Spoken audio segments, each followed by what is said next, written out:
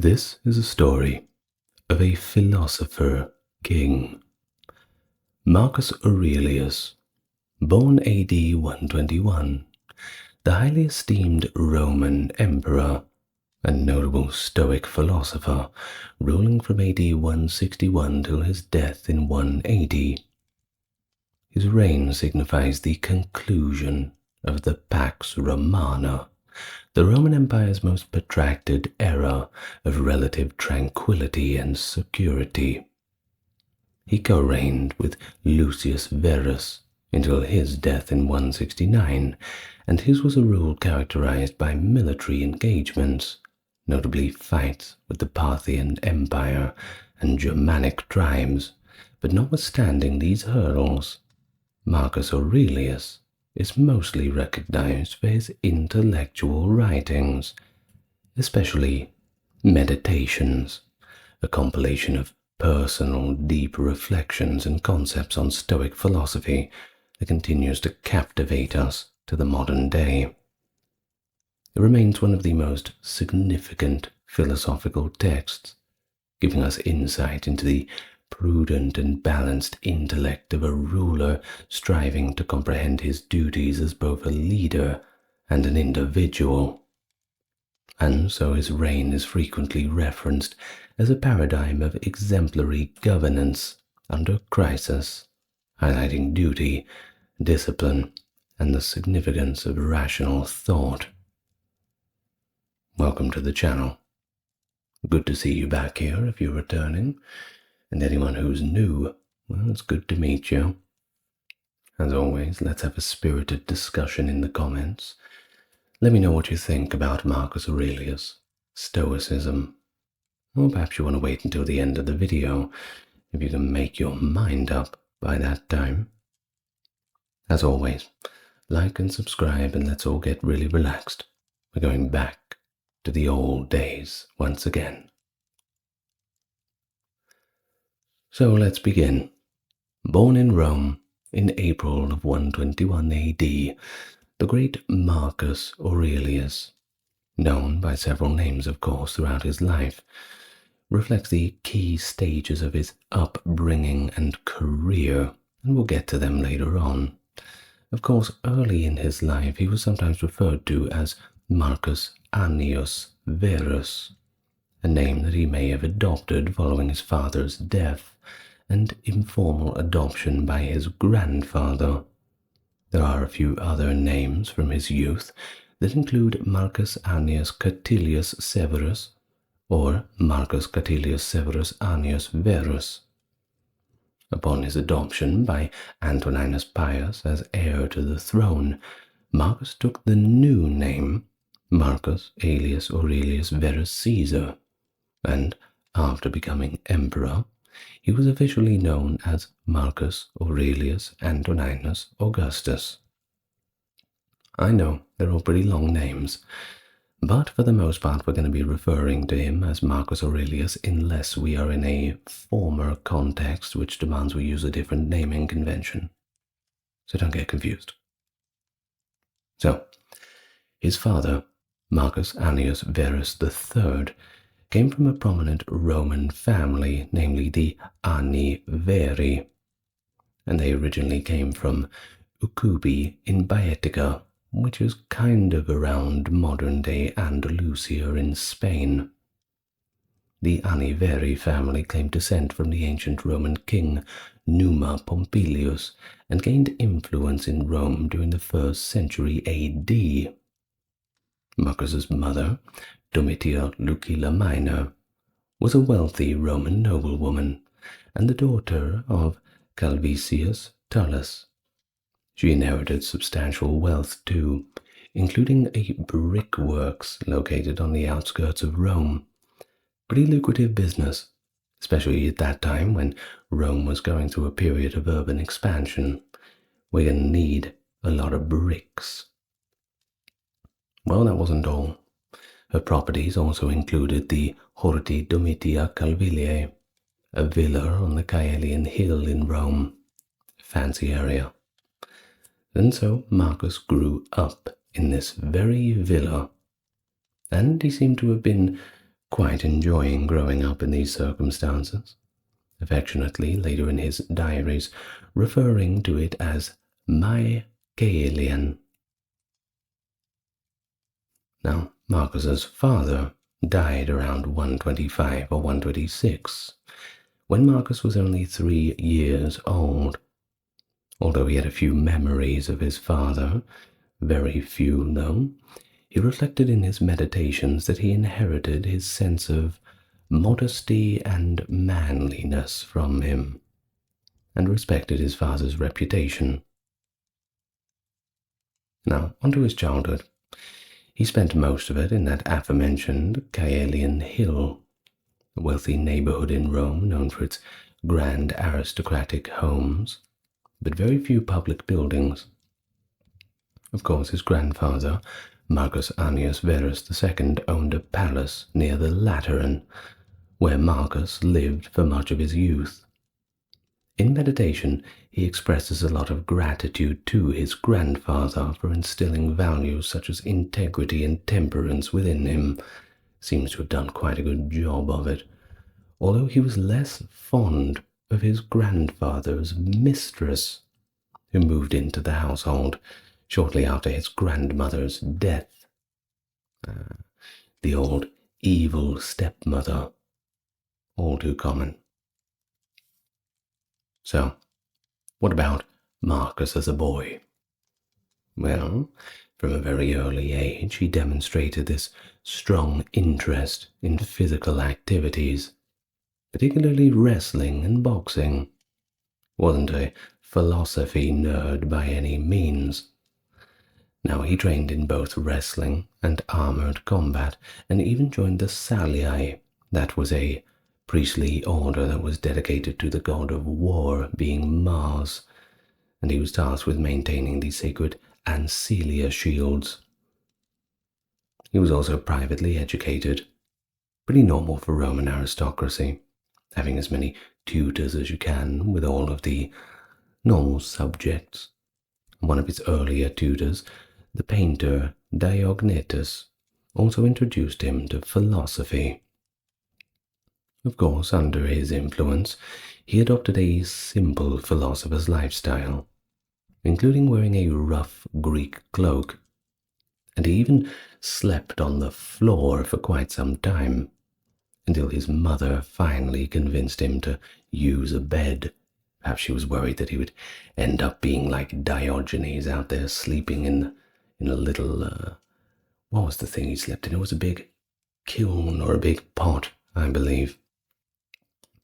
Now, around 132, or perhaps 133, Marcus had expanded his education under new tutors, such as the Homeric scholar Alexander of Cotiaeum, and Latin teachers Trosius Aper and Tuticius Proculus.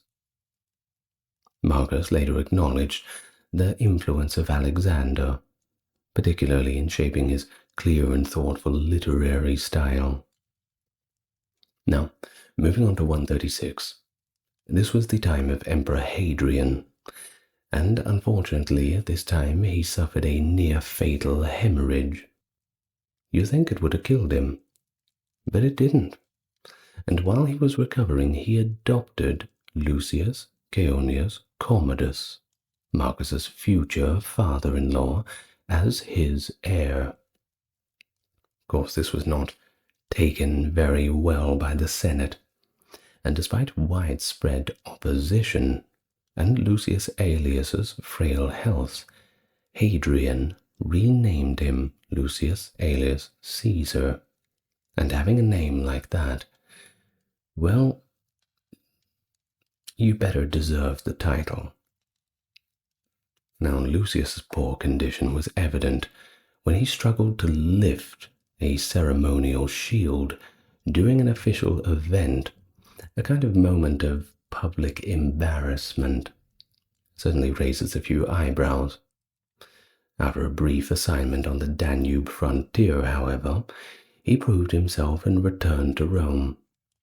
But he, unfortunately, died of a hemorrhage too on January 1st, 138, the very night before he was scheduled to address the Senate. Any excuse to get out of that one. Now, this is important because following Aelius's death, January 24th, 138, Hadrian chose Aurelius Antoninus, who was Marcus's uncle by marriage and the husband of Faustina the Elder, as his new successor. In line with Hadrian's wishes, Antoninus adopted both Marcus and Lucius Commodus, the son of the late Lucius Aelius. Marcus was renamed Marcus Aelius Aurelius Verus, while Lucius became Lucius Aelius Aurelius Commodus. Hadrian also arranged for Antoninus's daughter, Faustina, to be betrothed to Lucius. Upon hearing of his adoption, Marcus reportedly reacted with sadness rather than joy, and he reluctantly moved from his mother's home on the Caelian hill to Hadrian's private residence.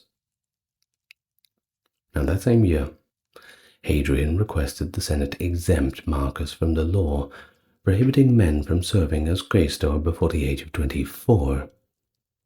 The Senate granted the request, albeit by a narrow margin, and Marcus walked into a political career by serving as quaestor under Antoninus, who was consul in 139. Now, this adoption dramatically shifted Marcus's career trajectory, as you can imagine. Without it, he likely would have followed the typical path of a young Roman noble, maybe serving as a triumvir, overseeing the state mint, perhaps, before becoming a tribune in the legions. But instead, his life became closely entwined with the imperial family and court. Despite these changes, Marcus's biographer notes that he remained modest, frugal, and respectful towards his relatives, showing very little change in character from his days as an ordinary citizen. Well, we get to the final days of Hadrian, and in those days, well, it was not a very good time for him.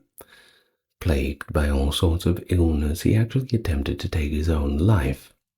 Take the express line out of there, too much pain, and he eventually moved to the coastal resort of Baiae in Campania. They thought he'd recover, but he didn't. And, well, disregarding the advice of his doctors, he thought he'd spend his last days indulging in food and drink. One can hardly blame him. Of course, Antoninus was by Hadrian's side when he died in 10th of July 138. Following this, Antoninus made changes to Marcus's betrothal. He dissolved the engagement to Caeonia Fabia and arranged for him to marry Faustina, Antoninus's daughter. In return, Faustina's engagement to Lucius Commodus, the brother of Caeonia, was also annulled. Marcus agreed to these changes, and he was named consul for the year 140, with Antoninus as his colleague, and was appointed as one of the 6 leaders of the Severe during the Equestrian Order's annual procession. As the designated heir to the throne, Marcus was granted the title Princeps Juventutis, or leader of the Equestrian Order. He then assumed the name Marcus Aelius Aurelius Verus Caesar, though he would later caution himself to stay grounded and not become overly attached to an imperial title. Writing in his meditations, ensure that you do not become a Caesar. Do not immerse yourself in the purple dye. That is a possibility. Now, this purple dye, of course, is referring to the color of royalty. Purple was the most expensive and therefore the royal color of Rome.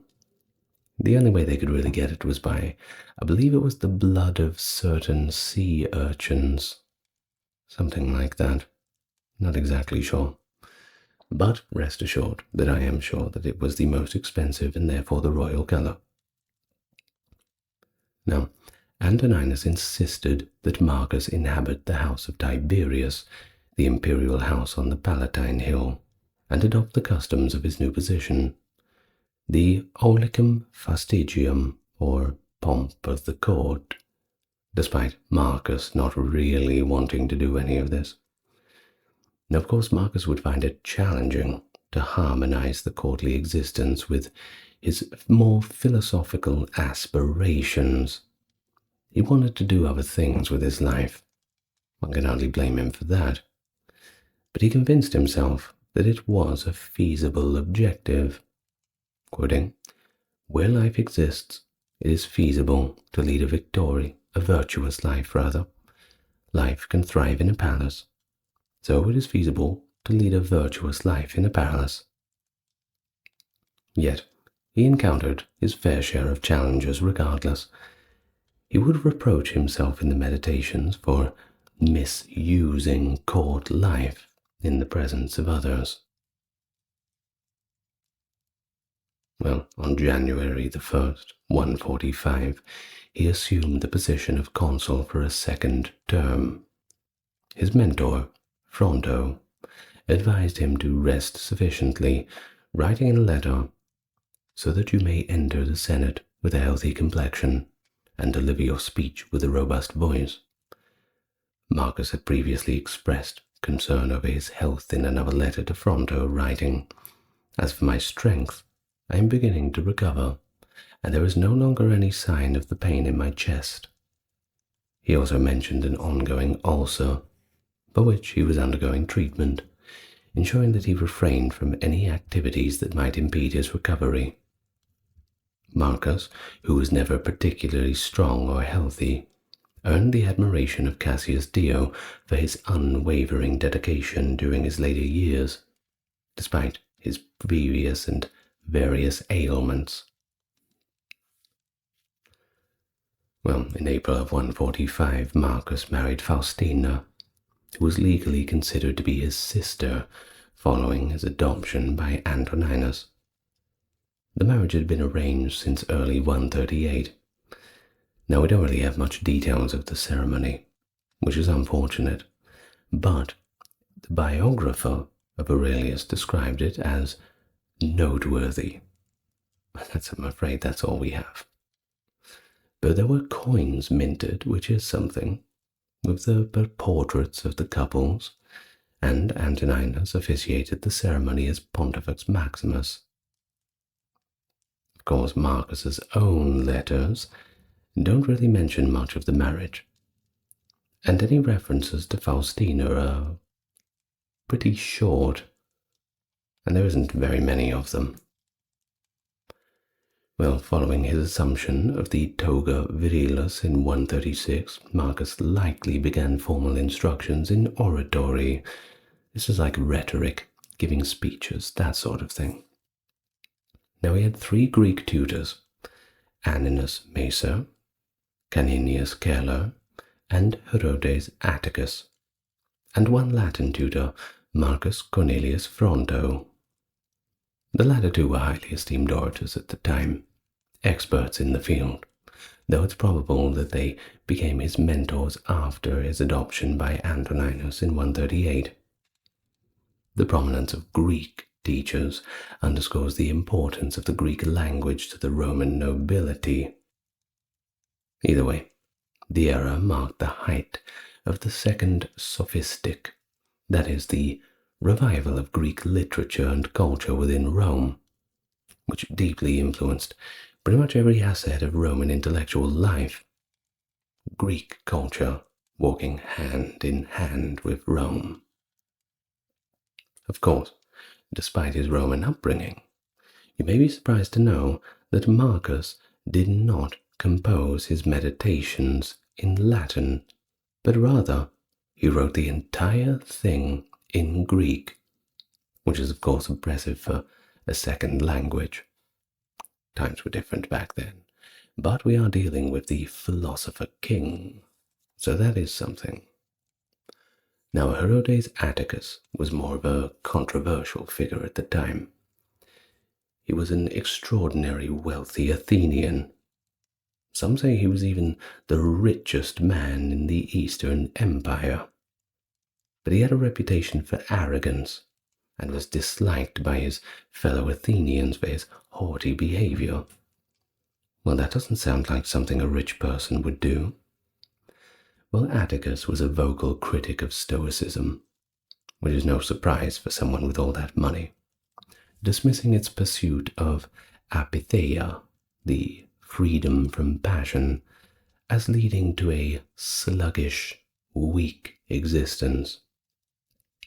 Well, despite Atticus's influence, Marcus eventually embraced Stoicism, regardless of what he thought of it, although he made no mention of Herodes in his meditations, despite their ongoing interactions for many years. Now, by contrast, Fronto, the other one, was highly respected. In the revivalist world of Latin literature, he was considered second only to the great orator Cicero. I'm sure you've heard of him, and was even seen by some as the potential rival to Cicero's legacy. Fronto had little affection for Atticus, of course, although Marcus eventually mediated between the two. They got along fairly well, all differences aside. But Fronto's expertise lay in his mastery of the Latin language. You see, he could trace words throughout classical texts, identify these obscure synonyms, and debate minute errors in word usage. Now, a considerable portion of the correspondence between Fronto and Marcus, fortunately, has endured. The couple shared a profound friendship, employing affectionate words such as, "Farewell, my Fronto, wherever you may be, my dearest joy. What is the nature of our relationship? I love you, yet your absence." In their correspondence, there was many little things like this. It's kind of nice. It's good to have friends. So Marcus, of course, also engaged in pleasant discussion with Fronto's wife and daughter, who were both named Gratia. Now, it's all good and well to have the best teachers, the best equipment, everything you need for learning. But school sucks. So Aurelius was quite dissatisfied with his legal studies, and he was quite tired by April 146 to 47, when he was 25. He wrote to his mentor Fronto about his disillusionment with his boastful and obnoxious teacher, and the teacher told him, I quote, "It is easy to yawn beside a judge, but to serve as a judge is a noble task." Marcus was exhausted from his workouts and intellectual debates. Though Marcus's formal education came to an end, Fronto, a staunch defender of traditional rhetoric, criticized philosophical conversations for their superficiality and insincerity. Marcus still stayed close to his tutors throughout his life, despite his frustrations with them. His biographer says that his overzealousness to study hurt his health, the only flaw in an otherwise perfect childhood. Fronto warned Marcus against philosophy from the start. He stated, "It is better to have never touched the teachings of philosophy than to have merely tasted them superficially. At least that's as the saying goes." In fact, Fronto disdained philosophy and Marcus's interactions with philosophers like Apollonius of Chalcedon. Marcus's turn to philosophy was a typical useful reaction to oratory's training's monotonous approach. He kept in touch with Fronto, though, ignoring all of the warnings. Now, in terms of who introduced him to Stoicism, it may have been Apollonius, but it was Quintus Junius Rusticus who had the most profound influence upon Aurelius. Fronto even acknowledged that Rusticus had lured Marcus away from traditional oratory study. Rusticus, who was 20 years older than Marcus and senior to Fronto, was the grandson of Aurelius Rusticus, a Stoic who had been martyred for opposing the tyranny of Domitian. If you've watched my full video about Domitian, you'll know what tyranny I'm talking about. Now, this connection linked Rusticus to the Stoic tradition of resistance against tyrannical emperors of the 1st century, who were of course not in short supply. Marcus later expressed gratitude to Rusticus for teaching him to avoid being swept away by the allure of eloquence, speculative thinking, and moralistic discourse, and also for steering him away from oratory, poetry, and excessive usage of ornate prose. Through Rusticus, Marcus found a deeper commitment to the Stoic philosophy that would come to define his reign and personal reflection. Of course, we have the account from Philostratus that even in his advanced age during the later phase of his reign, states that Marcus continued his studies under Sixtus of Cannae. I quote from Philostratus, "The Emperor Marcus was an eager disciple of Sixtus the Boeotian philosopher, being often in his company and frequenting his house. Lucius, who had just come to Rome, asked the emperor, whom he met on his way, where he was going to and on what errand, and Marcus answered, 'It is good even for an old man to learn. I am now on my way to Sixtus the philosopher to learn what I do not yet know.'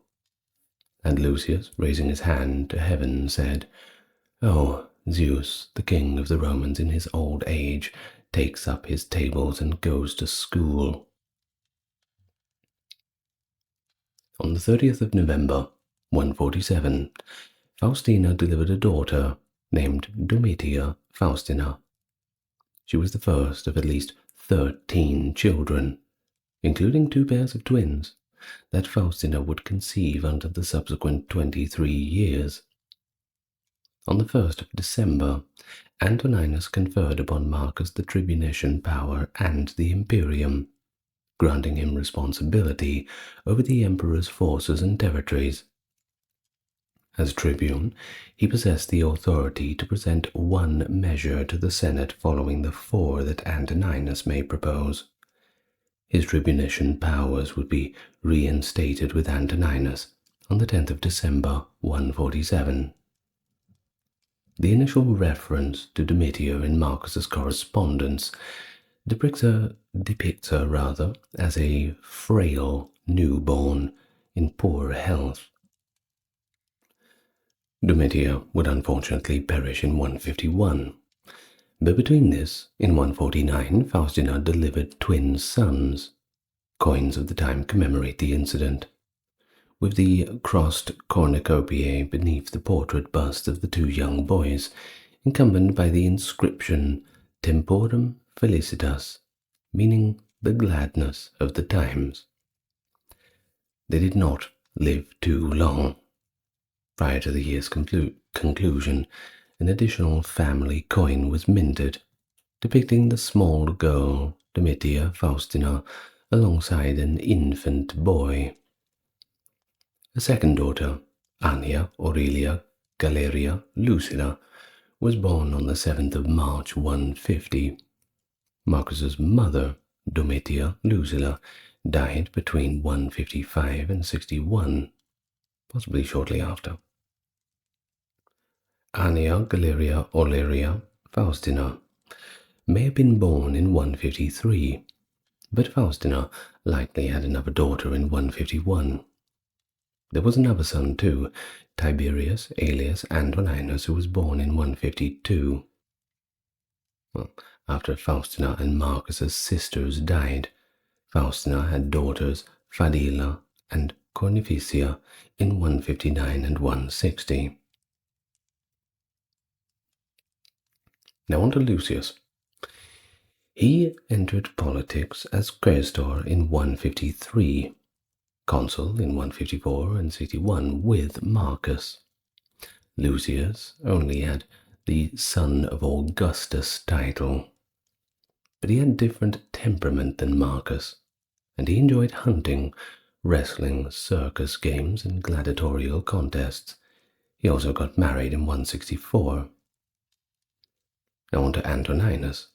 He had turned 70 years old in 156, and at this time his health was failing. He reportedly struggled to stand without stilts and supports. He ate dry bread during the morning receptions just to keep himself awake. After Marcus Gavius Maximus died in around 157, Marcus took on more administrative duties as Antoninus aged, especially as a praetorian prefect. Marcus and Lucius became joint consuls for 160, and at this time Antoninus was becoming more and more ill.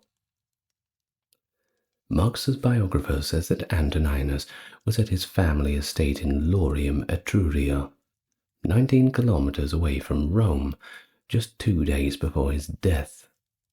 Now, apparently, he had eaten so much cheese at dinner that he developed a fever after vomiting the next night. That's one way to go. He gave Marcus the state and his daughter at the Imperial Council on March the 7th, 161. And shortly after, Antoninus died. And so, the new emperor. Let's talk about that process. Well, after his death, the death of Antoninus Pius in 161, Marcus Aurelius assumed the position of de facto sole Roman emperor. The formal titles and responsibilities of the role soon followed, as the Senate granted him the name Augustus and the title of Imperator. He was also elected Pontifex Maximus, the highest priest in Roman religious life. According to his biographer, Marcus appeared quite reluctant, claiming that he was compelled by others to take on the imperial role. This reluctance might have reflected a genuine terra imperii, or the fear of the burdens of the imperial power. Of course, when you're the emperor, you're certainly a target for a lot of people. Perhaps not the safest of jobs. Well, though personally inclined towards a life of philosophical reflection, Marcus understood, through his Stoic training, that it was actually his duty to accept the position and everything that came along with it. So, despite his lack of personal affection for Hadrian, as suggested by the absence of any mention of him in the first book of Meditations, Marcus felt bound by Hadrian's succession plans. The Senate initially sought to confirm Marcus as sole emperor, but he refused unless his adoptive brother Lucius Verus was given equal authority to rule alongside him. Of course, the Senate eventually complied, granting Lucius imperium, tribunician power, and the title of Augustus. Marcus officially took the title of Imperator Caesar Marcus Aurelius Antoninus Augustus, while Lucius adopted Marcus's family name and became Imperator Caesar Lucius Aurelius Verus Augustus. This created the first instance of co-rulers in the history of the Roman Empire. Now, although they were equal at least on paper, Marcus had a bit more authority than Lucius. You see, Marcus had served as consul for more than one time, being involved in Antoninus's administration, and held the exclusive position of Pontifex Maximus.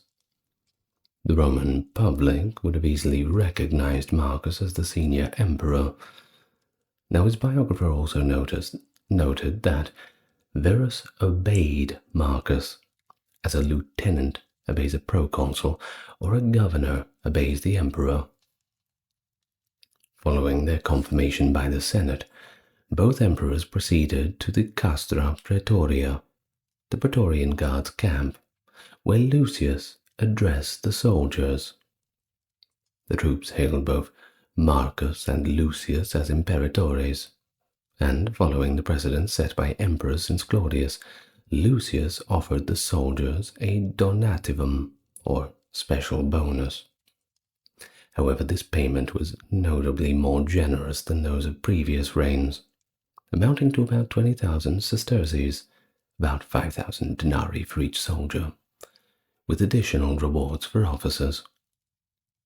In exchange for this sizable payment, equivalent to several years' salary, tax-free of course, the soldiers swore an oath to protect the emperors. It's always a good strategy to try and buy somebody's loyalty, but it kind of screws over the next emperor. Everybody expects the same. Well, although Marcus's ascent to power was peaceful, this act certainly helped him secure loyalty and prevent potential military challenges. Now, Marcus engaged his 11-year-old daughter, Anna Lucilla, to Lucius Verus, who was her legal uncle, shortly after taking power. As with previous emperors, new welfare measures were introduced to help impoverished children during their engagement celebrations. Marcus and Lucius's modesty and civility won over the Roman public. Open expression was allowed, and even in some cases, encouraged. Even the playwright Marullus could mock them without any repercussions, and it was said that no one lamented the leniency of Pius. Of course, Marcus made his own major leadership changes to the empire, of course. A Pannonian with military governance experience, Titus Varius Clemens, replaced imperial correspondence overseer Sextus Caecilius Crescens Volusianus. He had recently served as a procurator for 5 provinces. Former tutor of Marcus, Lucius Volusius Maesianus, was recalled from Egypt, elevated to the Senate, and appointed aerarium Saturnae, or the prefect of the treasury. He became consul soon after. And as for Fronto's son-in-law, Gaius Aufidius Victorinus, well, he was appointed the governor of Germania Superior to strengthen the frontier province leadership. Difficult job out there on the Rhine. Now, on the 28th of March, Fronto returned to his residence in Rome after departing from his home in Cirta upon hearing of his former pupil's elevation to emperors. He sent a message to Charillus, an imperial freedman, asking for permission to visit them, but later explained that he did not directly address the emperors. Fronto was, of course, extremely proud of Marcus Aurelius, his favorite student, recalling a speech he had written for Marcus's consulship in 143, where he had praised the talents of the promising young man. And now Fronto joyfully declared that Marcus had matured.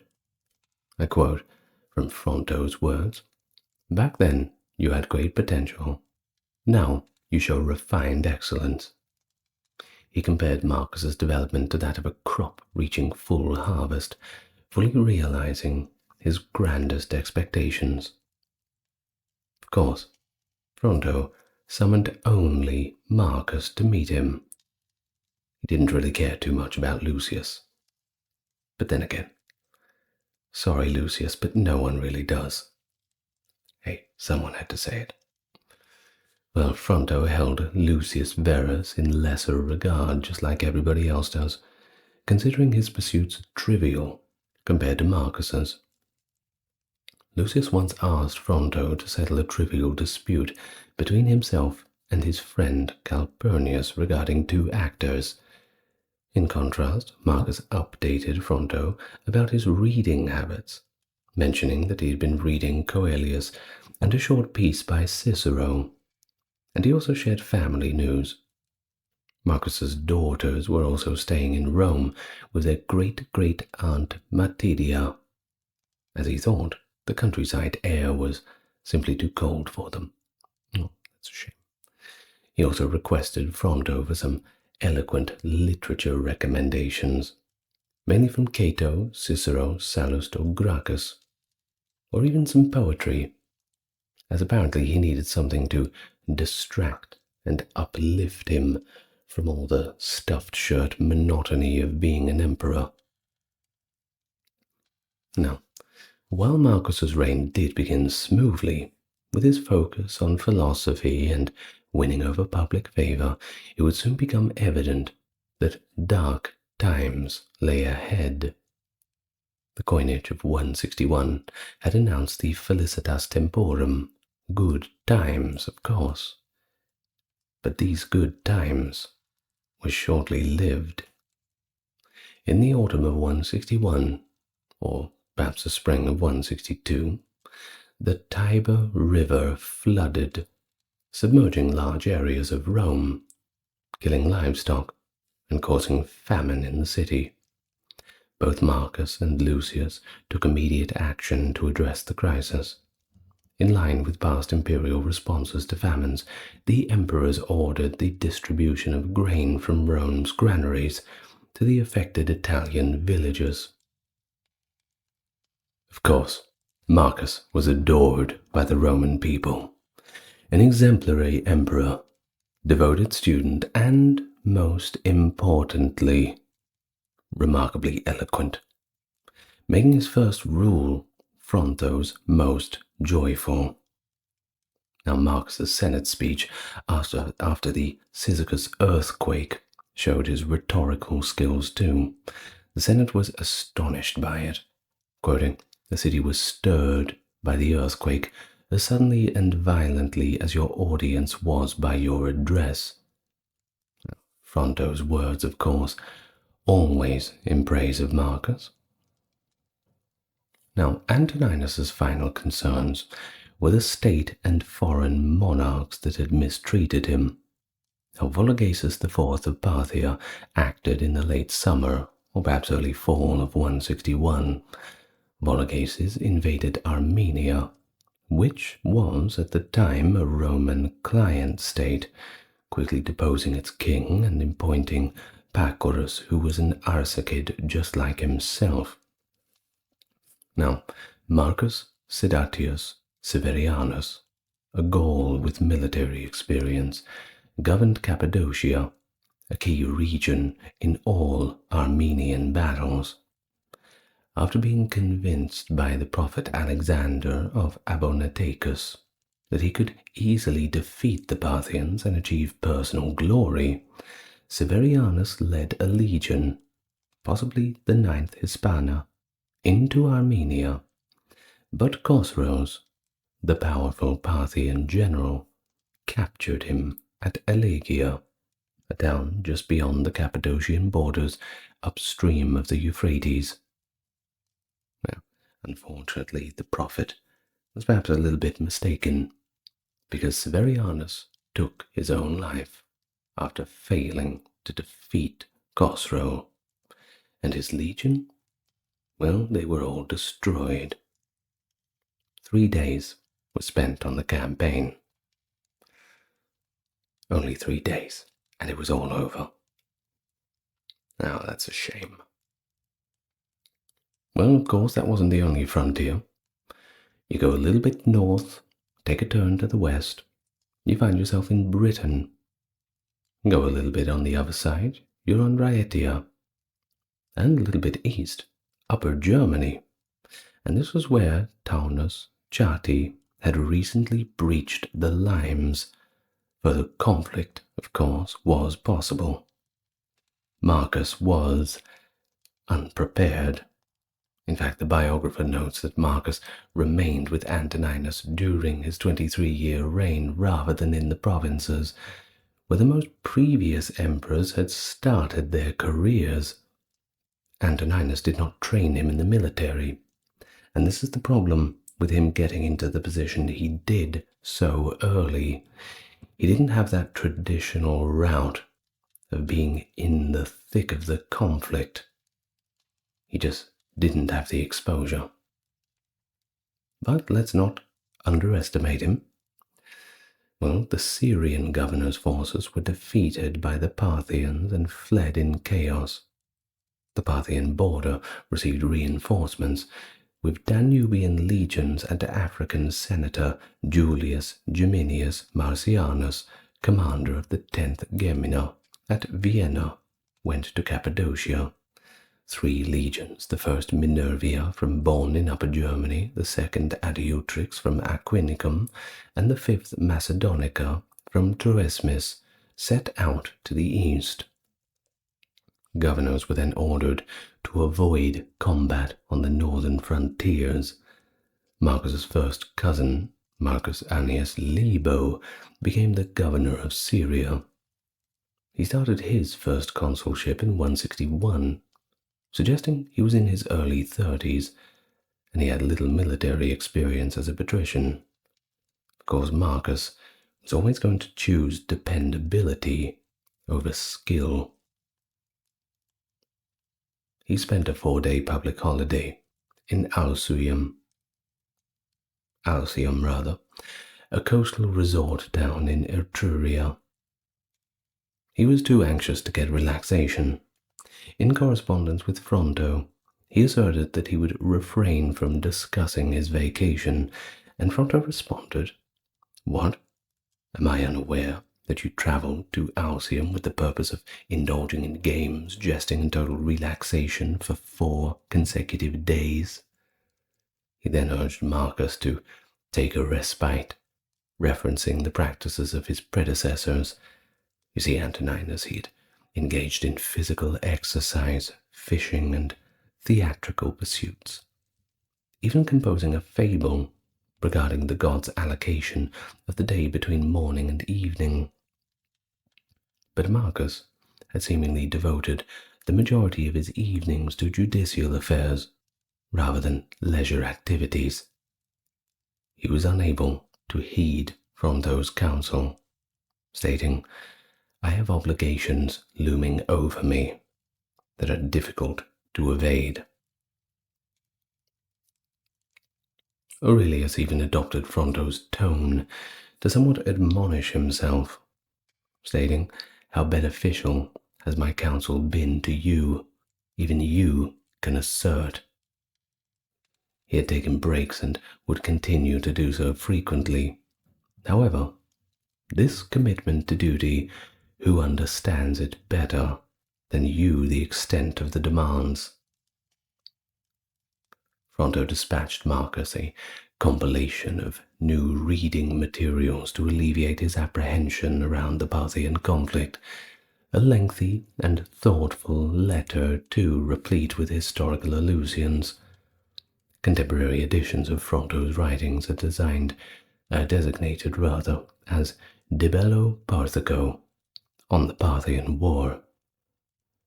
Fronto's notes that although Rome had faced setbacks in its history, that the Romans always triumphed in the end over their adversaries. Quoting, "Always and everywhere, Mars has transformed our difficulties into victories, and our fears into accomplishments." Yeah, he's right. I assume he can't see the future, though. Now, during the winter of 161 to 62, reports of an impending uprising in Syria emerged, leading to the decision that Lucius should personally oversee the Parthian campaign. You see, he was more robust and healthier than Marcus, and so more appropriate for military endeavors. The biographer of Lucius suggests hidden intentions, however, to curtail the excesses of Lucius and to instill frugality, amend his ethics by this fear of bloody conflict, and to ensure his recognition as an emperor. Either way, Regardless of these circumstances, the Senate had to grant its approval, and in the summer of 162, Lucius departed. Marcus would stay in Rome, as the city needed the presence of an emperor. Lucius predominantly resided in Antioch during the campaign, but he wintered in Laodicea and summered in Daphne, a resort location just outside of Antioch. Of course, he wasn't meant to be having that much fun. Critics condemned Lucius's opulent lifestyle, asserting that he engaged in gambling all the way into the deep hours of the night and favored the company of actors, which were seen as kind of a lower-class group of people. Now, also, Libo had perished early within this conflict, and there was also rumors that Lucius was responsible for his death. Kind of a pile-on of public opinion for poor old Lucius at this time, as if the pressure was not enough already. Now, during the war, likely around autumn 163, or perhaps early 164, Lucius traveled to Ephesus to marry Marcus's daughter, Lucilla. Marcus advanced the date. He may have previously been informed about Lucius's paramour, Panthea, trying to get in early before anybody makes their own decisions, right? Now, Lucilla's 13th birthday occurred in March 163. Regardless of her date of marriage, she had not yet reached the age of 15. Lucilla was accompanied by her mother, Faustina, and her uncle, Betellinus Civica Barbarus, the half-brother of Lucius's father, who had the title of Augusti, or Companion of the Emperors. Now, Marcus may have desired Civica to oversee Lucius, a responsibility that Libo had neglected, and he might have intended to accompany them to Smyrna. As his biographer asserts, he informed the Senate he would, but it seems as though that this did not actually occur. Yes, it seems he only accompanied the troop to Brundisium, where they embarked a ship bound for the east.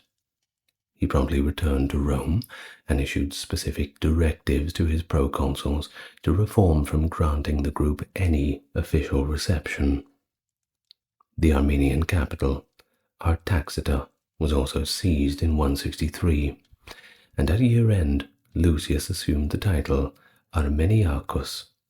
Although lacking war experience, Marcus postponed acceptance of the title until the subsequent year. When Lucius was proclaimed imperator once more, Marcus promptly accompanied him with the title Emperor, Imperator, too, rather. Now, occupied Armenia was restructured according to Roman principles. In 164, Cain Polis, or New City, supplanted Artaxata as the new capital. A Roman senator of consular rank, and Arsacid lineage, Gaius Julius Sohaemus, was appointed as the new king. He may not have been crowned in Armenia. The ceremony could have occurred in Antioch or possibly Ephesus, but he was commemorated on the imperial coinage of 164 with the inscription Rex Armenius, King of Armenia, and Lucius was depicted seated on a throne with his staff, while Sohaemus stood before him, paying homage to the emperor. Now in 163, the Parthians were back, and they intervened in Osroene, a Roman client state in Upper Mesopotamia centered on Edessa, and appointed their own monarch to the throne. Well, the Romans weren't happy about that, and in response, forces were relocated downstream to cross the Euphrates at a more southern location. Before the conclusion of 163, Roman armies advanced north to seize Dausera and Nicephorium on the northern Parthian bank. Shortly after the conquest of the northern bank of the Euphrates, further Roman legions advanced on Osroene from Armenia, capturing Anthemusia, a town located southwest of Edessa. In 165, Roman troops advanced into Mesopotamia. Edessa was reoccupied, and Manas, the king deposed by the Parthians, was reinstated. The Parthians withdrew back to Nisibis, which was subsequently also besieged and seized. The Parthian forces disbanded around the Tigris River, and a secondary force, commanded by Avidius Cassius and the Third Gallica, advancing towards the Euphrates, engaged in a significant fight at Dura. By the end of the year, Cassius's army had arrived at the dual metropolises of Mesopotamia, Seleucia on the right bank of the Tigris, and Ctesiphon on the left. Now Ctesiphon was captured, and its royal palace incinerated and destroyed. The inhabitants of Seleucia, who were predominantly Greek, by the way, the city was established as a capital in the Seleucid Empire, which was one of the successor states of Alexander the Great. Well, they actually welcomed the invaders. It's better to be ruled over by Romans than Parthians, I suppose. Well, if you're Greek. But either way, the city was pillaged, which tarnished the reputation of Lucius. There were justifications, which were pursued or rather fabricated. The official narrative asserted that the Seleucids violated the initial trust. Well, either way, people did not like the news of a city being sacked like this, especially a Greek city. Now Cassius's army, while experiencing scarcity of provisions and the repercussions of a plague that was acquired in Seleucia, successfully returned to Roman territory. Lucius assumed the title of Parthicus Maximus, and he and Marcus were once more acclaimed as imperators, receiving the designation Imperator III. Now Cassius's army re-entered the battlefield in 166, traversing the Tigris into Media. Lucius assumed the title Medicus, and the emperors were once more acclaimed as imperators, designating them as Imperator IV in imperial titulature. Now Marcus has now taken the Parthicus Maximus, following an additional strategic postponement, and on the 12th of October that year, he designated his sons, Annius and Commodus, as his successors. I did a whole video about Commodus if you want to learn about him. That is interesting. Now, beginning in the 160s, Germanic tribes and other nomadic groups initiated incursions along the northern frontier, especially into Gaul and across the Danube. The recent thrust westward was likely a result of the assaults from tribes located further east. Always is the way. One tribe shows up, pushes another out, and people have to fight for their new homeland. It's either that or die. Well, the initial incursion by the Chatti into the region of Germania Superior was thwarted by 162, but the invasion of 166, well, that was far more perilous, as the Marcomanni of Bohemia, vassals of the Roman Empire since back in AD 19, traversed the Danube alongside the Lombards and other Germanic tribes. Shortly after, the Persian Sarmati and Lazyges launched an assault between the Danube and Theiss rivers. The Kostoboki, originating from the Carpathian region, also invaded Moesia, Macedonia, and Greece. Following a prolonged conflict, Marcus successfully repelled the attackers. A multitude of Germanic tribes established settlements in frontier areas like Dacia, Pannonia, Germany, and Italy. Now, this was not really unprecedented. It happens all the time. But the influx of settlers necessitated the establishment of two new frontier provinces on the left bank of the Danube, namely Sarmatia and Marcomannia, which, well, if we're going to put it into modern-day terms, think of present-day Hungary, Slovakia, a little bit of the Czech Republic, that kind of thing.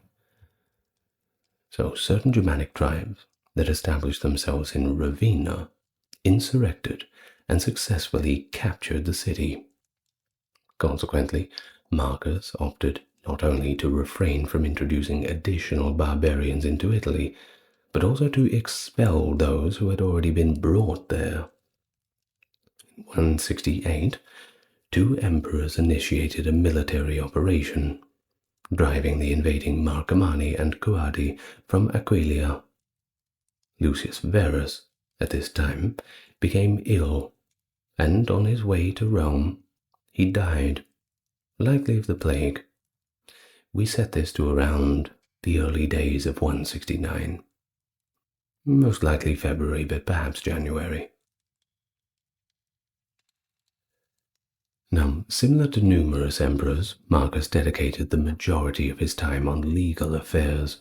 This includes petitions and dispute resolution, but in contrast to many of those who came before him, he possessed this considerable expertise in imperial administration upon ascending to power. He exercised meticulous attention in both theoretical and practical aspects of legislation. Legal experts refer to him as an emperor exceptionally adept in the law, and a remarkably prudent and scrupulously just emperor. He exhibited significant interest in three legal domains, that being the emancipation of slaves, guardianship of orphans and minors, and selection of city councillors. He also showed considerable deference to the Roman Senate, and consistently sought their approval for expenditures, despite his authority and the undisputed rule of the emperor rendering such requests completely unnecessary. Of course, this made him very popular with the senators. But regardless of how popular you are, everything comes to an end. Marcus Aurelius passed away at the age of 58 on the 17th of March 180, either at the city of Vindobona, the province of Pannonia Superior, present-day Vienna, or Sirmium, province of Pannonia Inferior. He was promptly deified, of course, and his ashes were sent back to Rome, where they were interred in Hadrian's mausoleum, until the Visigothic sack in 410. Well, they carried away quite a few more things than just that. Now, his campaigns against the Germans and Sarmatians were memorialized with a column and a temple constructed in Rome. And of course, as we've mentioned, there are quite a few who regard his demise as the conclusion of the Pax Romana, the end of the good times. Well, speaking of the end of the good times, he was succeeded by his son Commodus, who he designated as Caesar in 166, with whom he co-ruled since 177. Biological sons of the emperor, if present, were regarded as heirs. However, this marked just the second instance of a non-adoptive son succeeding his father, the sole previous occurrence being a century before, when Vespasian was succeeded by his son Titus, and I'm sure you've watched the video about that. Of course, this succession following Commodus has been condemned by a lot of historians, highlighting his unpredictable behavior and deficiencies in political and military competence. Either way, at the conclusion Of this account of Marcus's reign, Cassius Dio composed an encomium for the emperor, and lamented the transition to Commodus during his lifetime. In fact, Dio states that from Marcus's initial days as counselor to Antoninus, and his final days all the way up with the authority of the Emperor of Rome title, that he remained unchanged and did not alter in the slightest. Hello and welcome. The following is a reading from Tacitus, the Roman historian and politician, born in 56 AD. It's titled A Treatise on the Situation, Manners, and Inhabitants of Germany. If you like this kind of content, like and subscribe, and we can begin. From the works of Tacitus. Germany is separated from Gaul, Raetia, and Pannonia by the rivers Rhine and Danube, from Sarmatia and Dacia by mountains and mutual dread. The rest is surrounded by an ocean, embracing broad promontories and vast insular tracts, in which our military expeditions have lately discovered various nations and kingdoms. The Rhine, issuing from the inaccessible and precipitous summit of the Rhaetic Alps, bends gently to the west and falls into the northern ocean. The Danube, poured from the easy and gently raised ridge of Mount Abnoba, visits several nations in its course, till at length it bursts out by 6 channels into the Pontic Sea. A 7th is lost in marshes. The people of Germany appear to me indigenous and free from intermixture with foreigners, either as settlers or casual visitants. For the emigrants of the former ages performed their expeditions not by land but by water, and that immense and, if I may so call it, hostile ocean is rarely navigated by ships from our world.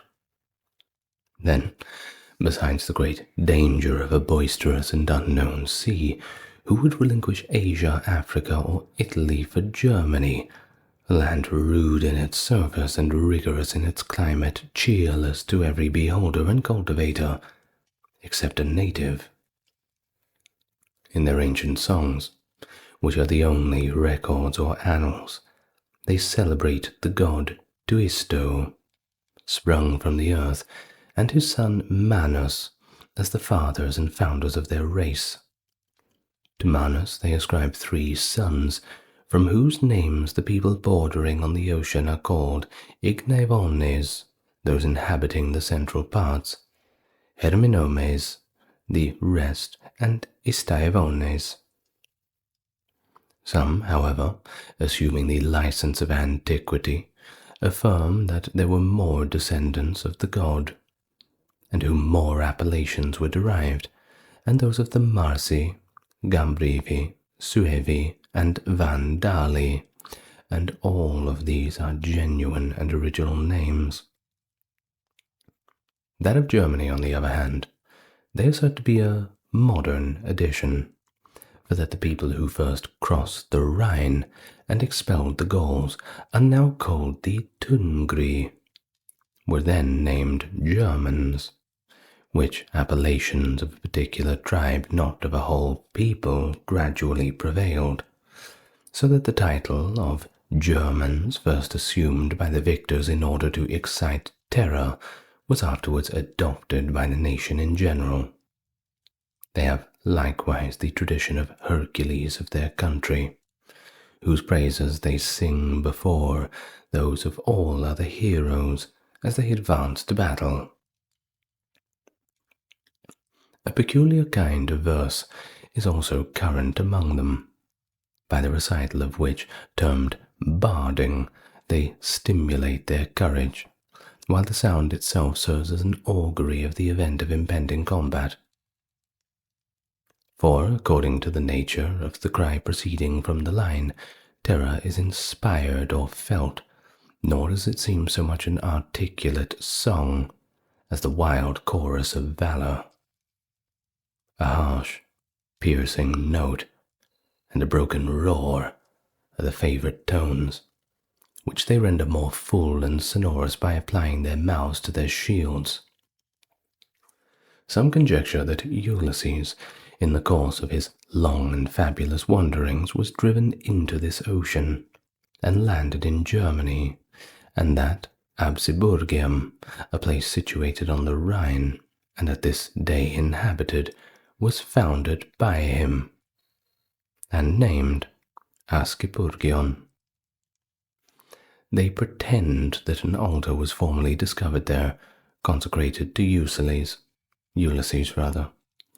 with the name of his father Laertes subjoined, and that certain monuments and tombs inscribed with Greek characters, 30, are still extant upon the confines of Germany and Rhaetia. These allegations I shall neither attempt to confirm nor to refute. Let everyone believe concerning them as he is disposed.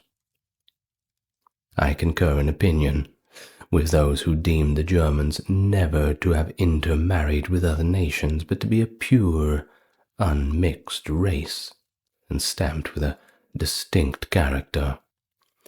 Hence a family of likeness pervades the whole, though their numbers are so great, eyes stern and blue, ruddy hair and large bodies, powerful in sudden exertions, but impatient of toil and labor, least of all capable of sustaining thirst and heat. Cold and hunger they are accustomed by their climate and soil to endure. The land, though varied to a considerable extent in its aspects, is yet universally shagged with forests or deformed by marshes, moister on the side of Gaul, more bleak on the side of Noreum and Pannonia. It is productive of grain, but unkindly to fruit trees.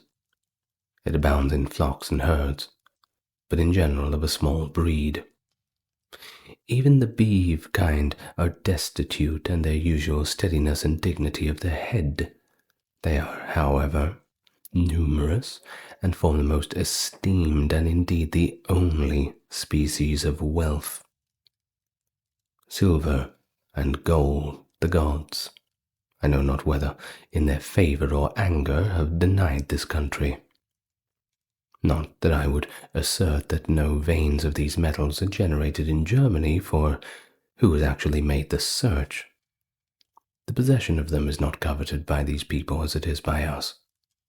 Vessels of silver are indeed to be seen among them, which have been presented to their ambassadors and chiefs, but they are held in no higher esteem than earthenware. The borderers, however, set a value on gold and silver for the purpose of commerce, and have learned to distinguish several kinds of our coin, some of which they prefer to others. The remoter inhabitants continue the more simple and ancient usage of bartering commodities. The money preferred by the Germans is the old and well-known species, such as the serati and bigati. They are also better pleased with silver than gold, not on account for any likeness of that metal, but because the smaller money is more convenient in their common and petty merchandise. Even iron is not plentiful among them, as may be inferred by the nature of their weapons. Swords or broad lances are seldom used, but they generally carry a spear, called in their language phramea, which has an iron blade, short and narrow, but so sharp and manageable that, as occasion requires, they employ it either in close or distant fighting. This spear and a shield are all the armor of the cavalry. The foot have, besides, missile weapons, several to each man, which they hurl to an immense distance. They are either naked or lightly covered with a small mantle, and have no pride in equipage. Their shields are only ornamented with the choicest colours. Few are provided with a coat of mail, and scarcely here and there is one with a casque or helmet. Their horses are neither remarkable for beauty nor swiftness, nor are they fraught with the various evolutions practised with us. The cavalry is either bear down straight forwards, or wheel at once to the right, in so compact a body that none is left behind the rest. Their principal strength, on the whole, consists in their infantry. Hence, in an engagement these are intermixed with the cavalry. So well accordant with the nature of equestrian combats is the agility of these foot soldiers, whom they select from the whole body of their youth, and place at the front of the line. Their number, too, is determined 100 from each canton, and they are distinguished at home by a name expressive of this circumstance, so that what at first was only an appellation of number becomes thenceforth a title of honour. Their line of battle is disposed in wedges. To give ground, provided they rally again, is considered rather a prudent stratagem than cowardice. They carry off their slain, even while the battle remains undecided. The greatest disgrace that can befall them is to have abandoned their shields.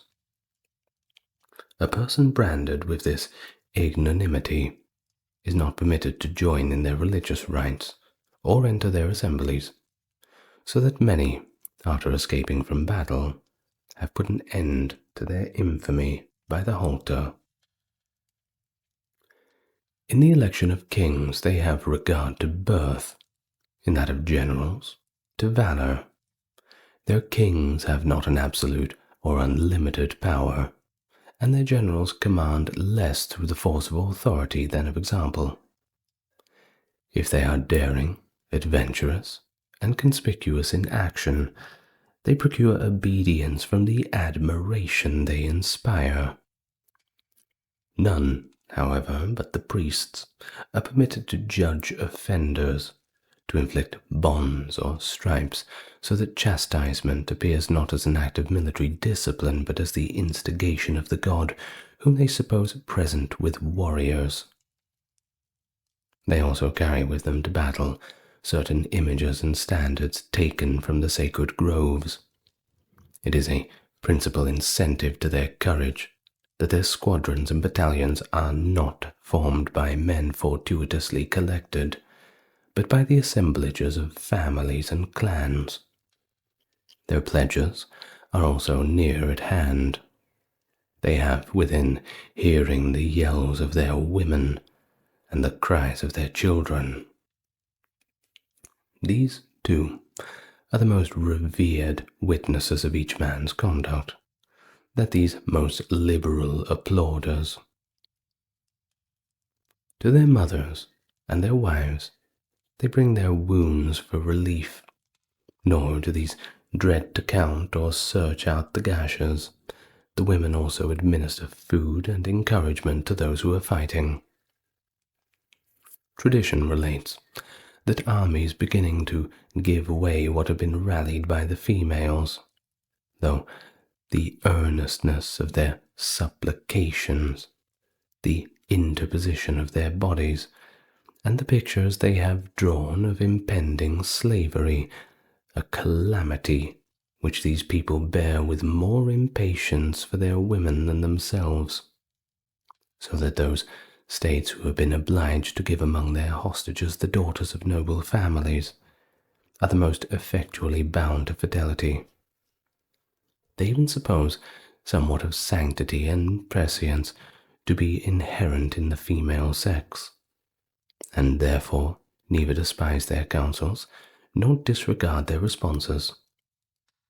We have beheld, in the reign of Vespasian, Veleda, long reverenced by many as a deity.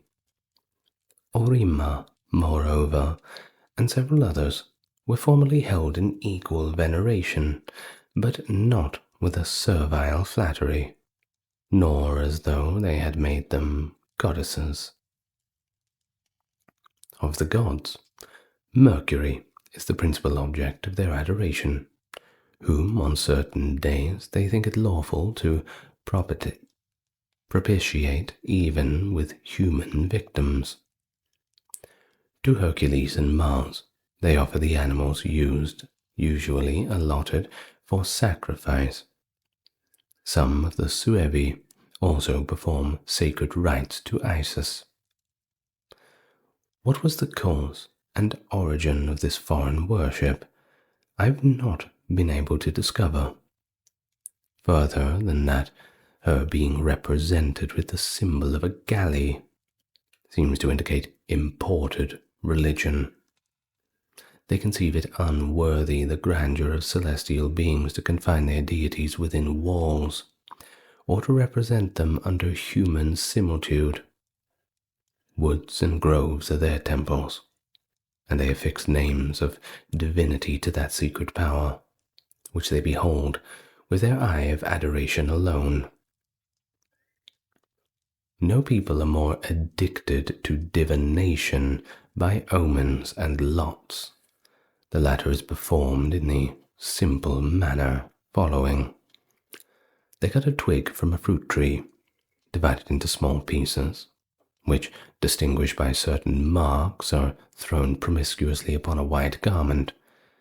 Then the priest of the canton, if the occasion be public, if private, the master of the family, after an invocation of the gods, with his eyes lifted to heaven, thrice takes out each piece, and as they come up, interprets their signification according to the marks fixed upon them.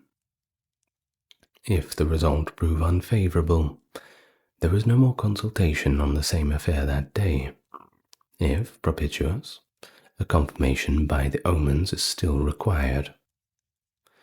In common with other nations, the Germans are acquainted with the practice of auguring from the notes of flights of birds, but it is peculiar to them to derive admonitions and presages from horses also. Certain of these animals, milk white and untouched by earthly labor, are pastured at the public expense in the sacred woods and groves. These, yoked to a consecrated chariot, are accompanied by the priest and king, or chief person of the community, who attentively observe their manner of neighing and snorting, and no kind of augury is more credited, not only among the populace, but among the nobles and priests, for the latter is consider themselves as the ministers of the gods, and the horses as privy to divine will. Another kind of divination, by which they explore the event of momentous wars, is to oblige a prisoner, taken by any means whatsoever from the nation with whom they are at variance, to fight with a picked man of their own, each with his own country's arms, and accordingly as the victory falls, they presage success to one or another party. On affairs of smaller moment, the chiefs consult; on those of greater importance, the whole community. Yet with his circumstance, it is what is referred to as the decision of the people is first maturely discussed by the chiefs. They assemble, unless upon some sudden emergency on stated days, either at the new or full moon, which they account as the most auspicious season for the beginning of any enterprise. Nor do they, in their computation of time, reckon, like us, by the number of days, but of nights. In this way they arrange their business. In this way they fix their appointments, so that with them the night seems to lead the day.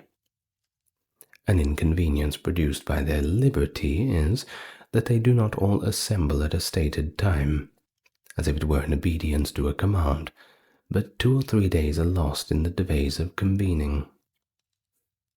When they all think fit, they sit down armed. Silence is proclaimed by the priests, who have on this occasion a coercive power. And then the king, or chief, and such others are conspicuous for age, birth, military renown, or eloquence are heard, and gain attention rather from their ability to persuade than their authority to command. If a proposal displeases, the assembly reject it by an inarticulate murmur. If it proves to be agreeable, they clash their javelins. For the most honourable expression of assent among them is the sound of arms. Before this council, it is likewise allowed to exhibit accusations and to prosecute capital offences. Punishments are varied according to the nature of the crime. Traitors and deserters are hung upon trees. Cowards, dastards, and those guilty of unnatural practices are suffocated in mud under a hurdle. This difference of punishment has in view the principle that villainy should be exposed while it is punished, but turpitude concealed. The penalties annexed to slighter offences are also proportioned to the delinquency. The convicts are fined in horses and cattle. Part of the mulct goes to the king or state, part of the injured person or his relations. In the same assemblies, chiefs are also elected to administer justice through the cantons and districts. 100 companions, chosen from the authority of the people, attend upon each to them, to assist them as well as with their advice as their authority. The Germans transact no business, public or private, without being armed, but it is not customary for any person to assume arms until the state has approved his ability to use them. Then, in the midst of the assembly, either one of the chiefs or the father or a relation equips the youth with a shield and javelin. These are to them the manly gown. This is the first honour conferred upon youth. Before this, they are considered as part of the household. Afterwards, of the state. The dignity of chieftain is bestowed even on mere lads, whose descent is eminently illustrious, or whose fathers have performed signal services to the public. They are associated, however, with those of mature strength who have already been declared capable of service, nor do they blush to be seen in the rank of companions. For the state of companionship itself has its several degrees, determined by the judgment of him whom they follow, and there is a great emulation among the companions which shall possess the highest place in the valour of their chief, and among the chiefs which shall excel in the number and valour of his companions.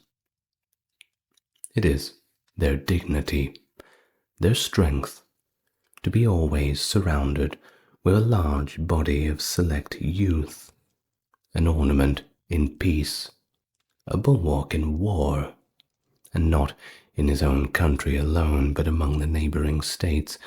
The fame and glory of each chief consists in being distinguished for the number and bravery of his companions.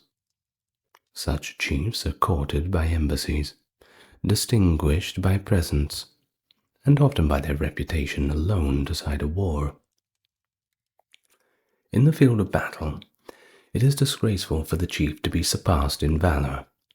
It is disgraceful for the companions not to equal their chief, but it is reproach and infamy during a whole succeeding life to retreat from the field surviving him. To aid, to protect him, to place him in their own gallant actions to the account of his glory, is their first and most sacred engagement.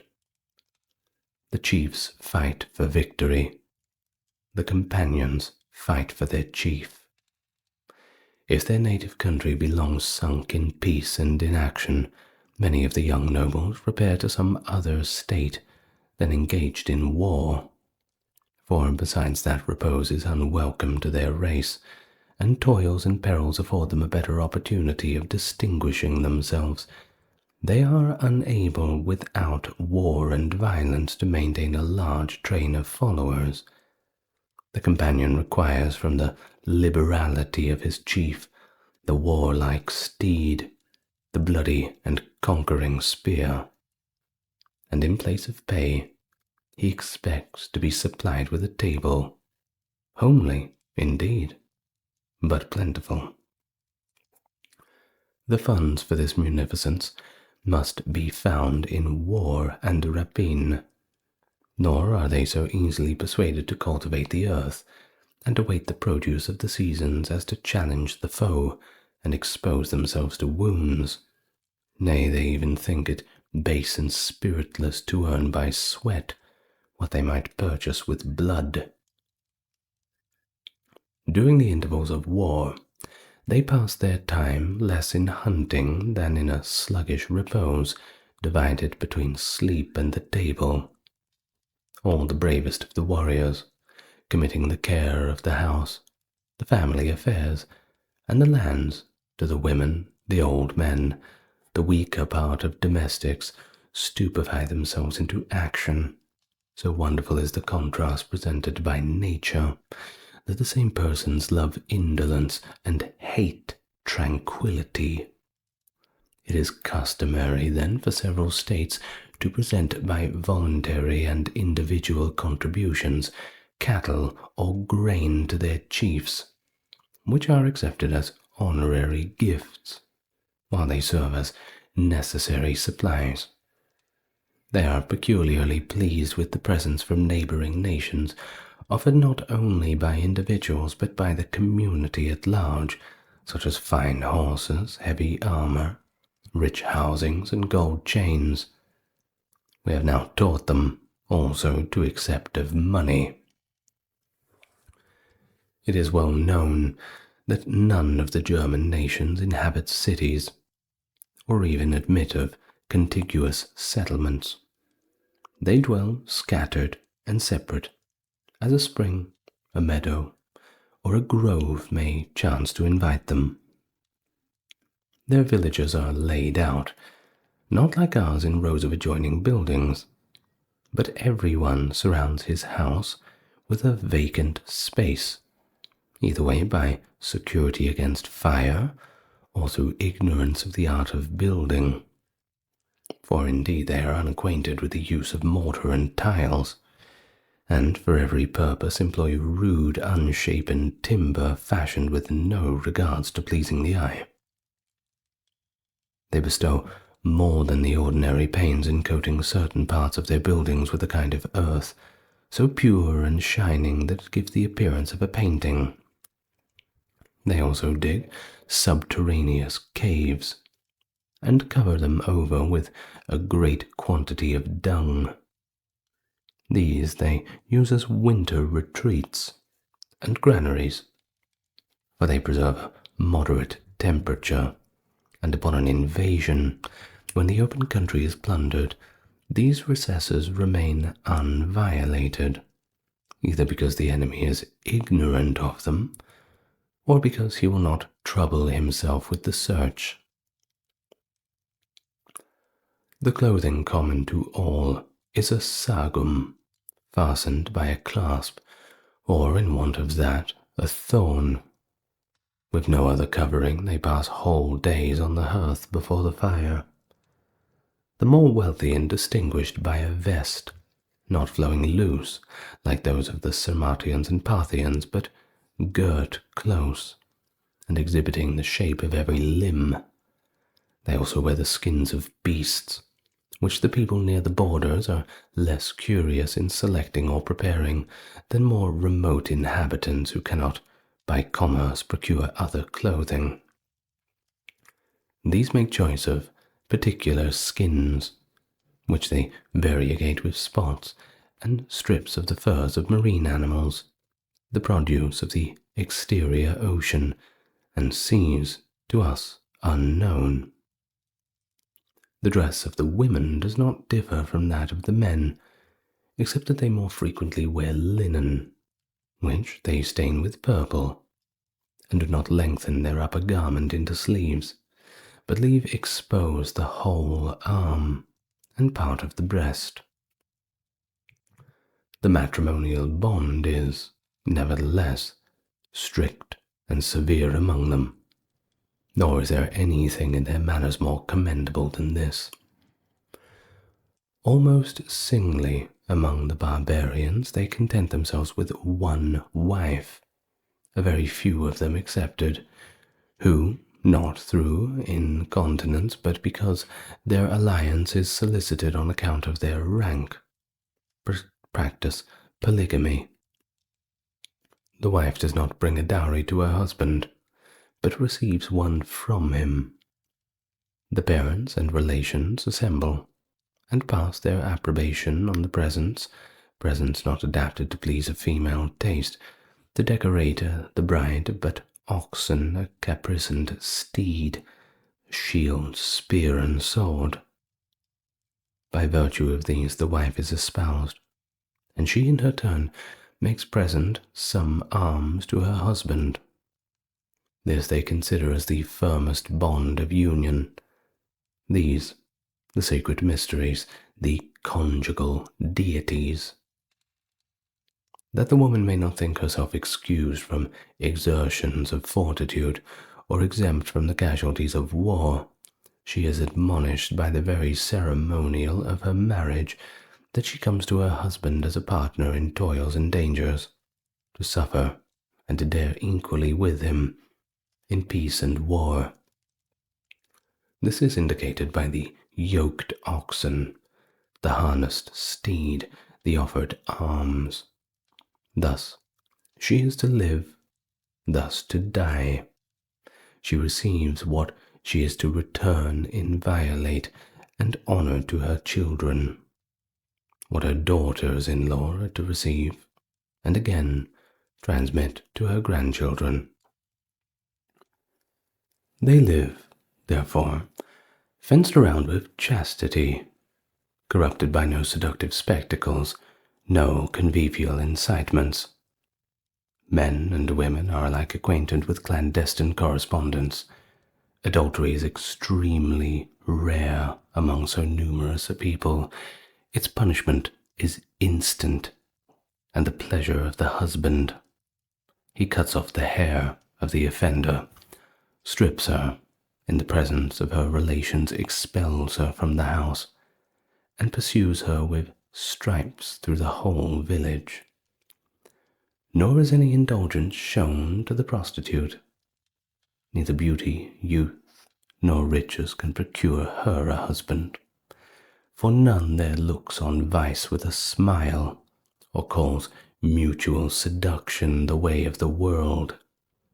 Still more exemplary is the practice of those states in which none but virgins marry, and the expectations and wishes of the wife are at once brought to a period.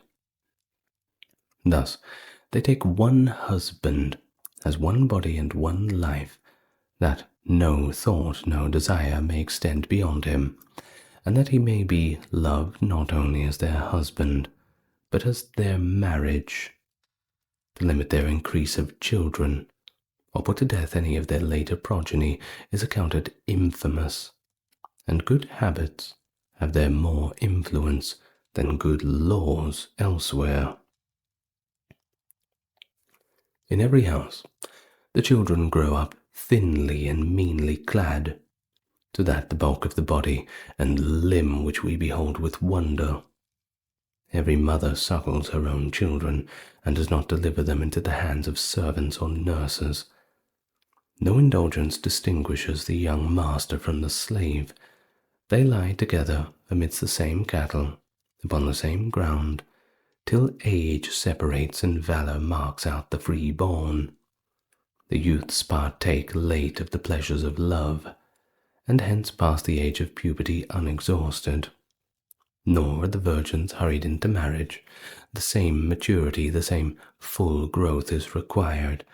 The sexes unite equally matched and robust, and the children inherit the vigor of their parents. Children are regarded with equal affection by their maternal uncles as by their fathers. Some even consider this as a more sacred bond of consanguinity, and prefer the requisition of hostages,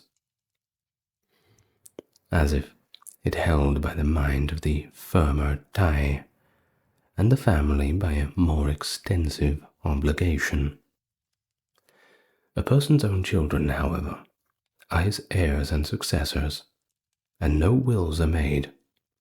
If there be no children, the next in order of inheritance are the brothers, paternal and maternal uncles.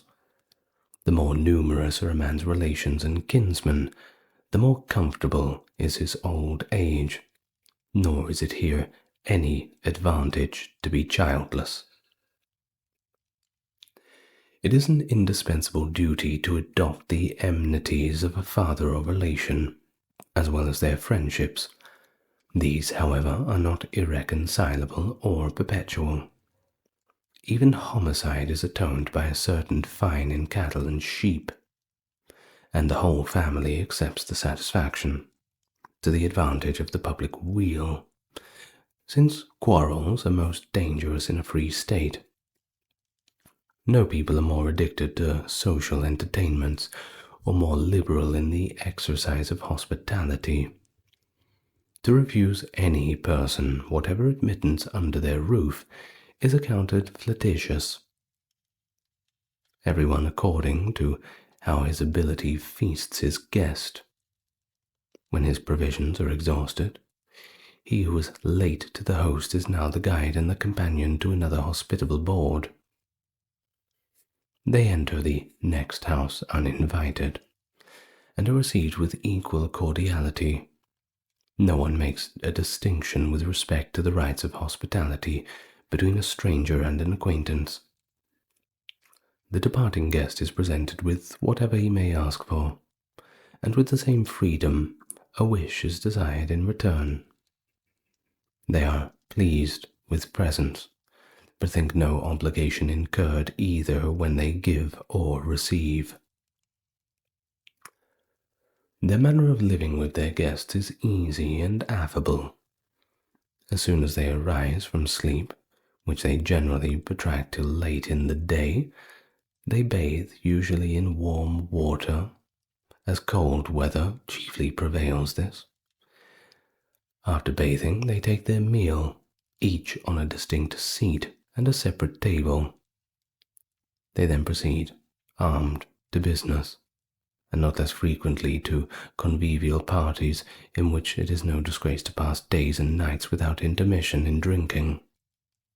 The frequent quarrels that arise among them, when intoxicated, seldom terminate in abusive language, but more frequently in blood. In their feasts, they generally deliberate on the reconcilement of enemies, on family alliances, on the appointment of chiefs, and finally on peace and war, conceiving that no time the soul is more open to sincere or warmed to heroism. These people naturally void the artifice or disguise, disclose most of the secret emotions in their hearts in their freedom of festivity. The minds of all being thus displayed without reserve, the subjects of their deliberation are against canvas the next day, and each time it is advantageous. They consult when unable to dissemble. They determine when not liable to mistake. Their drink is a liquor prepared from barley or wheat, bought by the fermentation by a certain resemblance of wine. Those who border on the Rhine also purchase it. Their food is simple: wild fruits, fresh venison, or coagulated milk. They satisfy hunger without seeking the elegances or delicacies of the table. Their thirst for liquor is not quenched with equal moderation. If their propensity to drunkenness be gratified to the extent of their wishes, intemperance proves as effectual in subduing them as the force of arms. They have only one kind of public spectacle, which is exhibited in every company. Young men who make it their diversion dance naked amidst drawn swords and presented spears. Practice has conferred skill at this exercise, and skill has given grace, but they do not exhibit for hire or gain. The only reward for this pastime, though a hazardous one, is the pleasure of the spectators. What is extraordinary, they play at dice when sober, as a serious business, and that with such a desperate venture of gain or loss that when everything else is gone, they set their liberties and persons on the last throw. The loser goes into voluntary servitude, and though the youngest and strongest patiently suffers himself to be bound and sold, such is their obstinacy in bad practice. They themselves call it honor. The slaves thus acquired are exchanged away in commerce, and the winner may get rid of the scandal of his victory. The rest of their slaves have not, like ours, particular employments in the family allotted to them. Each is the master of a habitation and a household of his own. The Lord requires from him a certain quantity of grain, cattle, or cloth, as from a tenant, and so far only the subjection of the slave extends. His domestic offices are performed by his own wife and children. It is usual to scourge a slave, or punish him with chains or hard labor. They are sometimes killed by their masters, not through severity of chastisement, but in the heat of passion, like an enemy, with this difference that is done with impunity. Freedmen are little superior to slaves, seldom filling any important office in the family, never in the state, except in those tribes which are under a regal government. There they rise above the free-born, and even the nobles in the rest.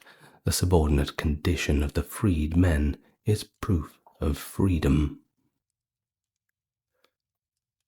Lending money upon interest and increasing it by usury is unknown amongst them, and this ignorance more effectively prevents the practice than a prohibition would ever do.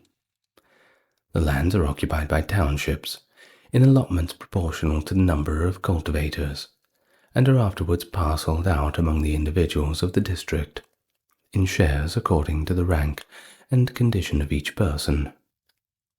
The wide extent of plain facilitates this partition. The arable lands are annually changed, and a part left fallow, nor do they attempt to make the most of the fertility and plenty of the soil by their own industry in planting orchards, enclosing meadows and watering gardens. Corn is the only product required from the earth. Hence their year is not divided into so many seasons as ours is.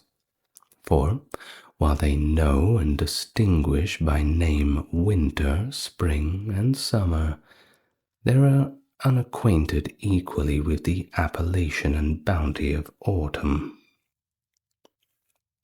Their funerals are without parade. The only circumstance to which they attend is to burn the bodies of eminent persons with some particular kinds of wood. Neither vestments nor perfumes are heaped upon the pile. The arms of the deceased, and sometimes his horse, are given to the flames. The tomb is a mound of turf. They contemn the elaborate and costly honors of monumental structures as mere burdens to the dead. They soon dismiss tears and lamentations, slowly, sorrow and regret. They think it the woman's part to bewail their friends, and the men's part to remember them. This is the sum of which I have been able to learn concerning the origin and manners of the Germans in general, but I now proceed to mention those particulars in which they differ from each other, and likewise to relate what nations have migrated from Germany into Gaul. The great writer, the deified Julius, asserts that the Gauls were formerly the superior people, whence it is probable that some Gallic colonies passed over into Germany, for how small an obstacle would a river be to prevent any nation as it increased in strength from occupying or changing the settlements as yet lying in common and unappropriated by the power of monarchies. Accordingly, the tract betwixt the Hercynian forest and the rivers Rhine and Main was pressed by the Helvetii, and that beyond by the Boii, both Gallic tribes. The name of Boeemum still remains, a memorial of the ancient settlement, though its inhabitants are now changed. But whether the Aravisci migrated into Pannonia from the Osi, a German nation, or the Osi into Germany from the Aravisci, the language, institutions, and manners of both being still the same, is a matter of uncertainty, for in their pristine state of equal indigence and equal liberty, the same advantages and disadvantages were common to both sides of the river. The Treveri and Nervi are ambitious of being thought of German origin, as if the reputation of this descent would distinguish them from Gauls, whom they resemble in person and effeminacy. The Vangiones, Triboci, and Nemetes, who inhabit the bank of the Rhine, are without doubt German tribes. Nor do the Ubi, although they have been thought worthy of being made a Roman colony, and are pleased at bearing the name of Agrippinenses from their founder, blush to acknowledge their origin from Germany, from whence they formerly migrated, and for their approved fidelity were settled on the bank of the Rhine, nor that they might be guarded themselves, that they might serve as a guard against the invaders. Of all these people, the most famed for their valor are the Batavi, whose territories comprise a small part of the banks of the Rhine, but consist chiefly of an island within it. These were formerly a tribe of the Catti, who, on account of an intestine division, removed to their present settlements in order to become a part of the Roman Empire. They still retain this honor, together with a memorial of their ancient alliance, for they are neither insulted by taxes nor oppressed by farmers of the revenue. Exempt from fiscal burdens and extraordinary contributions, and kept away from military use alone, they are reserved like a magazine of arms for the purchasers of war. The nation of the Mattiaci is under the degree of subjugation of the same kind, for the greatness of the Roman people has carried a reverence for the empire beyond the Rhine and the ancient limits. The Mattiaci, therefore, though occupying a small settlement and borders on the opposite side of the river, from sentiment and attachment act with us, resembling the Batavi in every respect, except that they are animated with a more vigorous spirit by the soil and air of their own country. I do not reckon among the people of Germany that those who occupy the Decumate lands, although inhabiting between the Rhine and Danube, some of the most fickle of the Gauls, rendered daring through indigence, seized upon this district of uncertain property. Afterwards, our boundary line being advanced, and a chain of fortified posts established, it became a skirt of the empire, and part of a Roman province. Beyond these dwell the Catti, whose settlements beginning from the Hercynian forest are an attractive country less open and marshy than those which overspread the other states of Germany, for it consists of a continued range of hills, which gradually become more scattered, and the Hercynian forest both accompanies and leaves behind its Cati. This nation is distinguished by hardier frames, compactness of limb, fierceness of countenance, and a superior vigor of mind. For Germans, they have a considerable share of understanding and sagacity, for they chose able persons to command, and obey them when chosen, keep their ranks, seize opportunities, restrain impetuous motions, distribute property, the business of the day, properly rather, the business of the day, entrench themselves against the night, account fortune dubious and valor only certain, and what is extremely rare, and only a consequence of discipline, depend more on the general than the army. Their force consists entirely of infantry, who, beside their arms, are obliged to carry tools and provisions. Other nations appear to go to a battle, the Cati to war. Excursions and casual encounters are rare among them.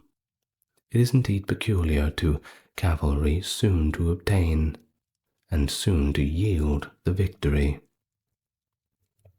Speed borders upon timidity.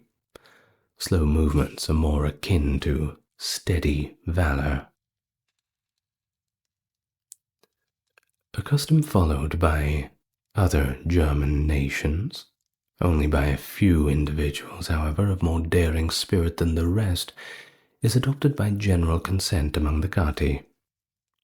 From the time they arrive at the years of maturity, they let their hair and beard grow, and do not divest themselves of this votive badge, the promise of valor, till they have slain an enemy. Over blood and spoil they unveil the countenance, and proclaim that they have at length paid the debt of existence, and have proved themselves worthy of their country and parents. The cowardly and effeminate continue in their squalid disguise. The bravest among them wear also an iron ring, as a kind of chain, a mark of ignominy among that nation, till they have released themselves by the slaughter of a foe. Many of the Cati assume this distinction, and grow hoary under the mark, conspicuous both to foes and friends. By these, in every engagement, the attack is begun. They compose the front line, presenting a new spectacle of terror. Even in peace, they do not relax the sternness of their aspect. They have no house, no land, or domestic cares. They are maintained by whomsoever they visit, lavish of another's property, regardless of their own, till the debility of age renders them unequal to such a rigid course of military virtue. Next to the Cati, on the banks of the Rhine, where we now settled in its channel, it has become a sufficient boundary, dwell the Usipi and Tencteri.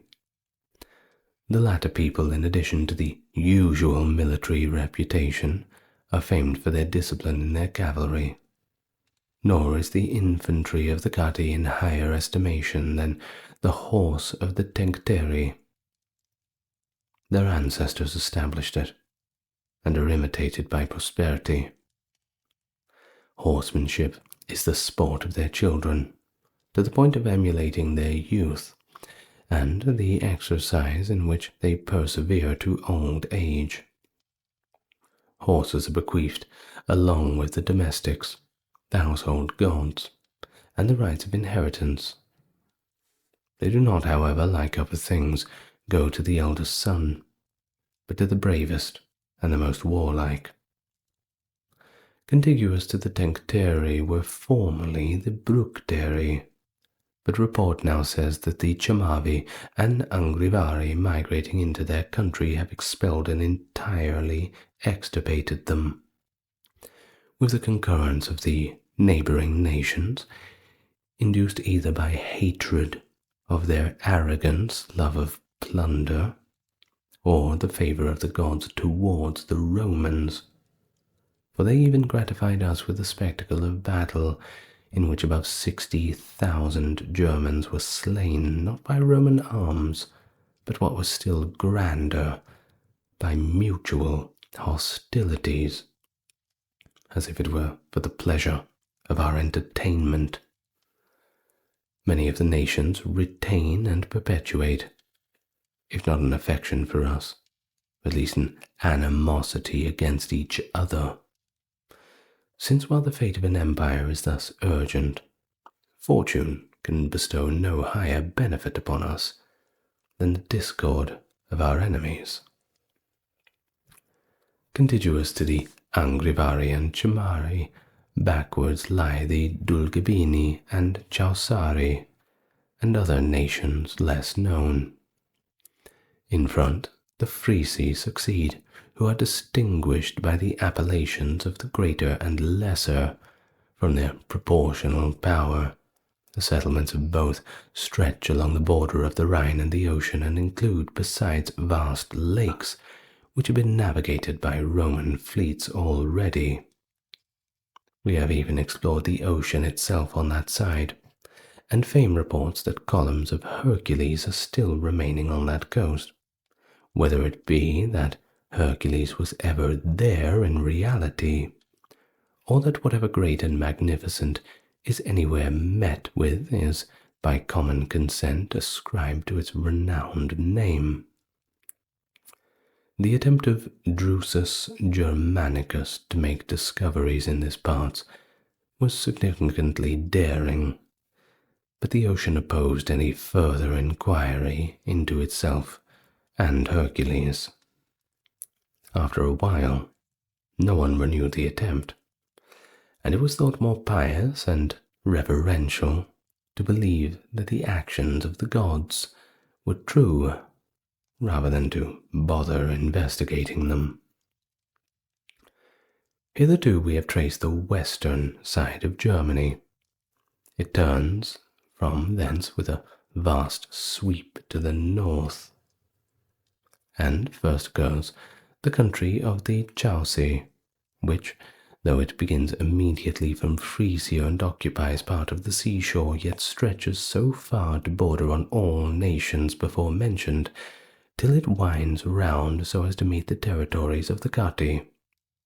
This immense tract is not only possessed, but filled by the Chauci, a people the noblest of the Germans, who chose to maintain their greatness by justice rather than violence.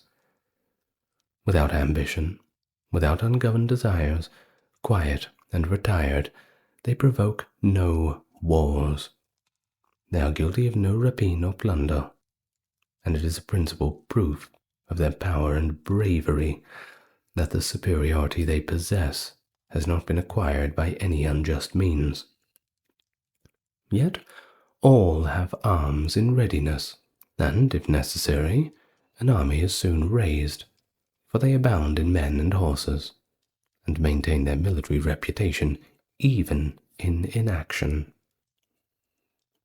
Bordering on the Chauci and Catti are the Cherusci, who, for want of an enemy, long cherished a too lasting and enfeebling peace, a state more flattering than secure, since the repose enjoyed amidst ambitions and powerful neighbors is treacherous, and when an appeal is made to the sword, moderation and probity are names appropriated by the victors.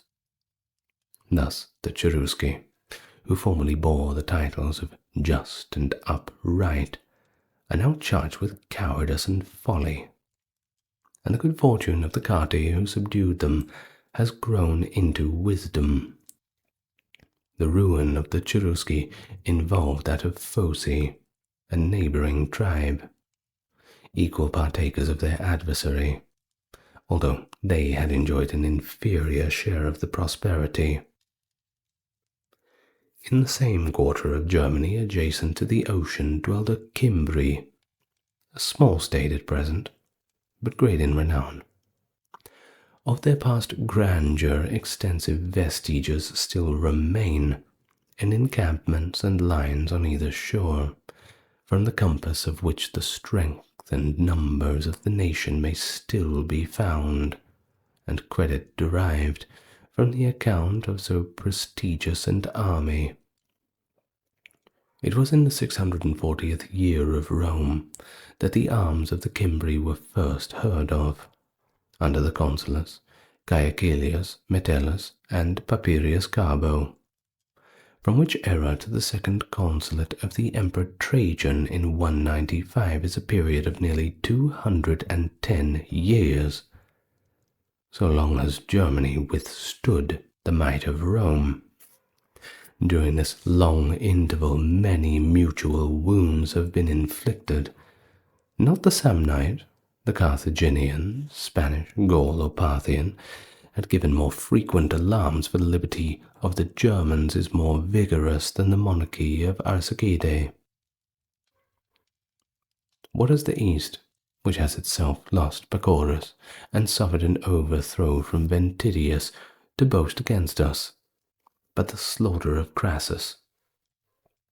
But the Germans, by the defeat or capture of Carbo, Cassius, Scaurus Aurelius, Servilius Caepo, Gnaeus Manlius, deprived the Roman people of 5 consular armies, and afterwards took from Augustus himself Varus with 3 legions. Nor did Gaius Marius in Italy, the deified Julius in Gaul, or Drusus, Nero, Germanicus in their own country, defeat then without loss. The subsequent mighty threats of Caligula terminated in ridicule. Then succeeded tranquillity, till, seizing the occasion of our discords and civil wars, they forced the winter quarters of the legions, and even aimed at the possession of Gaul, and again, expelled thence, they have in latter times been triumphed over, and then vanquished. We have now to speak of the Suevi, who do not compromise a single state like the Catti or the Tencteri, but occupy the greatest part of Germany, and are still distributed into different names and nations, although all hearing the common appellation of Suevi. It is a characteristic of these people to turn their hair sideways and tie it beneath the poll in a knot. By this mark, the Suevi are distinguished from the rest of the Germans, and the free men of the Suevi from slaves.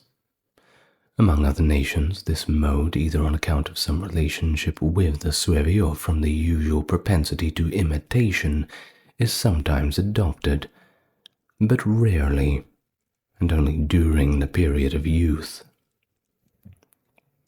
The Suevi, even till they are hoary, continue to have their hair growing stiffly backwards, and often it is fastened on the very crown of the head. The chiefs dress with it with still greater care, and in this respect they study ornament, though an unabasing kind. For their design is not to make love or inspire it. They decorate themselves in this manner as they proceed to war, in order to seem taller and more terrible, and dress for the eyes of their enemies. The Semnones assert themselves to be the most ancient and noble of the Suevi, and their pretensions are confirmed by religion. At a stated time, all the people of the same lineage assembled by their delegates in a wood, consecrated by the auguries of their forefathers and ancient terror, and thereby public slaughter of a human victim, celebrate the horrid origin of their barbarous rites. Another kind of reverence is paid to the grove. No person enters it without being bound by a chain, as an acknowledgment of his inferior nature and the power of the deity residing there. If he accidentally fall, it is not lawful for him to be lifted or to rise up. They roll themselves out along the ground. The whole of their superstition has this import, that from this spot the nation derives its origin, that here is the residence of the deity, the governor of all, and that everything else is subject and subordinate to him. These opinions receive additional authority from the power of the Semnones, who inhabit 100 cantons, and from the great body they compose consider themselves as the head of the Suevi. The Langobardi, on the other hand, are ennobled by the smallest of their numbers, since though surrounded by powerful nations, they derive security not from obsequiousness, but from their martial enterprise. The neighboring Rudigni and the Avions, Angli, Varini, Edosus, Suardones, Nuithones are defended by rivers or forests. Nothing remarkable occurs in any of these, except that they unite in the worship of Hertha, and suppose her to interfere in the affairs of men and to visit the different nations. In an island of the ocean stands a sacred, unviolated grove, in which a consecrated chariot covered with a veil, which the priest alone is permitted to touch.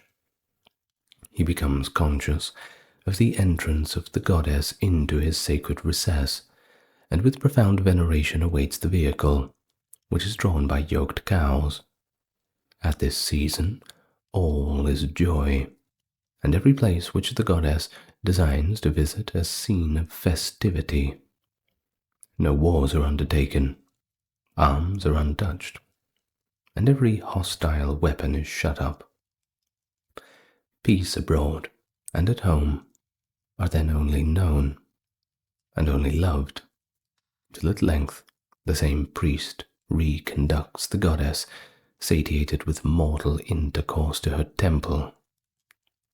The chariot, with its curtain, and, if we may believe it, the goddess herself, then undergo ablution in a secret lake. This office is performed by slaves, whom the same lake instantly swallows up. Hence proceeds a mysterious horror, and a holy ignorance of what that can be, which is beheld only by those who are about to perish. This part of the Suevian nation extends the most remote recesses of Germany.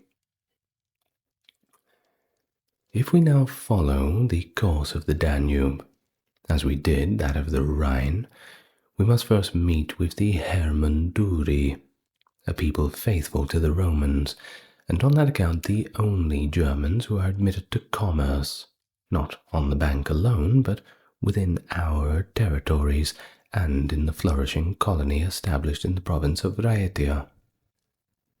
They pass and repass at pleasure, without being attended by a guard, and while we exhibit other nations our arms and camps alone, to these we lay open our houses and country seats, which they behold without coveting. In the country of the Hermunduri rises the Elbe, a river formerly celebrated and known among us, now only heard of by name. Contiguous to the Hermunduri are the Narisci, and next to them the Marcomanni and Cuadi. Of these, the Marcomanni are the most powerful and renowned, and have even acquired the country which they inhabit by their valor in expelling the Boii. Nor are the Narsci and Cuadi inferior in bravery, and this is, as it were, the van of Germany as far as it was bordered by the Danube. Within our memory, the Marcomanni and Cuadi were governed by kings of their own nation, of the noble line of Marodobus and Tudrus. They now submit even to foreigners, but all the power of their kings depends upon the authority of the Romans. We seldom assist them with our arms, but frequently with our money, nor are they less potent on that account. Behind these are the Marsigni, Gotini, Osi, and Buri, who close the rear of the Marcomanni and Quadi.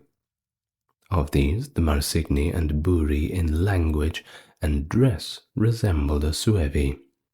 The Gothini and Osi prove themselves not to be Germans, the first by their use of Gallic, the second of the Pannonian tongue, and both by their submitting to pay tribute, which is levied on them, as aliens, partly by the Sarmatians, partly by the Quadi.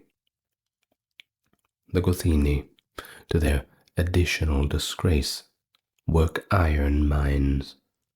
All these people inhabit but a small proportion of a champaign country.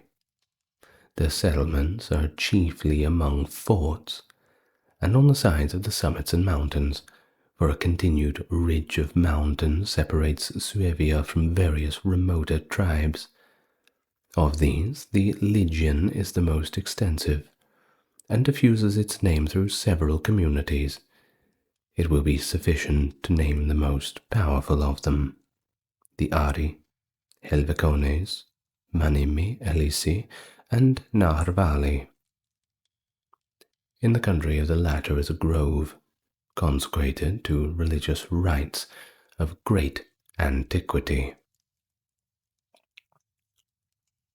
A priest presides over them, dressed in women's apparel, but the gods worshipped there are said, according to the Roman interpretation, to be Castor and Pollux. Their attributes are the same. Their name, Alcis. No images, indeed, or vestiges of foreign superstition appear in their worship, but they are revered under the character of young men and brothers. The Ari, fierce beyond the superiority of strength they possess over the other just enumerated people, improve their natural ferocity of aspect by artificial aid. The shields are black. Their bodies are painted.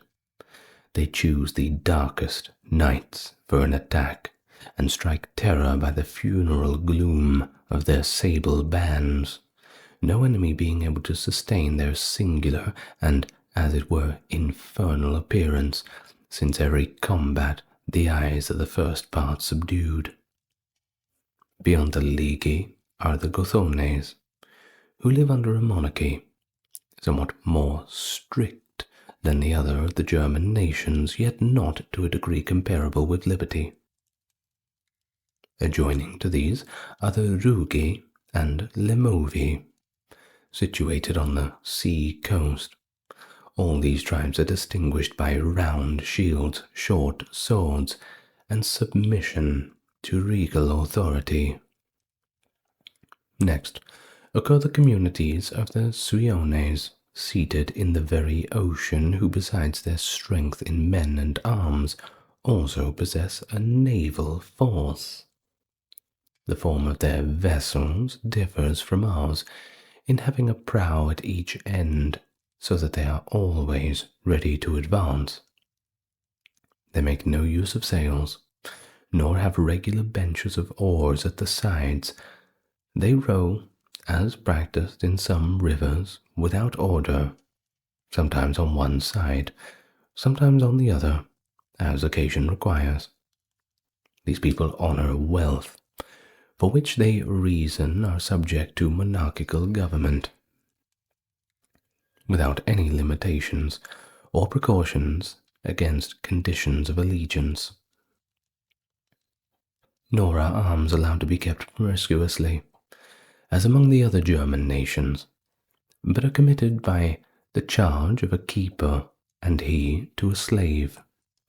The pretext is that the ocean defends them from any sudden incursions, and men unemployed with arms in their hands readily became licentious.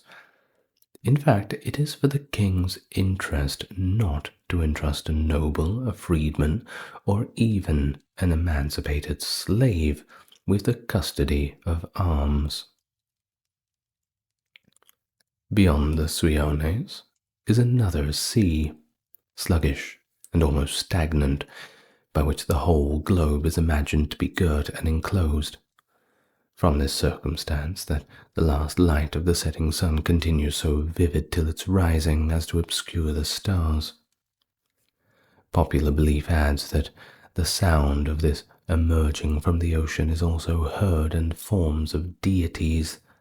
Rays beaming from his head are beheld. Only thus far, report says, truly does nature extend.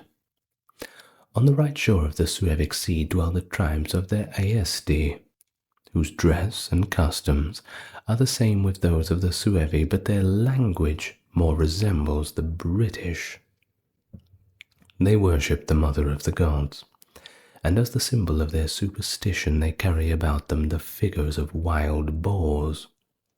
This serves them in place of armor, and every other defense. It renders the votary of the goddess safe even among the midst of foes. Their weapons are chiefly clubs, iron being little used among them. They cultivate corn and other fruits of the earth with more industry than German indolence commonly exerts.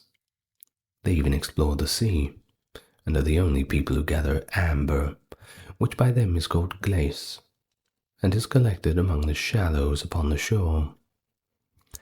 With the usual indifference of barbarians, they have not inquired or ascertained from what natural object or by what means it is produced.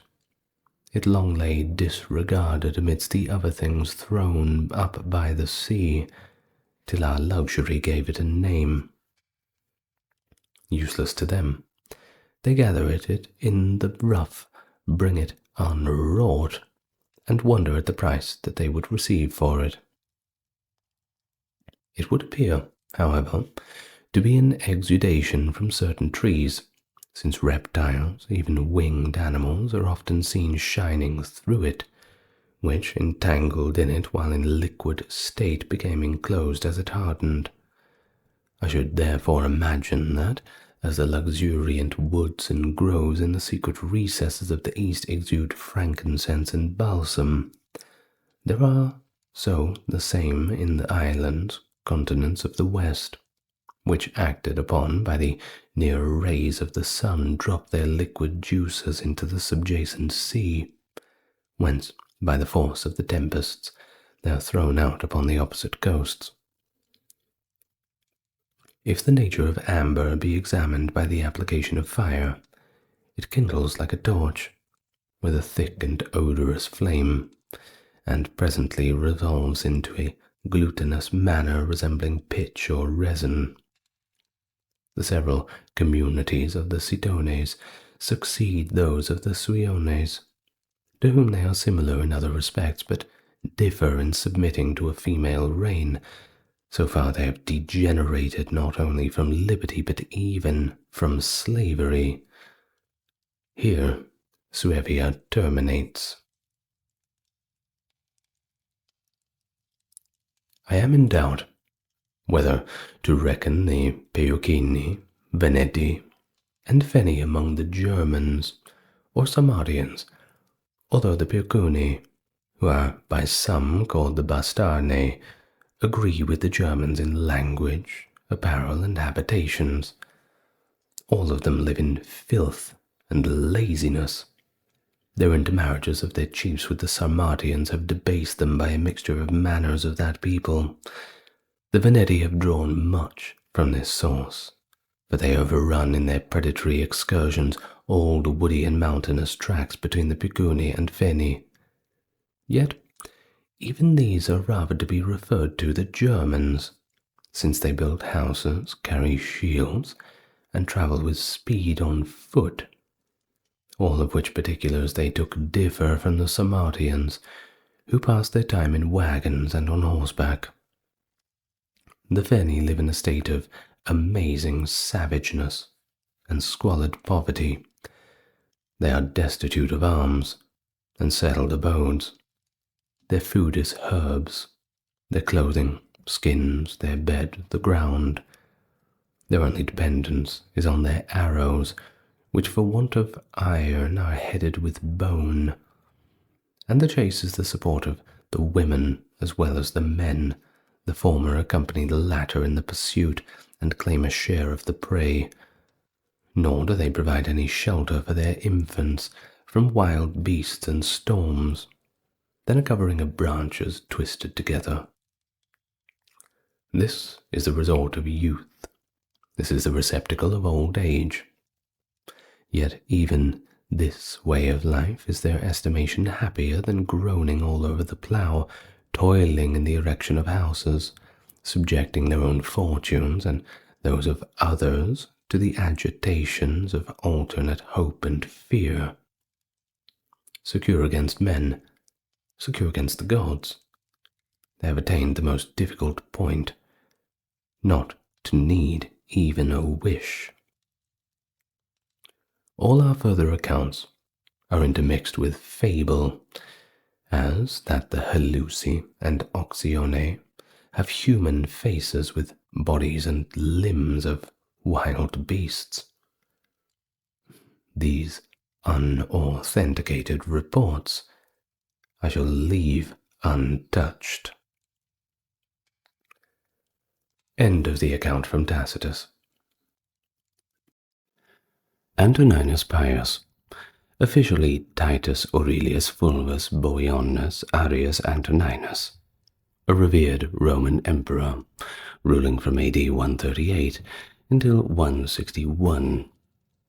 He ascended the throne following the death of his adoptive father you may have heard of, Hadrian, for whom he was one of the 4 consuls, and thus Antoninus's reign is characterized by remarkable tranquility and even affluence, partly due to his effective administration and a lack of military conflicts. Quite unique. In fact, he emphasized internal improvements and the consolidation of the empire, rather than territorial expansion. His government was marked by substantial legislative reforms and generous financial policies that strengthened local communities across the empire, enhancing public infrastructure such as roads, aqueducts, and promoting the arts. His tenure saw the Roman Empire reinforcing its foundations, entering a period of stability, later regarded as the apex of Roman peace. Thus he is celebrated for his personal virtues and moderate rule, receiving posthumous recognition as a model emperor. His adoptive sons, Marcus Aurelius and Lucius Verus, succeeded him, upholding the policies despite facing more challenging conditions. Hello and welcome. Now today we're going to talk about a bit of a different kind of ruler. Not one out there trying to conquer the world, but one just doing the best to make the most of what he's got. And that's pretty unique. So, tell me what you think in the comments once you've finished up, and what you've learned all about it. And we can begin. So, Titus Aurelius Boionius Antoninus, later known of course as Antoninus Pius. He was born near Lanuvium. Of course, it's not called that anymore. Nowadays it's the modern-day city of Lanuvio in Italy. Now he was the son of Titus Aurelius Fulvus, who had served as a consul in 89, and his mother's name was Aria Fadila. Now in terms of his family, the Aureli family, they originated from Nemausus, which is modern-day Nimes in Gallia Narbonensis. In terms of his grandfather, Well, he was also named Titus Aurelius Fulvus, and he gained prominence in the Legio III Gallica as a legate himself, supporting Emperor Vespasian's rise to power. Now, although relatively new to the Roman Senate, the Aurelii family, the Aurelii Fulvi rather, were elevated under the Flavian dynasty and retained very strong ties to their provincial origins. Now, after his father's early death following his consulship, Antoninus was brought up by his maternal grandfather, that being Gnaeus Arius Antoninus. Gnaeus was well respected for his moral integrity, along with his intellectual prowess and close friendship with the great Pliny the Younger. Now, in terms of his mother, following her first husband's death, Arria Fadila remarried one Publius Julius Lupus, a suffect consul, in the year 98 AD. Now, this marriage produced two daughters, Arria Lupula and Julia Fadila. Around 110 to 115, Antoninus wed Annia Galeria Faustina the Elder, whose parents were consuls Marcus Annius Verus and Rupilia Faustina, making her a relative of Empress Vibia Sabina. Now, despite some rumors, pretty damaging ones about Faustina's character, Antoninus was deeply devoted to her, and their marriage was actually known to be a very happy one. Open displays of affection, all the rest.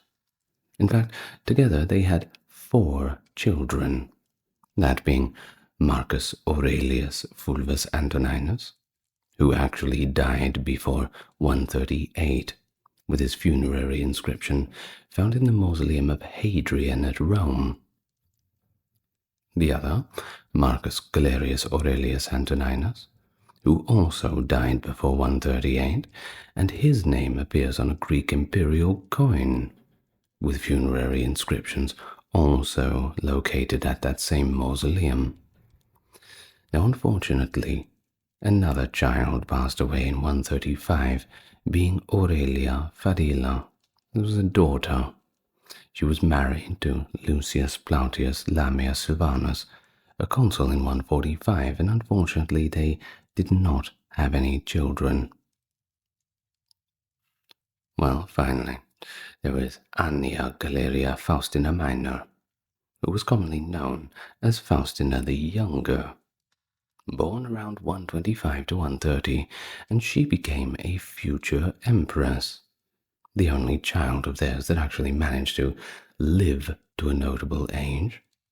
In fact, she married her maternal cousin, Marcus Aurelius. Yes, that's the one you're thinking of, in 146. So, Antoninus's family connections and his marriage into another prominent senatorial family further cemented his status within Roman society. You see, it was all a political game. It was about not what you knew, but who you knew. If you were the cousin or an uncle or some distant relative of someone, you could worm your way into quite a lot of different government positions.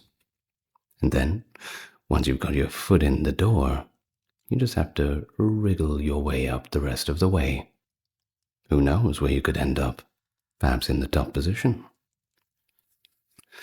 Now, when Faustina passed away in 141, Antoninus was deeply grieved, as anybody would be. Now, to honor her memory, he sought approval from the Senate to deify her, and thus a temple dedicated to her was erected in the Roman Forum, where it would have its own priestess staff officiating. There were even coins that were made with her image inscribed with Diva Faustina. Now, diva, of course, is referring to goddess. We get that word divinity, this sort of thing.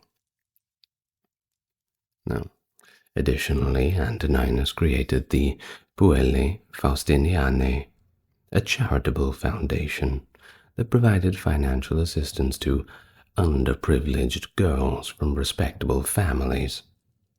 As part of the Cura Anoniae initiative, he also instituted a new alimenta, a kind of Roman welfare program. You can see how this is an emperor who has different priorities. Certainly something that is new for the time. I mean, it's the first I've heard of it. Of course, Antoninus being deeply aggrieved, he also chose not to remarry after the death of Faustina. But he did live with one Galeria Lysistrate, a freed woman who had actually been quite close to Faustina. You see, in ancient Rome it was common for prominent men, particularly widowers like later on Marcus Aurelius, but also Vespasian, to choose concubines rather than to remarry. Once again, politics. So Antoninus and Galeria's relationship did not produce any legitimate heirs, thus ensuring the line of succession remained more or less unchallenged. By remaining unmarried and avoiding another noblewoman from a different family, Antoninus further secured his heirs' positions. Similarly, Marcus Aurelius later avoided remarrying to protect his children from a stepmother, instead choosing a concubine over his former fiancée, Sionia Fabia. Now, before becoming emperor, Antoninus had several important positions, and among them was quaestor, consul in 120 alongside Lucius Catilius Severus, and even praetor. Emperor Hadrian, well, he eventually appointed him as one of the 4 proconsuls who he had in charge of governing Italia, particularly the region of Etruria, where Antoninus had actually owned quite a substantial amount of land. Now, his reputation was further elevated during his time as proconsul of Asia, likely between 134 and 135, where his governance was universally well regarded. In fact, he garnered favor with Emperor Hadrian, who adopted him as heir on the 25th of February 138, following the death of Hadrian's first adopted son, Lucius Aelius. See, Hadrian's condition, however, for Antoninus' adoption was that Antoninus would, in turn, adopt Marcus Annius Verus, his wife's nephew, and also Lucius, the son of one Lucius Aelius. These 2 boys would eventually ascend to the throne as emperors Marcus Aurelius and Lucius Verus. Antoninus briefly took the name Imperator Titus Aelius Caesar Antoninus in anticipation of his reign, despite opposition from the other potential claimants, including his former consular colleague, Lucius Catilius Severus, who was certainly not impressed that somebody was stepping into the job instead of him. Well, nevertheless, Antoninus ascended to the throne without any opposition. It helps to be popular from the beginning. Thus, upon becoming emperor, Antoninus assumed the full title of Imperator Caesar Titus Aelius Hadrianus Antoninus Augustus Pontifex Maximus. Now try saying that 10 times fast. One of his first acts was to secure the Senate's approval to deify Hadrian. But this request was rejected, at least initially. the effort to honor Hadrian likely earned him the title Pius, which signified his devotion, affection to, and pietas. Other explanations for this title include his care for his elderly father-in-law during Senate meetings and his intervention to save those whom Hadrian had condemned to death during his final illness. And speaking of which, upon Hadrian's death, Antoninus approached Marcus Aurelius with a request to change his marriage plans. You see, Marcus was engaged to Seonia Fabia, but Antoninus asked him to call the whole thing off, and instead of marrying her, just marry his daughter Faustina instead. Of course, in return, Faustina's engagement to Seonia's brother, Lucius Commodus, who was expected to become Marcus's co-emperor, would also be dissolved. Well, after a little bit of thinking and planning on how to word it to his jilted fiancée, Marcus finally agreed to Antoninus's proposal.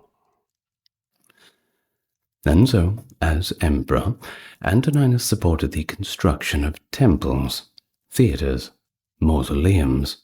He promoted the arts and the sciences and offered rewards, even financial incentives, to teachers of rhetoric and philosophy, starting a golden age. Immediately, too, upon taking the throne, Antoninus made a few small changes, choosing to maintain many of the policies that were established by Hadrian.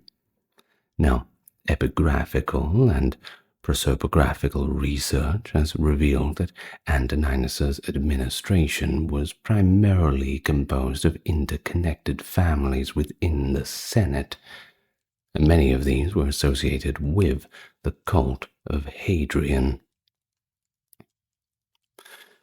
Now, there is one legend that tells the story of Paraskevi of Rome, a Christian legend, by the way, who was captured by soldiers of Emperor Antoninus Pius in the village of Therapia, Constantinople, and put on trial for blasphemy. Constantinople, of course, being the modern-day Istanbul.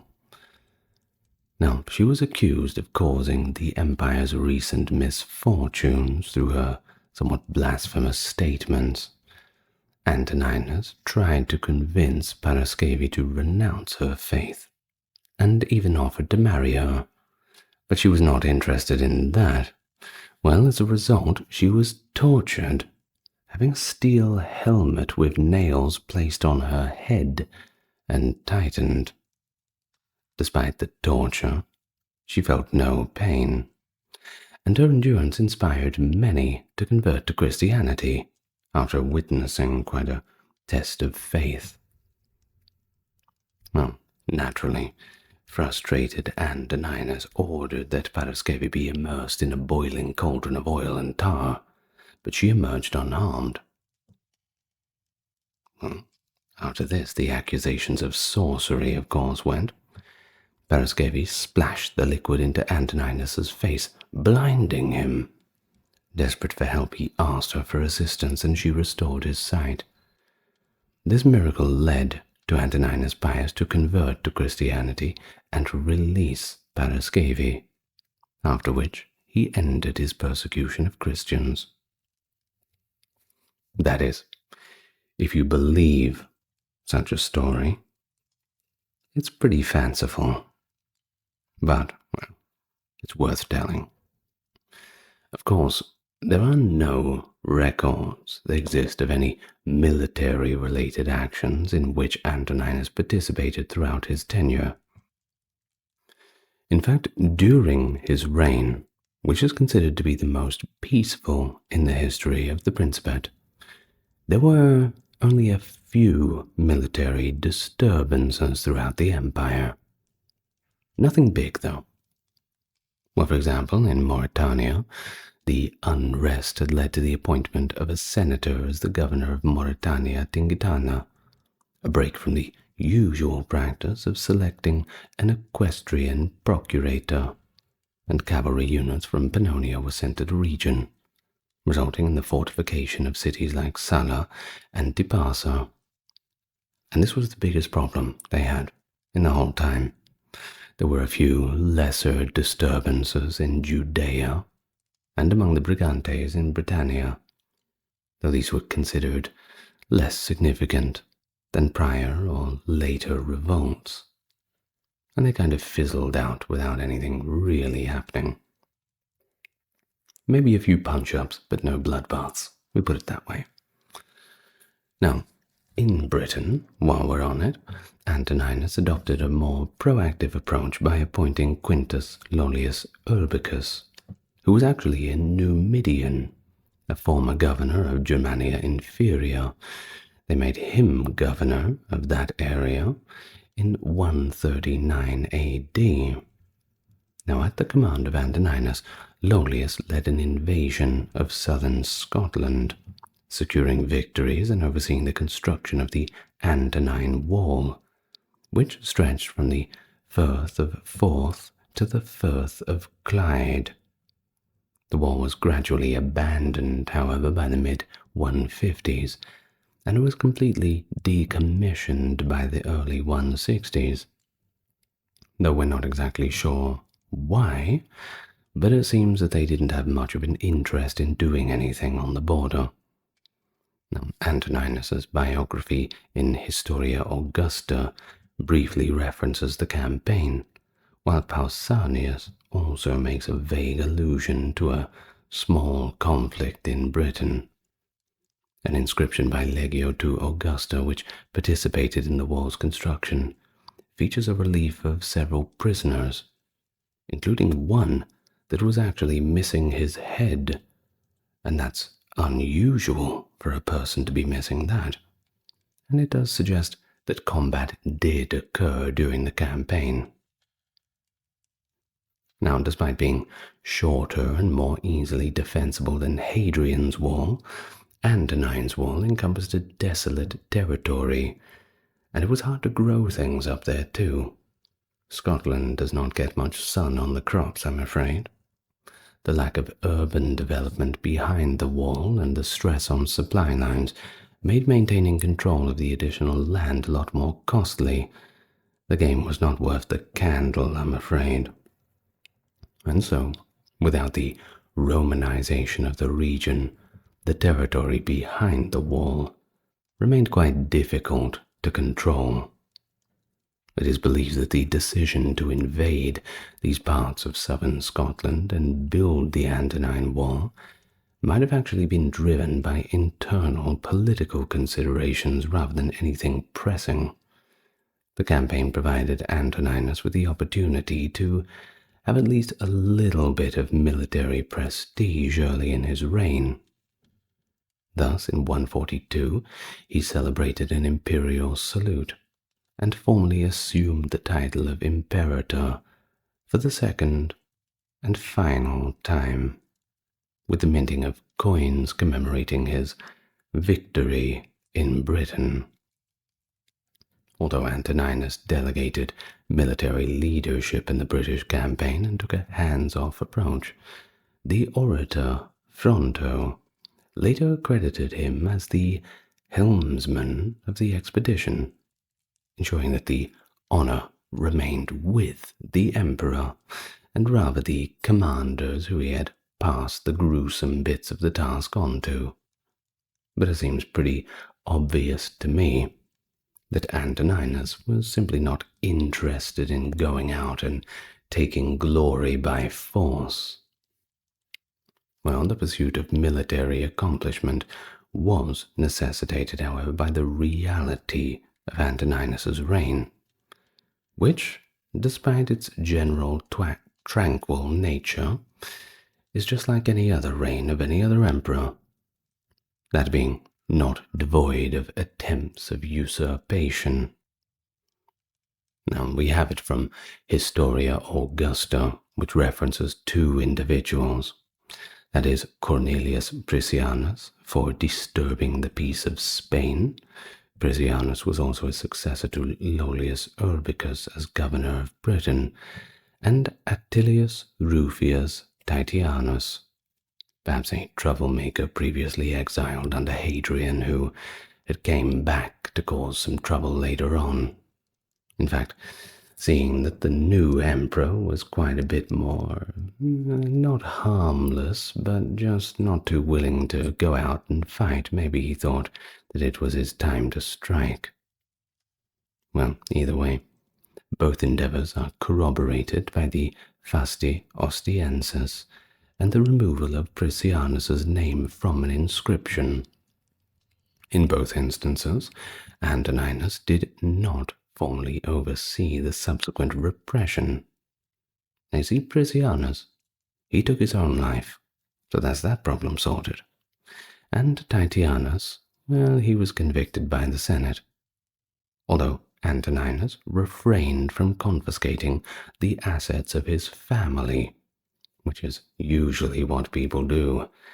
Everyone goes down with the ship when you try to depose the emperor. Well, on to Dacia Inferior, which had its own problems. Certainly a chaotic region. They experienced difficulties that necessitated the conferment of enhanced authority on the procurator-governor and the deployment of supplementary troops to the province. Now, the Greek city of Olbia, located on the northern Black Sea coast, was defended against the Scythians, nomads, robbing and stealing. It's much easier than setting up roots and growing your own things. Of course, during his reign, the governor of Upper Germany, likely Gaius Popilius Carus Pido, a very unfortunate last name once again, constructed new fortifications in the Agri Decumates, extending the Limes Germanicus 15 kilometers into his province and adjacent Raetia province. A little bit to the east, Roman suzerainty over Armenia was maintained by the selection of Arsacid descendant Sohaemus as a client monarch in AD 140.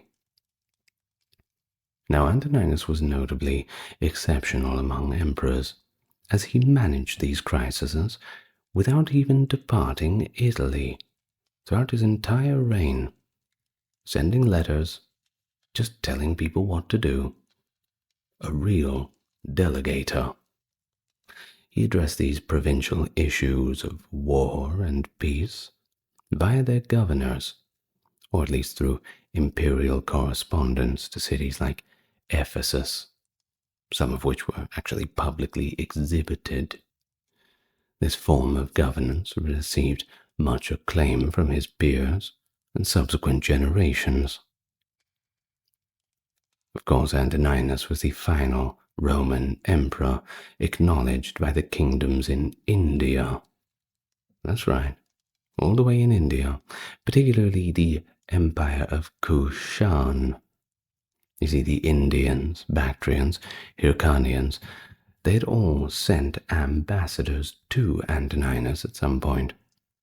They were aware of his embodiment of justice, accentuated by his dignified and striking appearance, as well as his slender and robust physique. That's what they said about him, and that's not a bad review at all. The advent of the Antonine Plague and conflicts with northern Germanic tribes unfortunately compelled Marcus Aurelius to shift the focus of foreign policies, increasingly neglecting issues pertaining to the Far East in favor of subjects directly related to the empire's survival. And thus the breadth of the spread of the Roman Empire kind of contracted somewhat because of this. Sorting out the problems at home before anything else, one can hardly blame them. Now back to Antoninus. He was esteemed as an adept administrator, and of course a proficient builder, as we have listed off some of his achievements already in that regard. Now, despite a comprehensive construction initiative that enhanced the accessibility of potable water for the citizens of Rome through the establishment of aqueducts, bridges, and even roads across the empire, the emperor successfully bequeathed a substantial public treasury amounting to approximately 2.7 billion sesterces. Yes, that's quite a lot of money. Now, Rome would not have another emperor bequeathing a surplus to his successor for a long time after this. But nonetheless, this fund was rapidly diminished during Antoninus's reign due to the Antonine Plague, which is not something you want named after you. Well, this plague was effectively introduced by those soldiers who returned home from the Parthian conquest. I'm afraid we're a few thousand years too early for germ theory. And here's another thing. He notably halted tax collection. That's right, completely stopped it in various places that were impacted by natural disasters. And that includes fires in Rome and Narbonne, and earthquakes in Rhodes and certain provinces within Asia. He provided substantial financial grants for the reconstruction and recovery of several Greek cities following two significant earthquakes. The first, around 140 rather, primarily impacting Rhodes and other islands, and the second in 152, around Cyzicus, Ephesus, and Smyrna. His financial assistance garnered acclaim from Greek authors, including Aelius Aristides and Pausanias. These cities were bestowed the customary honorific distinctions by Antoninus, including his directive that all governors of Asia must enter the province through Ephesus upon assuming office. You see, Ephesus in particular received favor from Antoninus, who affirmed its distinction of possessing two temples for the imperial cult, thereby securing its preeminence in the hierarchy of imperial honorific titles, surpassing both Pergamon and Smyrna. Now, his interaction with Greek-speaking cities. Antoninus adhered to Hadrian's policy of cultivating relationships with the local elites, particularly intellectuals, philosophers, literary educators, and physicians, who were explicitly exempted from any obligations requiring personal financial contributions for civic purposes. Not a bad deal, isn't it? But of course, credit where it's due. It seems that Hadrian had established this privilege sometime earlier, but Antoninus had just reaffirmed it through an edict. Either way, Antoninus was recognized as a keen observer of religious rites and formal celebrations, but not just Roman, foreign as well. In fact, he's recognized for having progressively formalized the official worship of the Great Mother, from which his reign onward incorporated a bull sacrifice, previously a private ceremony, now conducted for the emperor's benefit as well. He endeavored to present himself as magistrate of the res publica, regardless of the breadth and ambiguity of his authority. He is attributed with the division of the imperial treasury, the fiscus. That's where we get that word fiscal from. The division pertained to the partitioning of the imperial assets into two segments. Initially, the fiscus refers to the properties of the crown, which are hereditary assets passed down to each successive monarch, irrespective of their prior affiliation with the imperial dynasty. Now, secondly, the res privata refers to the private properties associated with the personal upkeep of the emperor and his family, akin to the privy purse, kind of like that. Now, an anecdote in the Historia Augusta biography depicts Antoninus responding to Faustina's complaint about his frugality by stating, "We've gained an empire and lost even what we had before," which may reflect Antoninus's genuine apprehensions regarding the establishment of the res privata. Either way, private to his public service, Antoninus significantly augmented his personal wealth through numerous inheritances, a result of his meticulous attention to his relatives. Furthermore, he bequeathed a reputation for parsimony, and was likely resolute in preventing his personal assets from being consumed by the exigencies of the imperial throne. Of course, the emperor was aided by 5 principal legal advisors. He didn't go at it all on his own, that being Lucius Fulvius Albunius Valens, a legal treatise author, and Lucius Ulpius Marcellus, a prolific writer, and 3 other individuals who are not as notable. Now, among these 3, Lucius Volusius Maesianus was the most notable, having transitioned from a military officer to a civil procurator under Antoninus, and would eventually emerge as the emperor's foremost legal advisor. Maesianus would ultimately be selected to hold several prefectures and then to oversee the legal studies of Marcus Aurelius. He was also the author of an extensive treatise on the testamentary trusts.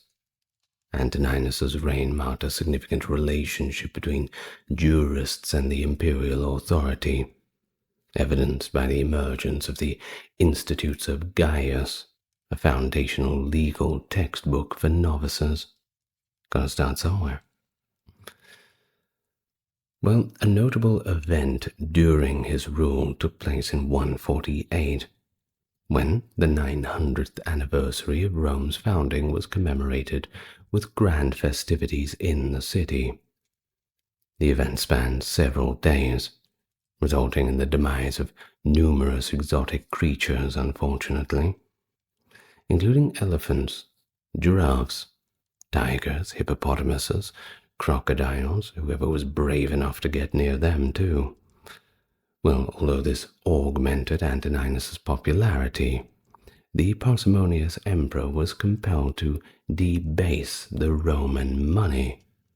He reduced the silver purity of the denarius from 89% to 83.5%, resulting in a decrease in actual silver weight from 2.88 grams to 2.68 grams. Doesn't sound like much, but it's a big deal when you look at the actual value of money.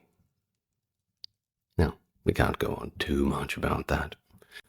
But what we will briefly mention is something a little bit more exciting, more regarding the communications with China, who were at that time in the Han dynasty.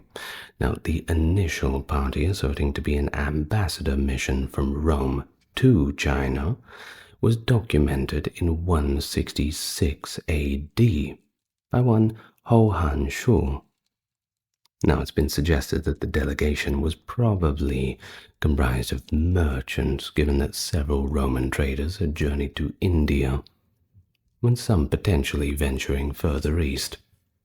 And there are, unfortunately, no documented instances of official Roman ambassadors reaching such distances.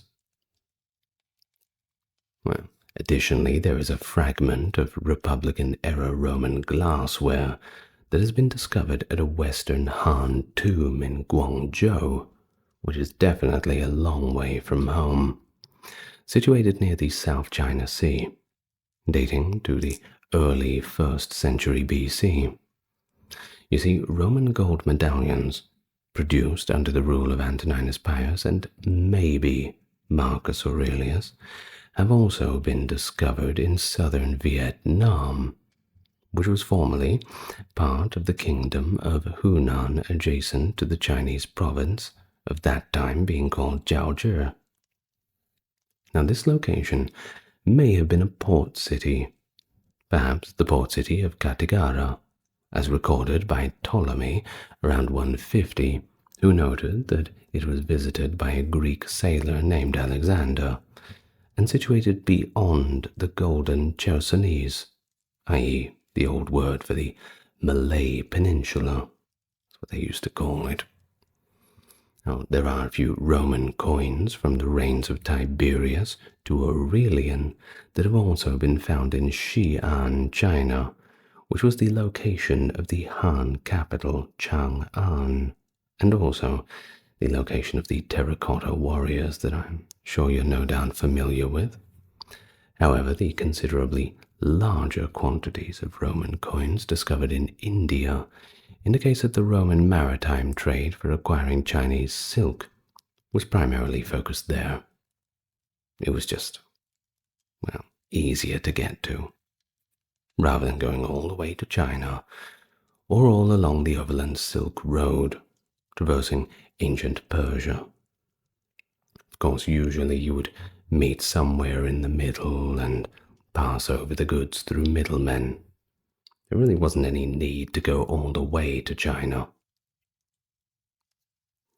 So, in AD 140, Marcus Aurelius was appointed consul alongside Antoninus, acquiring the designation of Caesar, signifying heir presumptive.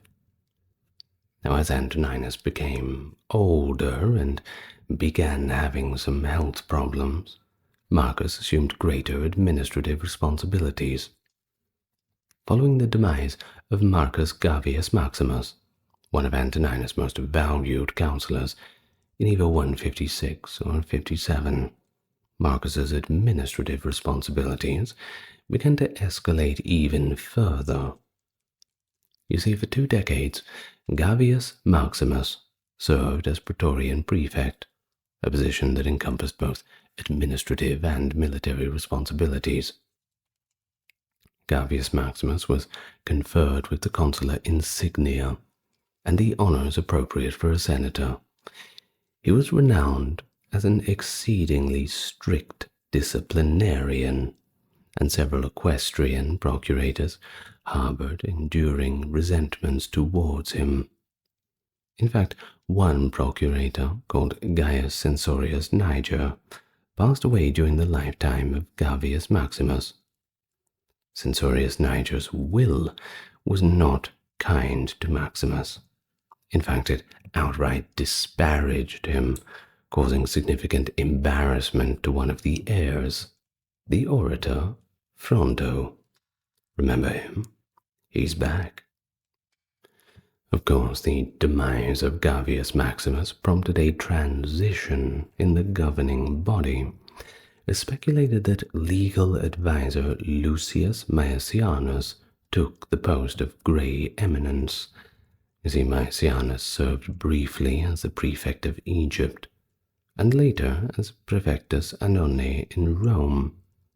If Maesianus ascended to prominence, it might have been specifically to facilitate the forthcoming and unprecedented joint succession of the 2 young emperors. Either way, in 160, Marcus and Lucius were appointed as joint consuls for the subsequent year. Antoninus at this time, who may have been unwell, passed away before the year's conclusion, likely on the 7th of March. 2 days prior to his demise, it's indicated that Antoninus was at his familial estate in Lurium, Etruria, which was some 12-13 miles away from Rome.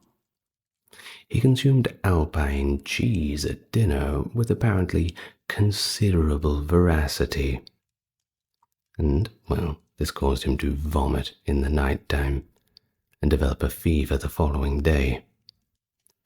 They told him to go easy on the cheese. Well, the following day, he convened the imperial council and entrusted the state and his daughter to Marcus Aurelius. The emperor encapsulated his life in his final words. When the Night Watch Tribune inquired about the password, he replied, equanimity. Subsequently, he rolled over, as if preparing to sleep, but he never woke up. His demise concluded the longest rule since Augustus.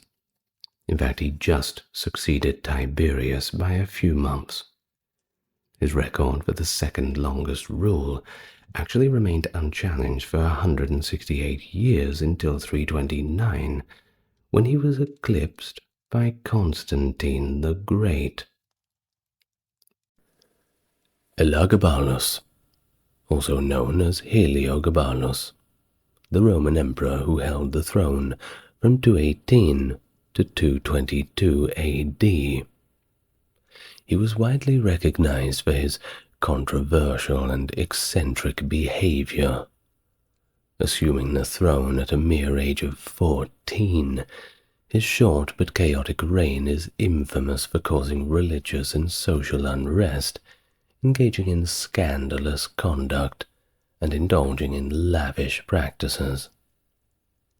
He held the esteemed position of high priest for the sun god Elagabal, but when he ascended to the throne as emperor, he endeavored to usurp Jupiter and put Elagabal on the throne as the principal deity of the Roman pantheon. His rule was characterized by excessive opulence and unpredictability. It is reported that he married and divorced 5 times. He also offered ridiculous amounts of public money for the secret recipe of a distinctive sauce that he liked, and he purportedly filled the palace with live snakes and lions to intimidate his visitors, all in good fun. His extravagant lifestyle included organizing opulent and morally objectionable banquets that greatly surprised and disgusted the Roman nobility. There are even reports of him selling his body within the imperial palace, and in addition to that, he defied the social conventions of Rome by adorning himself with cosmetics and garments typically associated with women. In fact, he went so far to pursue the risky surgical procedure of a gender change. Well, this kind of behavior and the enforcement of his religious changes caused the influential Praetorian Guard, the Senate, and the general population to become distant and disconnected. Due to his complete disregard for Roman religious tradition and the empire's conservative values, he was assassinated by his own guards at the age of 18. Subsequently, his memory was swiftly condemned to oblivion through damnatio memoriae, that is, the removal or changing of statues, also writing you out of history as much as they possibly can. Your memory be damned. Well, the reign of Elagabalus, although very short, certainly was an interesting one. And if you want to learn more about it, if that introduction didn't get you interested already, well, you sure are in the right place. To the newcomers, welcome to the channel, and to those returning, good to have you back.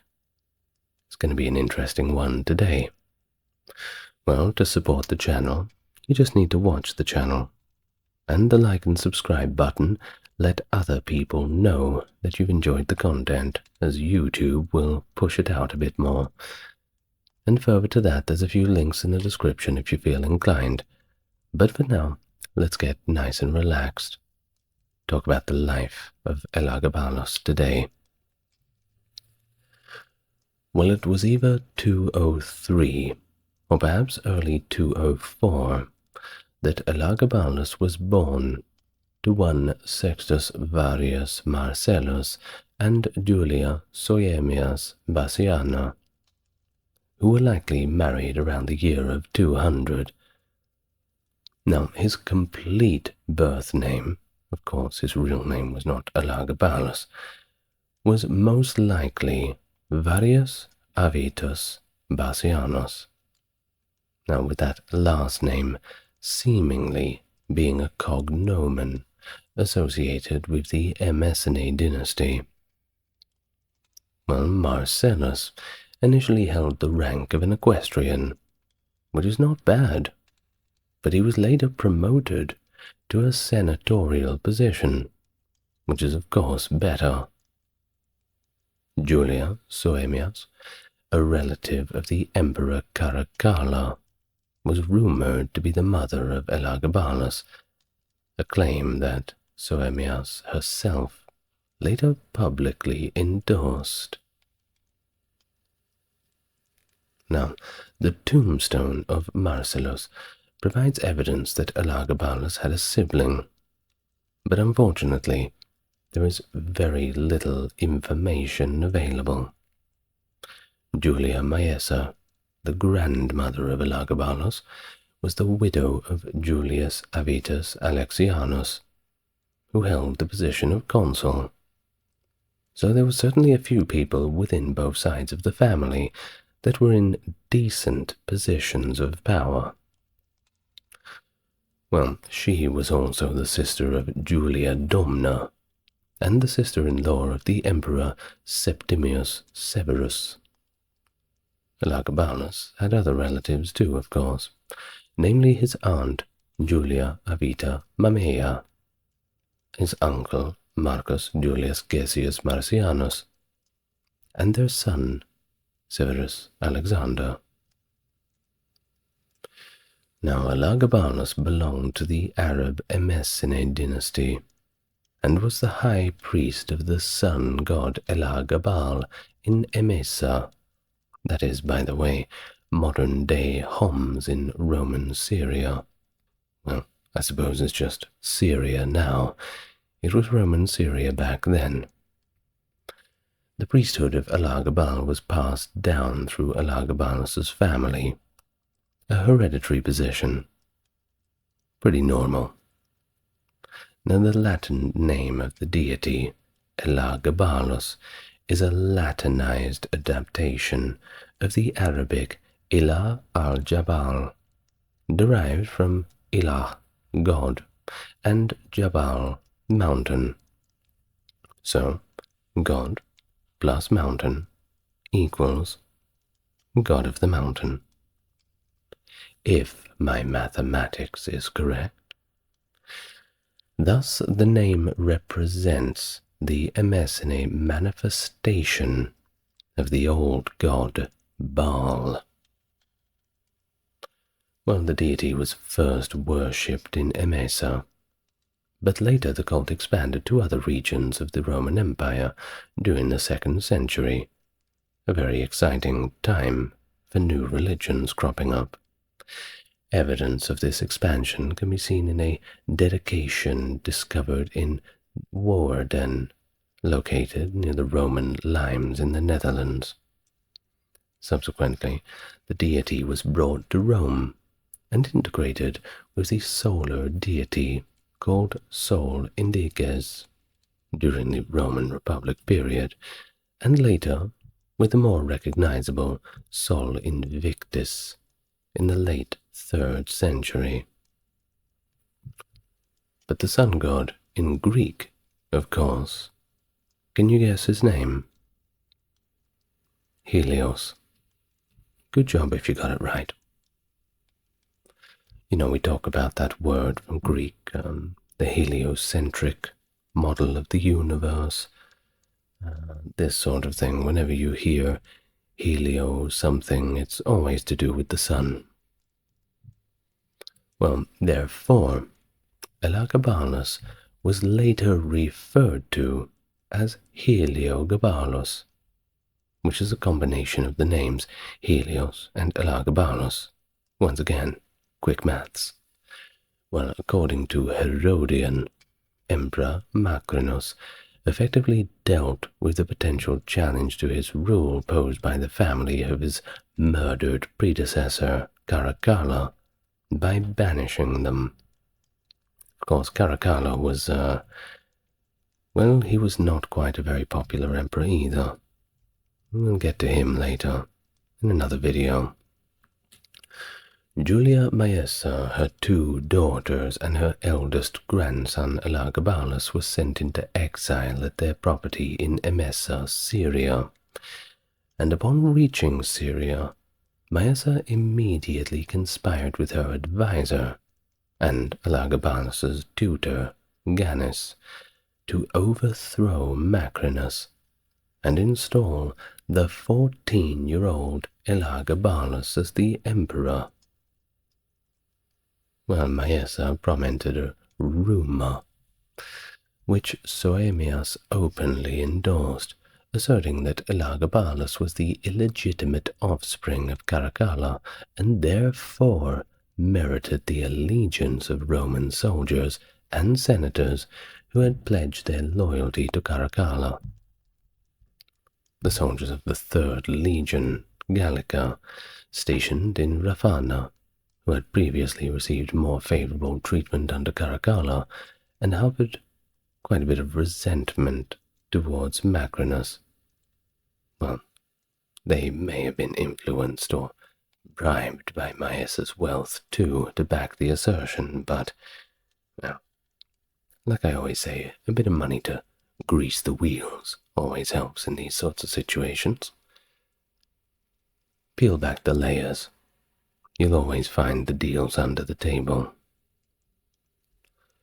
On the morning of May 16th, 218, Elagabalus was officially proclaimed emperor by Publius Valerius Comazon, the legion's commander.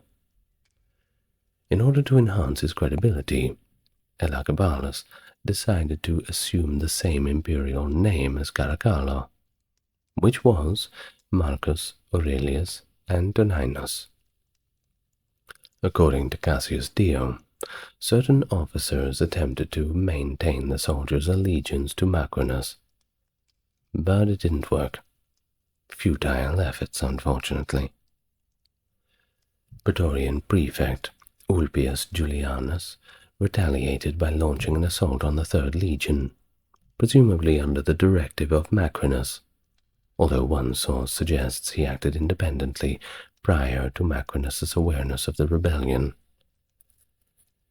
Herodian implies that Macrinus failed to fully grasp the magnitude of the threat and regarded the rebellion as insignificant, a shrug of the shoulders.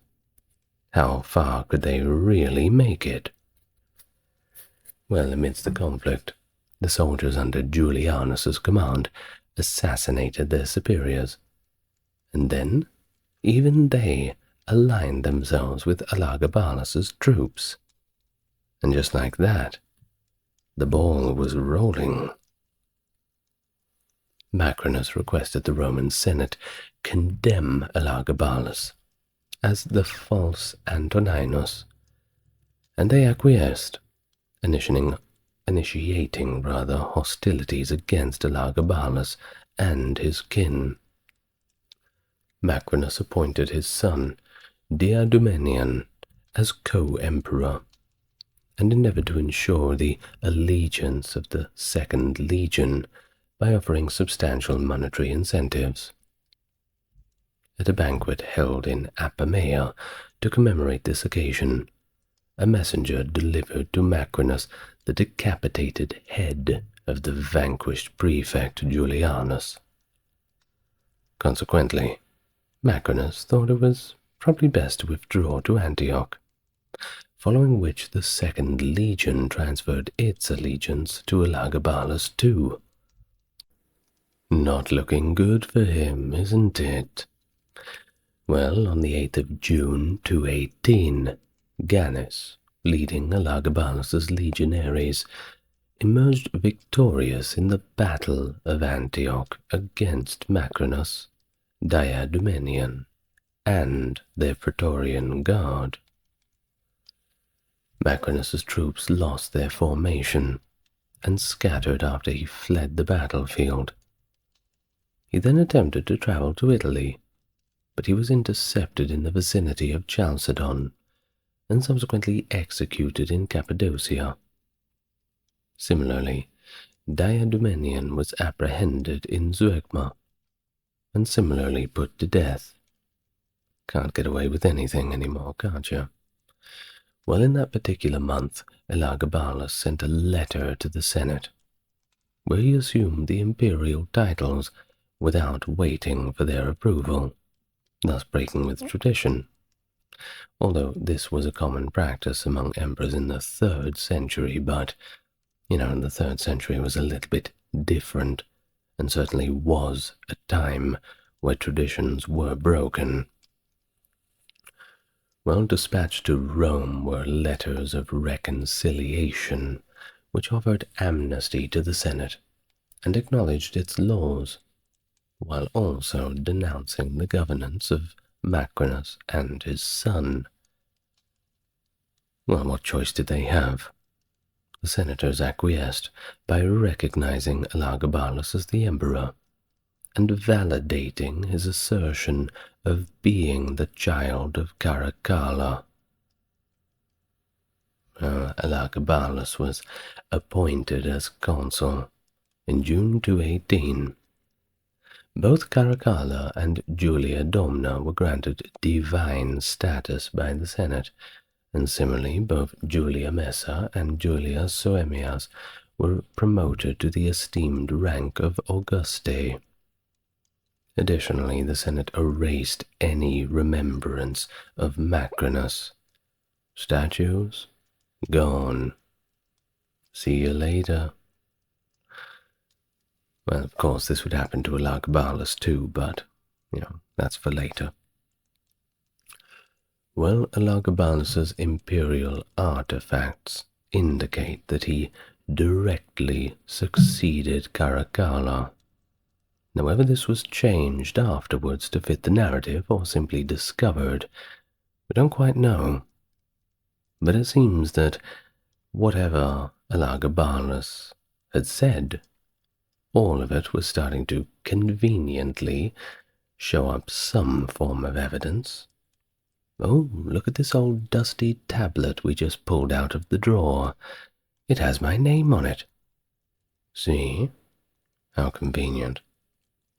Not making any accusations against our friend Elagabalus. I'm just making observations. Do forgive me.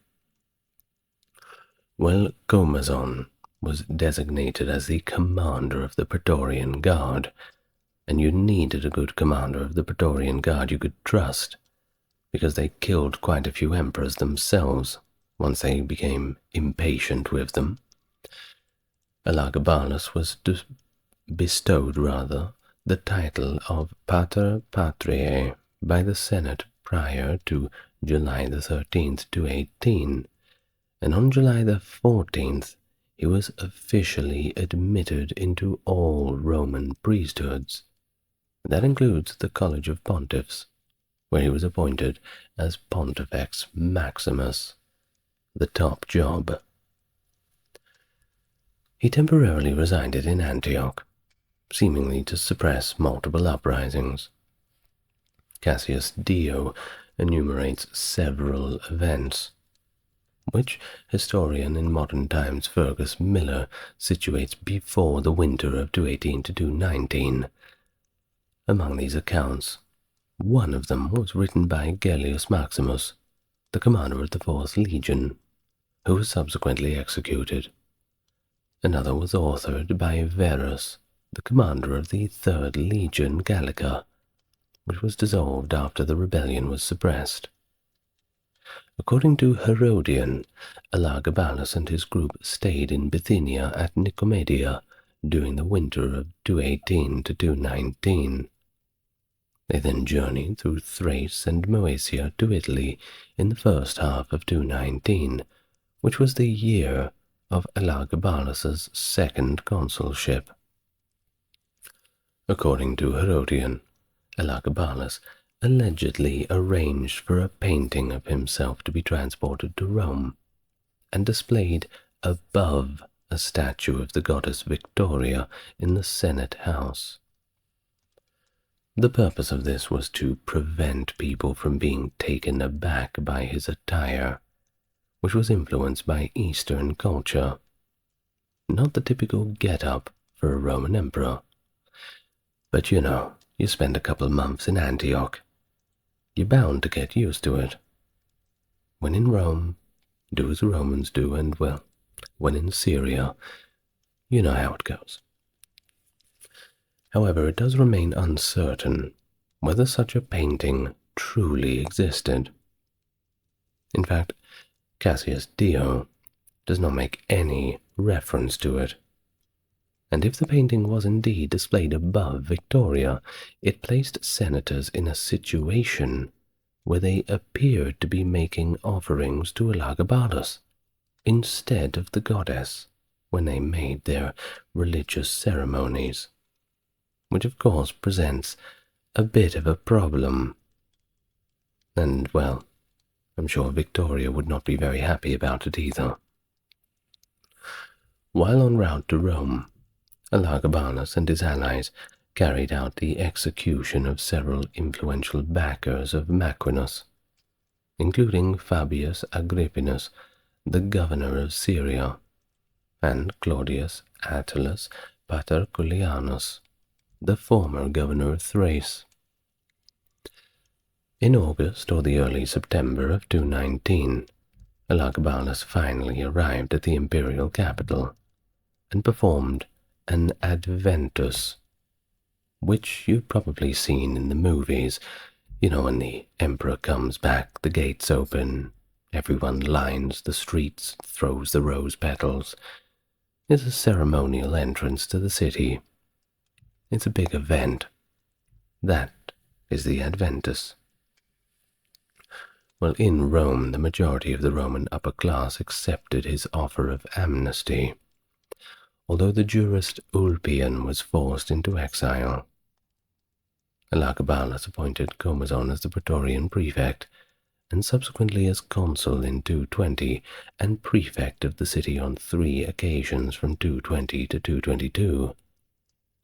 Dio considered this to be a breach of Roman customs.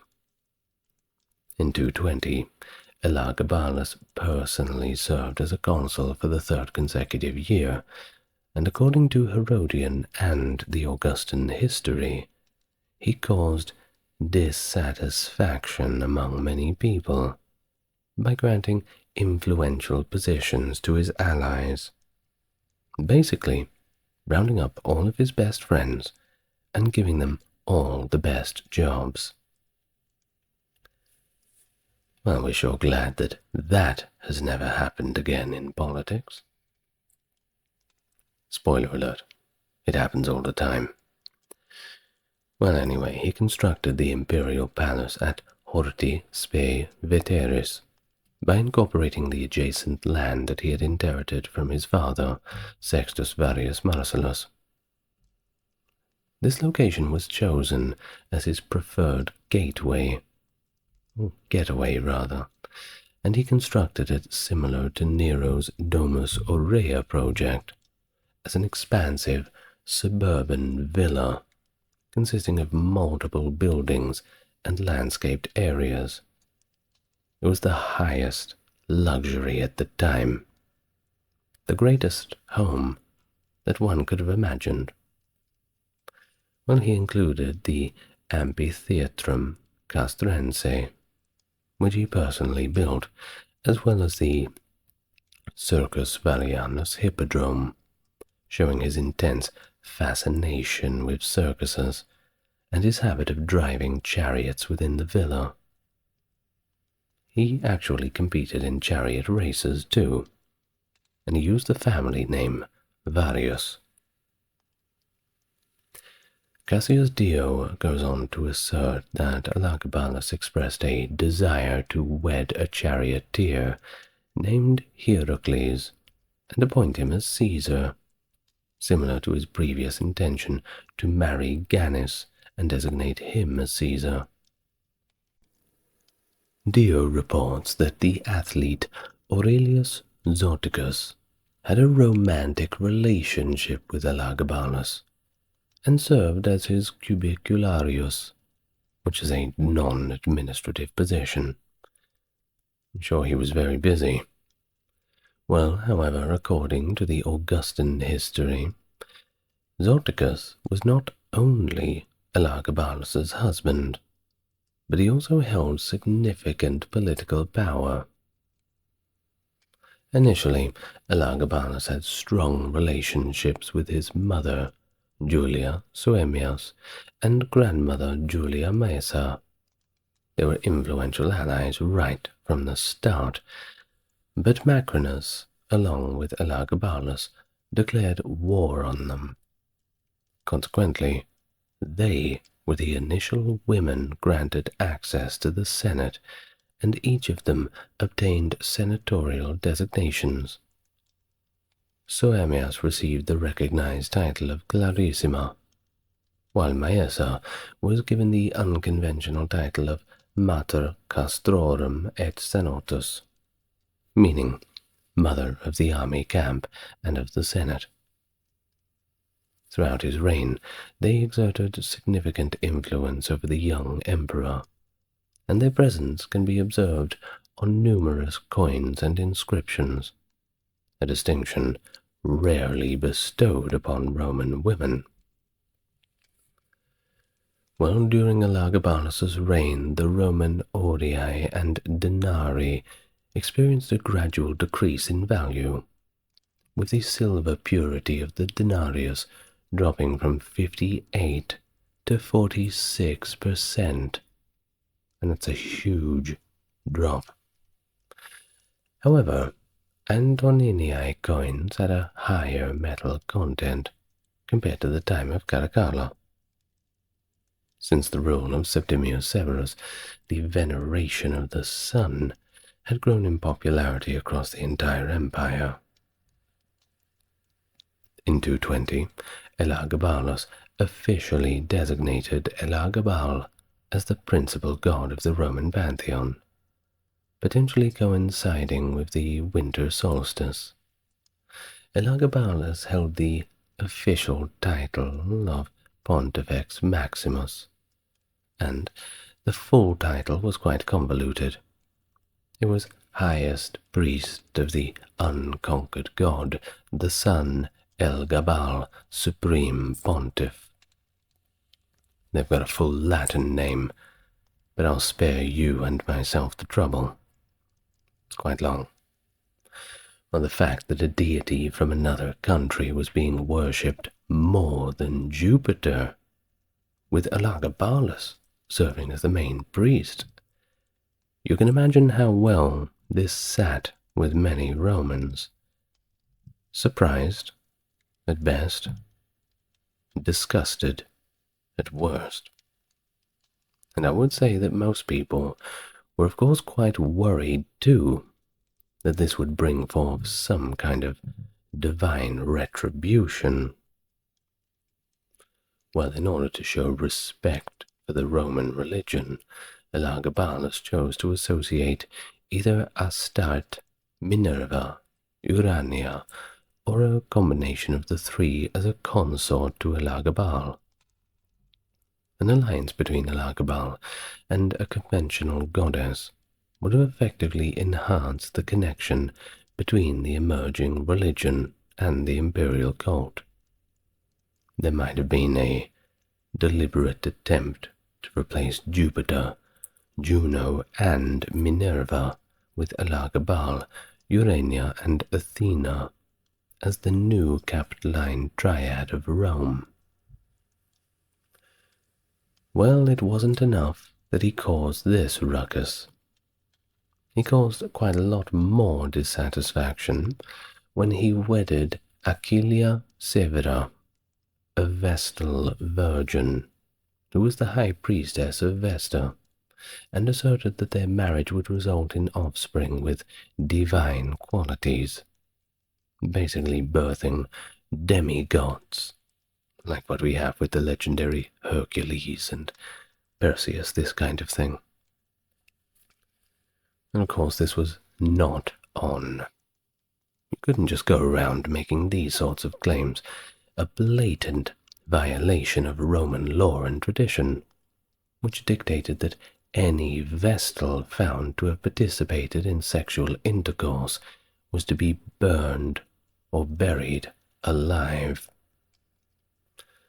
Well, an opulent sanctuary known as the Elagabalus was constructed on the eastern slope of the Palatine Hill to accommodate Elagabal, who was symbolized by a dark conical meteorite originating from Emesa. According to Hadrian, the stone is venerated as if it were a divine gift. It has some small protrusions and markings the people interpret as a crude representation of the sun, which they believe to be, once again, divinely ordained. Dio reports that Elagabalus, in his pursuit of greater devotion as the high priest of Elagabal in the new Roman pantheon, underwent circumcision and made a solemn vow to refrain from consuming pork. May I remind you, no anesthetics back then, unless you got extremely drunk. Still, that would not good for anybody involved. Well, he compelled the senators to observe as he performed a dance, encircling the altar of Elagabal, accompanied by the rhythmic sounds of drums and cymbals, which I'm sure everybody was very impressed. Every year on the summer solstice, he organized a festival in honor of the deity, which did actually gain popularity among the general public, due to the distribution of complimentary food during these events, but it seems more like a bribe to get people to show up.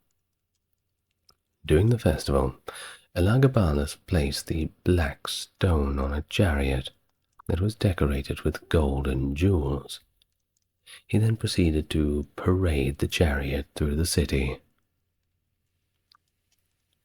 The divinity was transported in a chariot pulled by 6 majestic horses, which were remarkably large and perfectly white. The horses were adorned with luxurious golden accessories and opulent decorations. There was no one controlling the reins or riding in the chariot. The vehicle was accompanied as if the deity himself was in control, and Elagabalus exhibited a retrograde motion, positioning himself in front of the chariot, directly facing the deity and firmly grasping the reins of the horses. He completed the entire journey in this inverted manner, gazing upwards into the face of his deity. The holiest artifacts of the Roman religion were relocated from their individual sanctuaries to the Elagabalus. These included the symbol of the Great Mother, the eternal flame of Vesta, the sacred shields of the Sali, and the Palladium. This was done to ensure that no other deity could be worshipped independently of Elagabal. Despite facing widespread ridicule from his contemporaries, the native cult practiced by him gained popularity among the soldiers, and was subsequently endorsed by several emperors in the future. The inquiry into Elagabalus's sexual orientation and gender identity is muddled due to quite a few sensational and untrustworthy sources.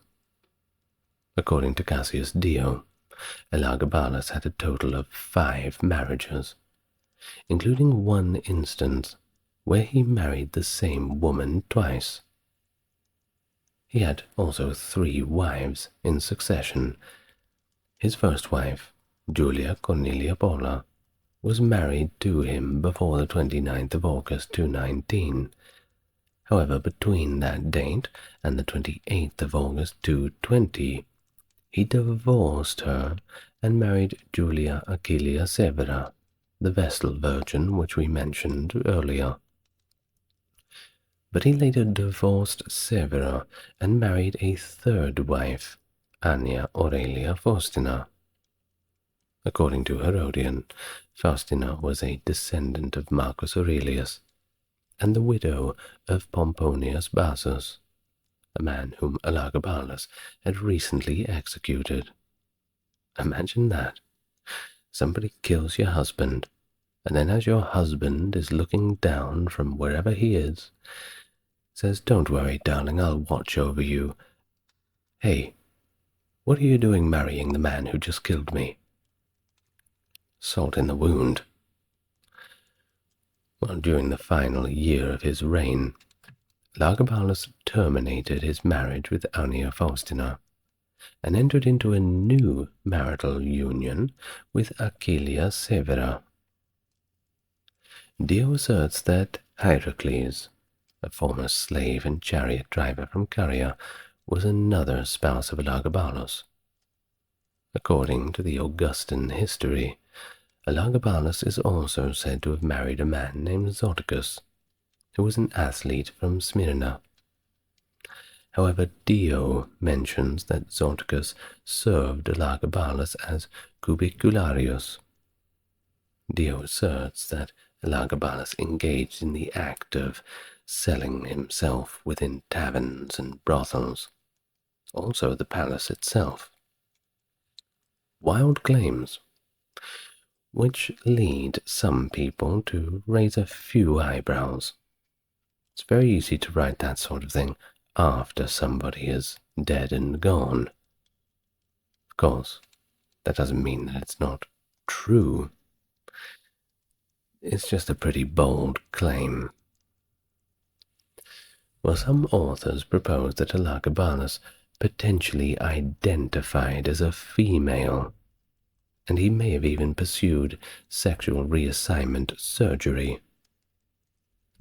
Dio asserts that Elagabalus derived great pleasure from being referred to as Heracles' mistress, wife, or queen, and according to reports, the emperor adorned himself with cosmetics and an artificial wig, expressing a preference for being addressed as a lady rather than a lord, and allegedly offered significant amounts of money to any doctor who could surgically make his dream a reality, without going into too much detail.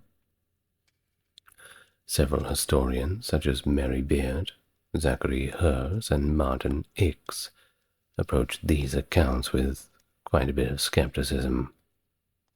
It's mainly because the sources for Elagabalus' life were often biased against him and not reliable.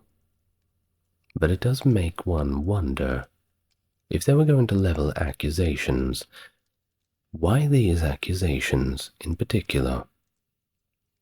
It wasn't like you couldn't just say that he was a cruel and terrible emperor and nobody liked him. That was usually the treatment that most got. That he wasted public money and was blasphemous, all the rest.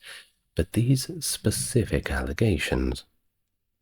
Now, one thing that we could say, if he did have some feminine proclivities, perhaps they sort of took the ball and ran with it.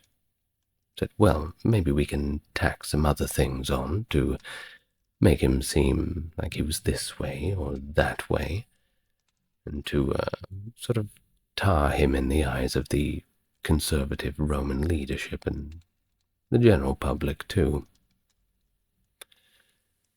Well, moving on.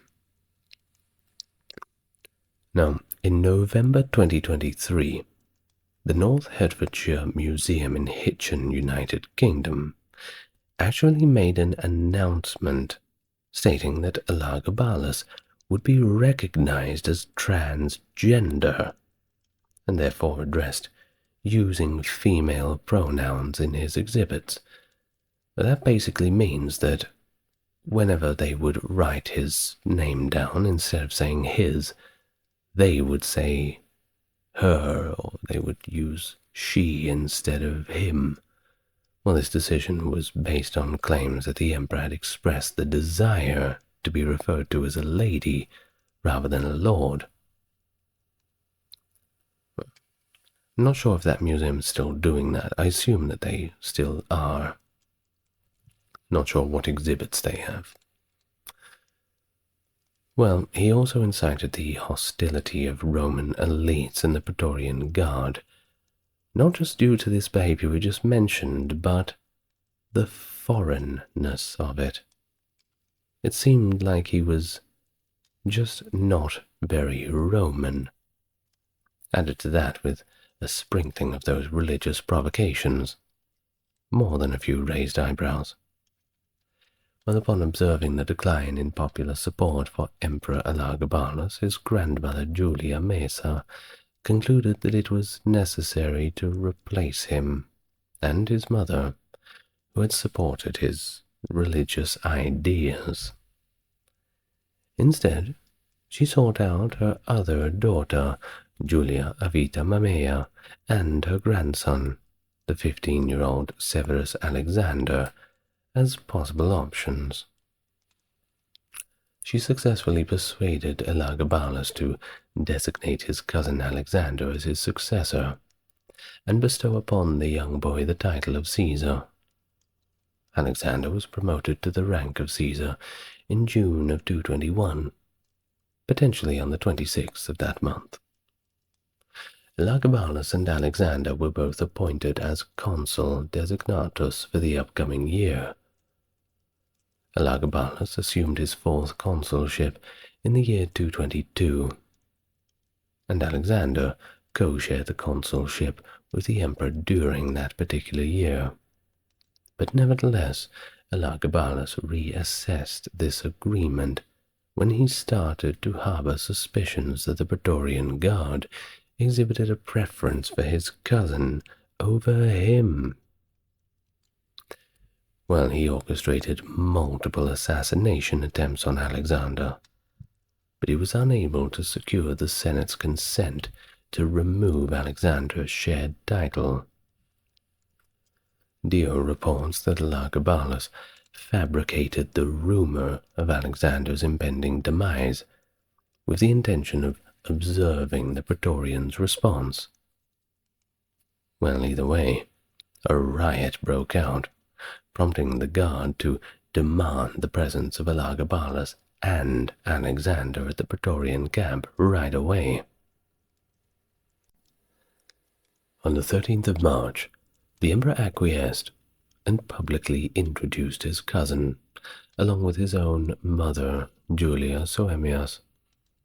Upon their arrival, soldiers enthusiastically cheered for Alexander, while completely disregarding Elagabalus. In response, Elagabalus commanded the immediate arrest and execution of all individuals involved in this act of defiance. As a reaction, the Praetorian Guard assaulted Elagabalus and his mother. Well, he tried to escape, and he would have succeeded by hiding in a little chest, but he was found and killed. He was only 18 years old. His mother, who was hugging him tightly at the time, died alongside him, and their heads were severed, and their bodies, after being stripped, were dragged throughout the city. The mother's body was discarded somewhere along the road, while his body was thrown into the Tiber River. Well, after he was assassinated, numerous associates of his were either executed or removed from power. The purges were about to begin. It's always that way when an emperor gets assassinated. Well, old Heracles, remember him? He was put to death, and quite quickly too. The religious decrees he issued were also overturned. and the Elagabalus stone, well, luckily they didn't destroy it, but they did return it to Emesa, sending it back home. It's funny, and kind of ironic, that the thing that had caused so much trouble actually got the most fair treatment, sent safely on its way completely undamaged. But poor old Heracles, well, he was put to death in a very violent manner, one can assume. Well, it wasn't all good news, though. Women were once again prohibited from attending Senate meetings. Back to the old days.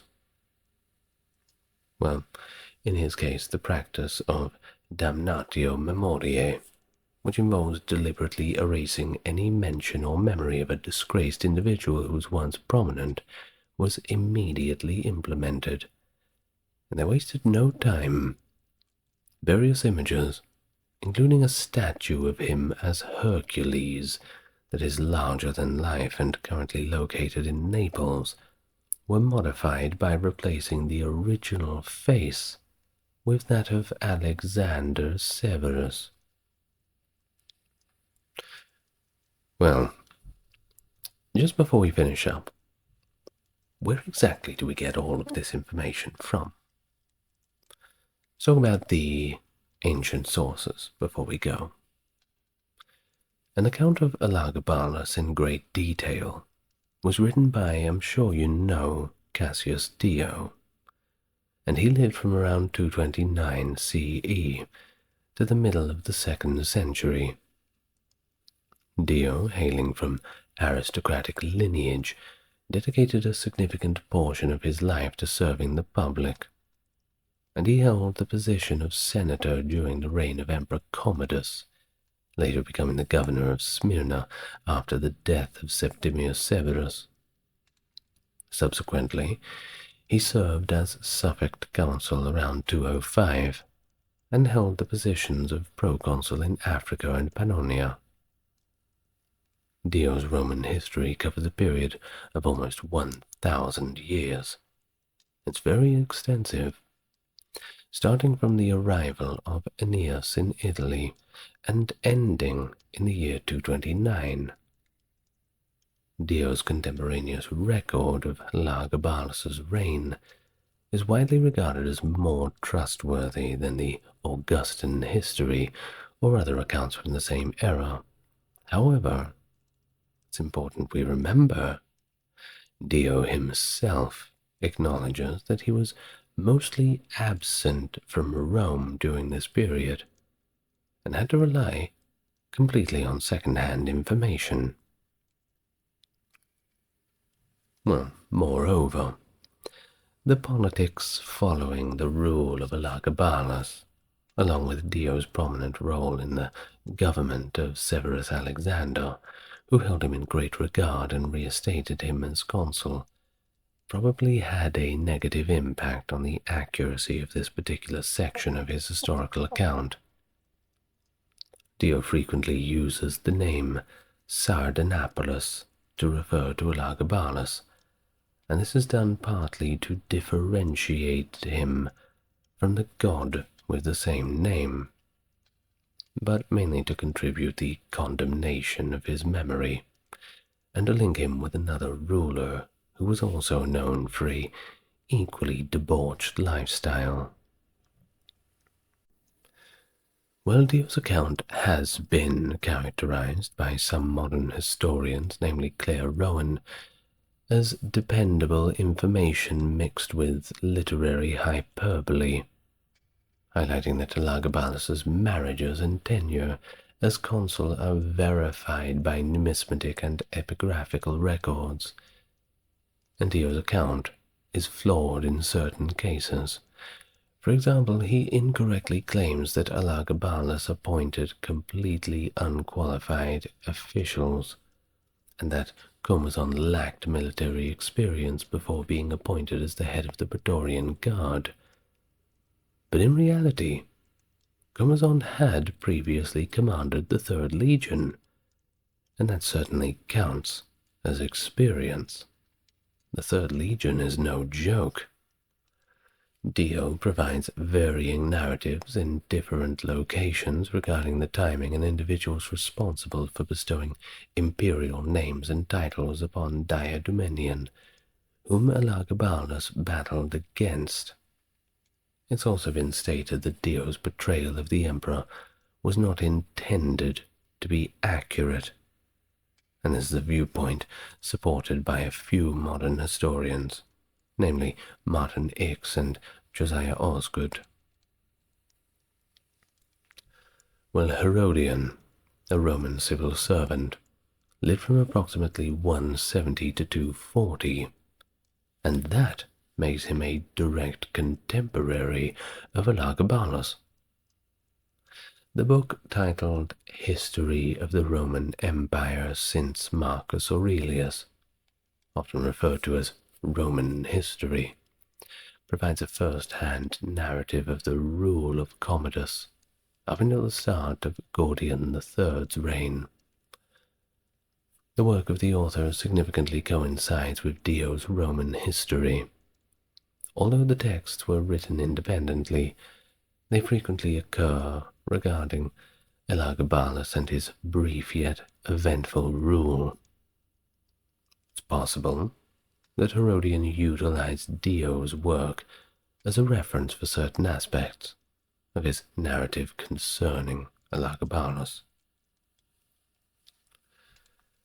Now, lastly, the Historia Augusta serves as the primary source for numerous accounts of Elagabalus's immoral behavior.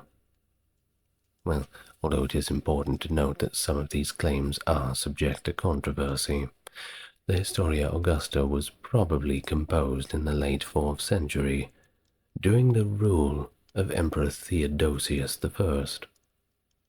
The historical accuracy of the account of Elagabalus in the Historia Augustus is uncertain. Historians generally agree that sections 13 to 17, which discuss the downfall of Elagabalus, are less disputed. The author of the most scandalous narratives in the Historia Augusta acknowledges that both these events and certain other incredulous accounts were, in my opinion, fabricated by individuals seeking to discredit Heliogabalus in order to gain favor with Alexander. The Historia Augusta is commonly attributed to a sole author, who employed various pseudonyms throughout the text. This author has been characterized as a fantasist who fabricated significant portions of the historical narratives. And with that being said, can you really believe anything I've just told you? I suppose it all boils down to keeping an open mind. We're not going to get too bogged down.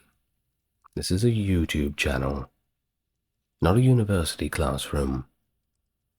Of course, the comments are the best peer review. But every aspect of Elagabalus, whether it be alleged or proven, I think it's worth talking about, regardless of how out there it seems. Gaius Julius Caesar Augustus Germanicus. You probably know him as Caligula, the Roman emperor from AD 37 to 41, often remembered for his eccentric and erratic rule.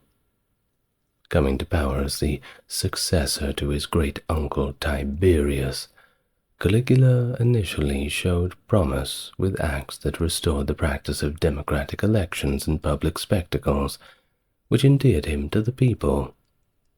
However, things changed. His reign quickly descended into controversy and chaos, marked by financial extravagance, bizarre personal behavior, and ruthless political purges. His reign, though short-lived, offers a fascinating insight into the dangers of absolute power and its impact on Roman imperial policies and governance, and deserves to be talked about in a great amount of detail, which is exactly what I'm going to do. A video longer than the usual. Let me first welcome you to the channel. For the newcomers, allow me to say nice to meet you. And for those coming back, appreciate you being here again with me. Supporting the channel is as easy as enjoying the channel, and you're already doing that.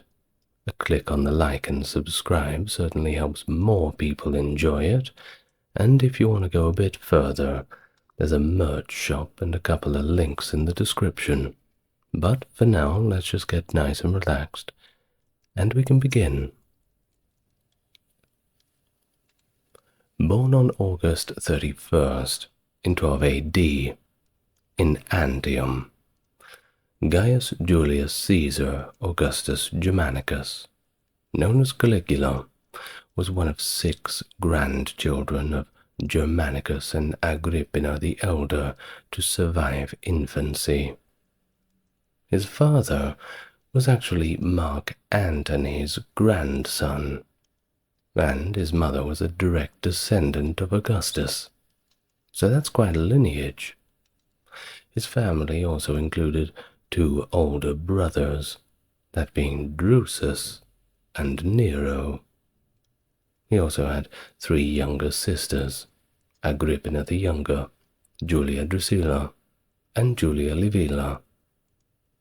And his uncle?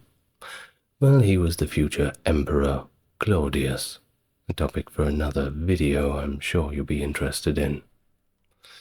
Now, what about Caligula's growing up? Well, from a very young age, he was of course immersed in military life. In fact, he accompanied his father on campaigns all the way into Germania from the age of 2 or 3 years old. Not usually a place to bring your kid to work, but, well, that's just how it was. In fact, his mother found it perhaps humorous, or maybe some other reason, we're not sure, to dress him up in a miniature soldier's uniform, a complete replica of a Roman legionnaire, on a little 3-year-old, which earned him the nickname Caligula, which actually means little boots from the soldiers. There is one historian, Alois Winterling, who we will be referring to a little bit throughout this talk, who suggests that while Caligula initially enjoyed the soldiers' affection, he later resented the nickname, as it reminded him of his diminutive stature and youth amid the military hardships. Of course, if you can think about any nickname your uncle gave you when you were a young lad or a young lass, well, you don't want that carried through all the way into your adulthood. It's kind of cringe. Anyway, Germanicus, a revered figure in Rome, and viewed as Emperor Tiberius's successor, was celebrated with a Roman triumph, where young Caligula and his siblings rode in their father's chariot. However, Germanicus's promising career seemed to end abruptly when he died in AD 19 in Antioch, suspected of being poisoned by the provincial governor Gnaeus Calpurnius Piso, amid rumors of Tiberius' involvement, but they couldn't really prove it. Either way, after the death of Germanicus, his remains, after his cremation, were returned to Rome and interred in the mausoleum of Augustus. Back in Rome, Caligula's mother, Agrippina, harbored her own ambitions for her family, causing tensions with Tiberius, who came to saw her as a threat.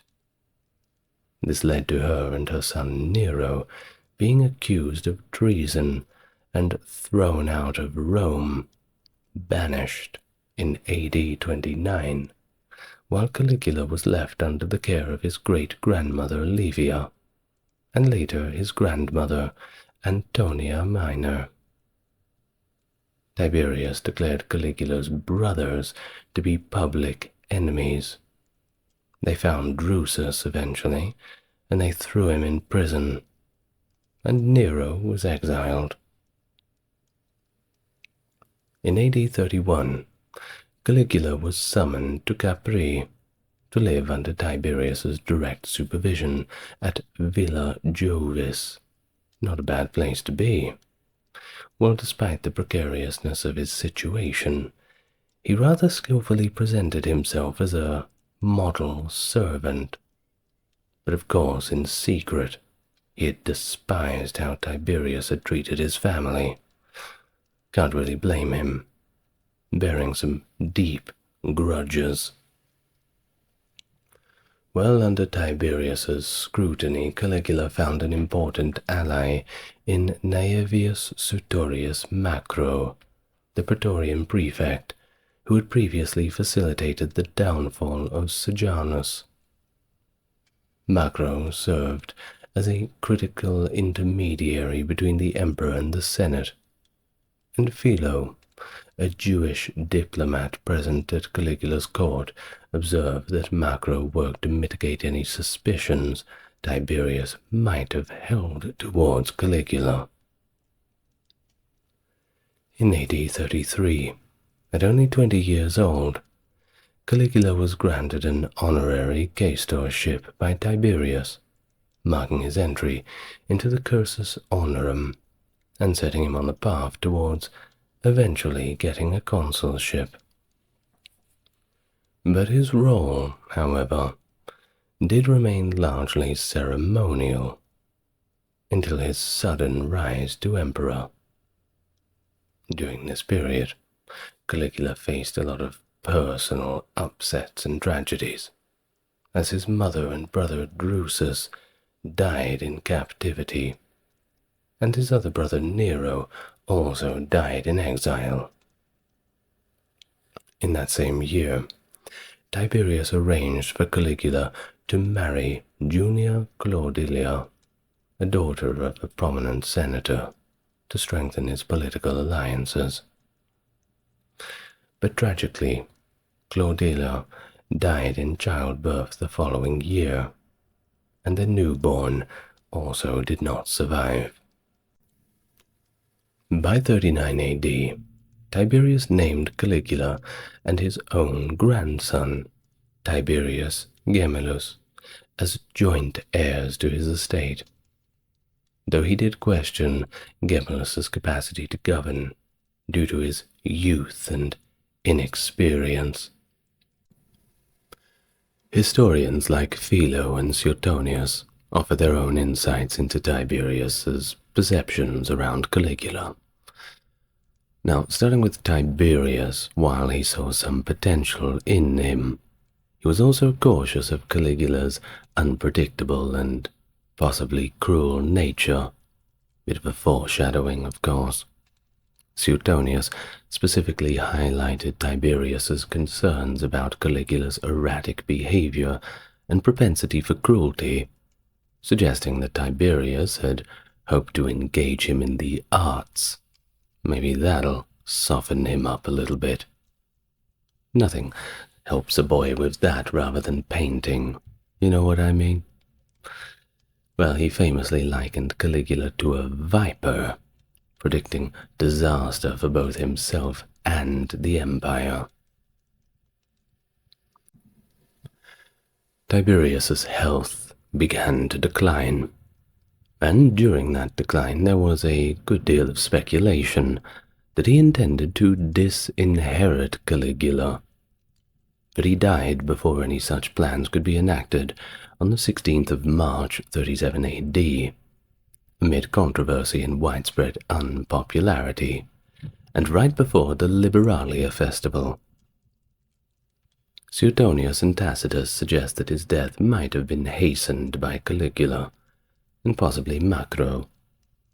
However, Philo and Josephus maintain that he died of natural causes. While following his death, Caligula was quickly proclaimed emperor by the Praetorian Guard at Misenum, and his status as the head of the Domus Caesarus and Pater Familias was also confirmed by the Senate, who also acclaimed him as imperator. Upon his return to Rome, the Senate granted him the extensive powers once held by Augustus, despite his limited political experience. The Senate's decision to confer such extensive authority on the young and frankly untested emperor was something that Rome had never seen before. Initially, Caligula showed a bit of restraint, refraining from adopting his new titles until his first formal Senate meeting, likely aiming to alleviate the concerns of senators who were weary of the political machinations that had brought him to power, and there were still those rumors about him hastening the death of Tiberius, but once again, not proven. Either way, he was now endowed with the power to legislate or ignore any laws that he wanted. His reign began with significant autonomy. Initially, his approach as emperor was judicious and deliberate. He suggested the Senate deify Tiberius, a proposal that they quickly rejected, reflecting their disdain for the late emperor, a sentiment that Caligula gracefully accepted without much of a fuss. But he honored Tiberius in his own way with a state funeral and a very sincere eulogy, aiming to show his respect for the formalities of the role. Well, upon assuming power, the Senate quickly nullified Tiberius's will, which had designated 2 heirs on the grounds of his alleged mental unfitness. With guidance from Macro, Caligula adeptly navigated his new responsibilities, engaging in routine imperial duties like public greetings, banquets, and official ceremonies. By the 1st of July, a little over 2 months after his ascension, he took on his first consulship, initially declining the title of Pater Patriae due to his youth, but later in that year, on September the 21st, he accepted the role. Well, quite early in his reign, he was universally accepted as a promising ruler, drawing acclaim from across the empire, as noted by the contemporary historian Philo.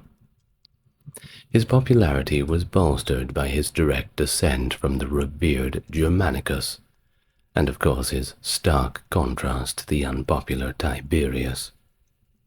The initial months of his rule were thus marked by general jubilation, leading Philo to describe this period as a golden age of joy and prosperity.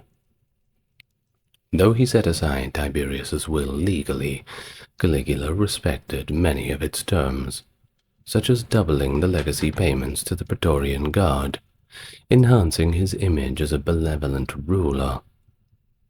His generosity extended to the city's troops and the broader citizenry of Rome, for whom he also announced ambitious architectural projects, particularly on the Palatine Hill.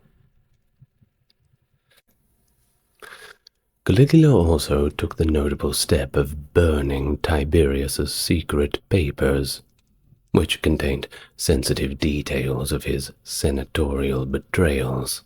Sweep that one under the rug pretty quickly. He claimed that he had not read the documents before their destruction, presenting his actions as a move towards transparency. His reforms streamlined judicial processes in Rome, increased the number of jurors, and relaxed protocols for confirming sentences, promoting these changes as a return to a more lawful governance. To strengthen his connection to Augustus, Caligula reinterred his mother and brothers in the mausoleum of Augustus, and honored his sisters and relatives with political and priestly roles, including Claudius, who had been sidelined during the reign of Tiberius. He demonstrated his reverence for his imperial lineage by initiating a temple dedicated to Livia, Augustus's deified widow, and then he appointed Claudius as his consular colleague during his first consulship. In late October 37 AD, Caligula found himself seriously ill, plunging into a critical condition for about a month, which many thought would do him in. The public responded, of course, with profound concern, flocking to sacred sites and praying fervently for his recovery. Some citizens even vowed to sacrifice their own lives if it would bring about his well-being.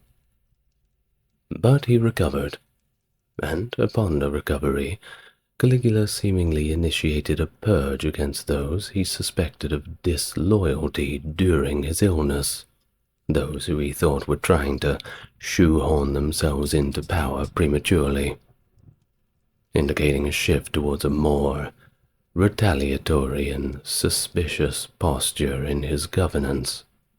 He was never quite the same after those months when he was ill. Now the position of Tiberius Gemellus, co-heir and adopted by Caligula, quickly became untenable when he was forced to take his own life after being accused of treason for allegedly taking an antidote against poison, an act interpreted as suspicion of Caligula's intent to poison him. This was part of Caligula's broader purge that included the execution of his former father-in-law, Silanus, who was also a distinguished senator. There was also the matter of the compelled life-taking of Naevius Sutorius Macro, the Praetorian prefect, crucial to Caligula's own ascent in early 38 AD. Not treating friends very kindly, unfortunately.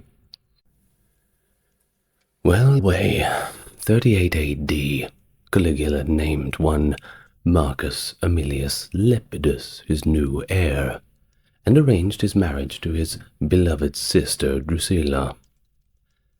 But Drusilla died suddenly on June the 19th, 38 AD, and her subsequent deification as Panthea, or all goddesses, being Pan for all and Thea for goddess, whatever, profoundly affected Caligula, of course. Losing your sister, not good. Well, along with the losses of Antonia and the after-effects of his own severe illness, these events marked a significant shift in his rule. We may view these developments not as a decline from a good start, if we may call it that, but more as reflective of a complex and deliberate regime influenced by Tiberius's legacy and tactics. Now, under Caligula's enthusiasm for public entertainments, like gladiatorial contests and chariot races, they managed to win him quite a bit of favor among the lower classes and young aristocrats. Bread and circuses tends to get people on your side. Still going into our modern day. Look around you. Well, Caligula actively participated in these events, even training as a gladiator and staging extravagant games, behavior that Roman elites found inappropriate for an emperor, much reminiscent of the acts of Commodus. Now, initially maintaining cordial relations with the Senate, Caligula's rapport deteriorated following actions like Silanus's enforced taking of his own life. Over time, he increasingly encroached on senatorial privileges, reflecting Tiberius's dismissive attitude towards the Senate. And he also welcomed back performers exiled under Tiberius, favoring the loyalty of commoners over the backstabbing of the aristocracy. Furthermore, He expanded the equestrian order by including wealthy individuals from across the empire, selectively vetting them for integrity, while often overlooking minor offenses. This strategy not only revitalized the order, but also ensured these new men were indebted to him, owing him favors for quite a long time to be called up when need be. This, of course, shifted the Senate's composition and its loyalties. A long-term strategy, for sure. The treatment of the equestrian order under Caligula is subject to quite a few different interpretations. One modern historian, Barrett, points out that the offenses for which equestrians were punished were frequently minor, yet the consequences were harsh and sensationalized. In contrast, Cassius Dio describes a chaotic episode at a circus where over 26 equestrians were killed, a narrative similarly recounted by Suetonius, though Suetonius reports a slightly lower number of casualties, and it was mainly due to an accident, being a crowd crush incident. Well, his reign was also marked by dramatic shifts in his relationship with both the elite and the common people.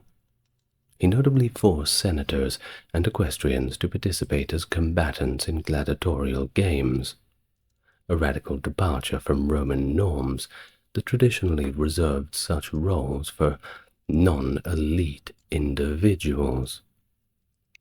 If you can imagine the House of the Senate in the United States, all of a sudden you would say to Mr. Ted Cruz or Marco Rubio, or Marjorie Taylor Greene perhaps, that they had to fight it out in battle in the UFC octagon. You can imagine how ridiculous this is. Well, that was what was going on under Caligula's reign, to put it into a more modern perspective. Well, the laws of AD 19, which prevented members of the upper classes from appearing in such public spectacles, were, of course, ignored during his rule, with a shrug of the shoulders. I'm the emperor, I do what I want. Well, one striking incident occurred during his severe illness when 2 citizens, including an equestrian, vowed to fight as gladiators if Caligula were to recover. Of course, he did recover, and he found that this was quite amusing, so he insisted that they fulfill their vows, a decision that's been described as a cynical amusement with their insincere promises. This episode shows again Caligula's complex interaction with the classes of the privileged and the general populace, often blending his disdain with this dark sense of humor. In 38 AD, Caligula made several significant policy shifts, including lifting censorship and publicly disclosing detailed accounts of state expenditures, a move lauded by Suetonius as unprecedented. He restored the popular assembly's authority to elect magistrates, previously curtailed under Tiberius and Augustus, allowing officials like aediles to finance grand spectacles. While very popular among the masses, of course, these changes caused a good deal of concern among the more prudent citizens, who were worried about potential economic mismanagement and, of course, the instability that comes with it. Their worries were, well, quite well-founded, it seems. Despite initial support for these reforms, resistance from the Senate led Caligula to retract the electoral rights from the assembly, maintaining his ultimate control over candidate selection. His governance style was erratic, to say the least, open to advice, but sensitive to perceived slights and criticisms. exemplified by his sharp retort when challenged, and I quote, "Who dares teach me?" Probably not many, I assume. Well, Caligula also proposed transforming Jerusalem's temple into a shrine for the imperial cult, envisioning himself as Zeus. Seems to be a common thing among rulers who were sort of taking power a bit beyond the prescribed boundaries. This plan was abandoned, however, due to anticipated strong opposition and potential economic repercussions. His rule also displayed generosity and practicality. He aided those who were impacted by fires, abolished an unpopular sales tax, and decreed that bequests to office holders remain with the office, not personal assets. However, it's unclear whether his early extravagant gifts were funded from his personal fortune or from state coffers. Financially, his first year saw him spend a vast sum of 2.7 billion sesterces, resulting in a significant deficit.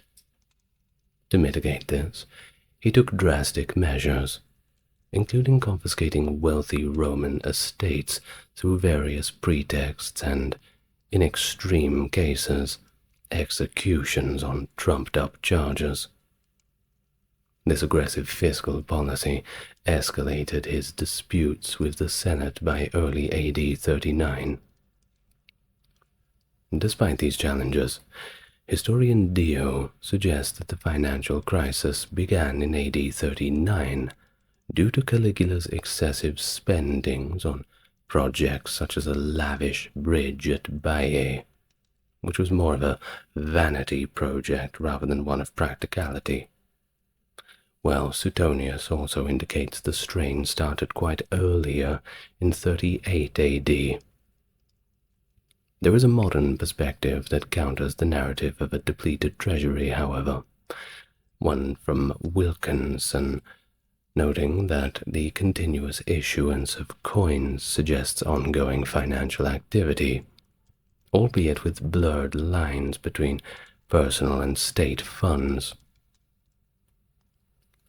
Down to the reign of Caligula's successor, that being Claudius, which further contradicts the notion of a bankrupt state. Upon taking power in AD 41, Claudius managed to abolish certain taxes, initiate costly infrastructure projects, and make substantial monetary gifts to the Praetorian Guard, indicating that despite Caligula's extravagances, he may have left the treasury in a relatively stable condition. Caligula's financial strategies increasingly strained Rome's economy, as his lavish spending far exceeded the available revenues, leading him to implement a variety of new taxes, while abolishing some unpopular ones. But of course, with every tax cut, there was always a new one that was added underneath. So you can take away the unpopular taxes and kind of trick people into thinking they're getting a good deal. This seems to be a strategy that's continued into our modern era, unfortunately.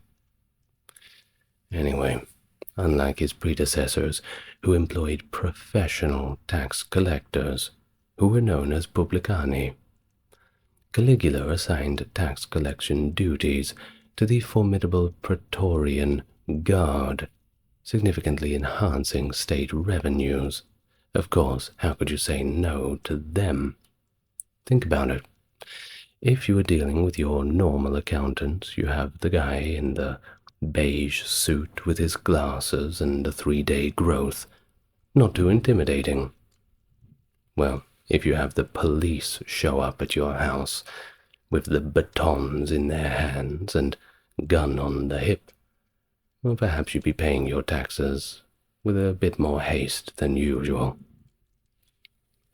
Well, Dio and Suetonius detailed the burdensome and diverse taxes introduced by Caligula, which targeted a wide range of economic activities. He imposed taxes on essentials like taverns, artists, and food vendors, personal and professional activities including litigation, weddings, and labor hiring, and even the incomes of night walkers, as we will call them on this channel, and managers as well. Now, additionally, he eliminated the tax exemptions traditionally granted to citizens of provincial Italy, imposing direct taxation to fund military efforts, which historically Italians had been exempt from. You can imagine that with all of these new policies, he was not becoming very popular. These extensive new taxes effectively doubled the tax burden during Caligula's reign and led to widespread public resentment. Josephus mentions protests at the circus that allegedly led to mass executions, though historian Barrett suggests such accounts might be exaggerated. Caligula also laid claim to inheritances, asserting that any assets or money left to his predecessor Tiberius, if uncollected at Tiberius's death, would immediately pass to him. Extending Roman legal principles, he claimed a portion of every will made by his subjects as a due to the state. This practice even applied to those who were in the military, while centurions were expected to bequeath part of their estates to the emperor, and those who failed to leave sufficient bequests or had acquired property through plunder were forced to forfeit these to the state.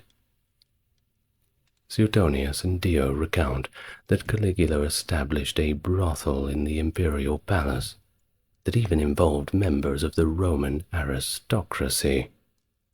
Pretty scandalous, don't you think? Well, a modern historian McGinn views these as possibly exaggerated from a single event. Perhaps there was a party thrown and word spread and, well, the fish just keeps getting bigger with whoever tells the story. Cassius Dio, however, in AD 40, notes that nobles living in palace apartments paid high rents for proximity to the emperor, and Praetorian protection does not mention a brothel. Suetonius describes this as a distortion of the traditional client-patron dynamic, with Caligula manipulating social rituals to extract payments. These friends, as we may call them, or rather obliged aristocrats, had to keep detailed records of payments and dues, under the guise of punishing the Senate's supposed treachery. Caligula's agents solicited individual gifts to confirm personal loyalties, rendering non-compliance completely unthinkable. It was a bribe, basically. You get yourself into trouble, or, well, perhaps you weren't doing anything wrong, but there is a perception that you have. If you want to change that perception, well, you'll have to give us something that glosses over the perceived slight. And Winterling portrays these residents as virtual hostages, under strict guard from the Praetorians, with those unable to pay facing predatory loans, further undermining Rome's elite, particularly targeting prestigious Roman families. Despite criticisms, many of Caligula's fiscal measures persisted beyond his reign. The military's involvement in tax collection, of course, continued, and the tax on night walkers remained effective until Severus Alexander's rule. Caligula's policy that bequests to an emperor were imperial property was institutionalized under Antoninus Pius, reflecting his lasting influence on legal and fiscal frameworks. Historians Suetonius and Dio take at face value the stories of a palace brothel staffed by aristocrats and their families, and it's no wonder they do. It seems a little bit out there. Now, modern historian McGinn also suggests these accounts may have been embellished from an isolated incident, a pattern that was also seen with emperors such as Commodus and Elagabalus. Dio's AD 40 narrative mentions noble tenants in palace suites paying excessive rents for the privilege of just living near the emperor, but there's nothing about any extra services. Now, Suetonius depicts Caligula inverting the traditional roles, accepting maintenance payments from aristocrats during social interactions. An extensive network required careful tracking of the payments, and Caligula's representatives would accuse the Senate of treachery and then request these gifts to demonstrate loyalty. A bad situation for anybody around. Well, of course, there were biographers at the time who mocked Caligula's taxes, but many of them persisted after his death. His coinage strategy combined continuity with a bit of innovation, adhering to the monetary framework of Augustus and Tiberius, while introducing some unique designs and themes. He initially continued minting precious metal coins at Lugdunum, but possibly moved this operation to Rome around 37 AD, a change that might have occurred under Nero's rule. Base metal coin production remained consistent in Rome throughout his reign. His coins often featured his family, including Divus Augustus, his parents Germanicus and Agrippina, and his siblings, showing his Julian and Claudian lineage and promoting imperial unity. However, by 39 AD, due to the growing distrust, he removed his sisters from the Sesterci, reflecting suspicions about their loyalty. He also issued a sesterce celebrating the Praetorian cohorts, which reinforced their allegiance. Economically, his coinage included a quadrans, symbolizing the abolition of the ducenstima sales tax. His coins are rare today, actually, likely due to limited production during his short reign, rather than formal condemnation. Common designs feature deities and family members, including Vesta, Germanicus, and Agrippina the Elder, with the prevalent as featuring his grandfather Agrippa. Additionally, he maintained the Caesarea Mint in Cappadocia, established by Tiberius to produce silver drachmae for military expenses. Despite this, his coins critiqued for declining artistic quality by numismatists like Harold Mattingly showed less finesse than those of Tiberius and Claudius. The workmanship was just simply not there. But his reign was indeed marked by these numismatic efforts, reflecting on his ambitious but controversial approach to governance, his deep dynastic connections, and his complex dealings with Rome's political and elite class. Moreover, Caligula's architectural contributions included completing the Temple of Augustus and the Theatre of Pompey, showing his reverence for his predecessors. He even began an amphitheatre near the Septa to host public spectacles and extensively renovated the imperial palace, even adding a nice new art gallery. And everybody likes that, don't they? He also addressed Rome's infrastructure needs by constructing the Aqua Claudia and Annio Novus aqueducts, noted by Pliny the Elder for their engineering prowess, but I dare say it was the engineers who were doing most of the hard work. His additional projects included the Circus of Gaius and Nero, where he placed the Vatican obelisk, and improvements, of course, to Syracuse's defences and temples. He also ensured the maintenance of the empire's roads, holding commissioners accountable for their upkeep. He planned several monumental projects like reconstructing the palace of Polycrates at Samos and cutting a canal through the Isthmus of Corinth. His ambitions extended to a major harbour expansion at Rhegium in Sicily, aimed at improving grain management from Egypt. Though this project was, unfortunately, never completed. It was a good idea, though. Gotta give him that.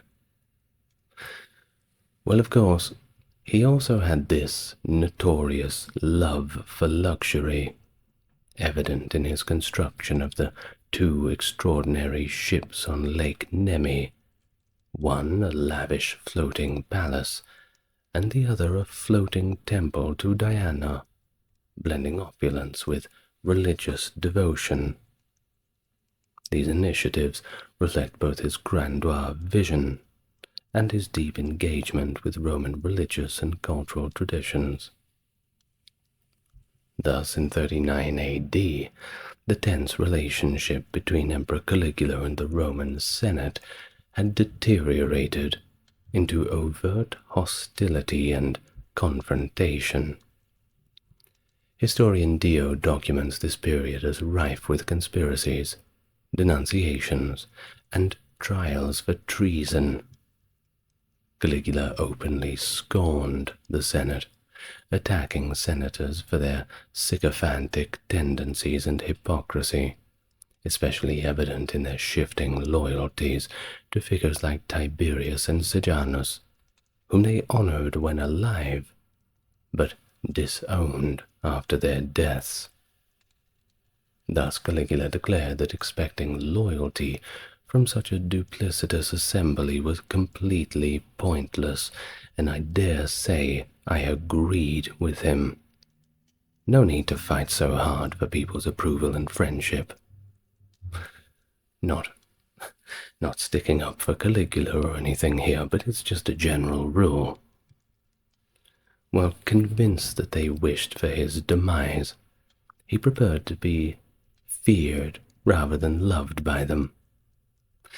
His harsh criticism dismantled any remaining facade of the princeps as an idealistic role, revealing it instead as a silly illusion.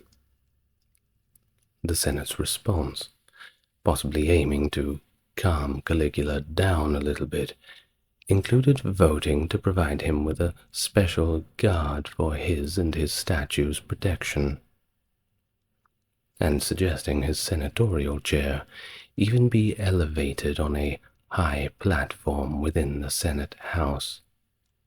They even conducted thanksgivings as if to a monarch, grateful simply for their survival, to live another day in the time of Caligula.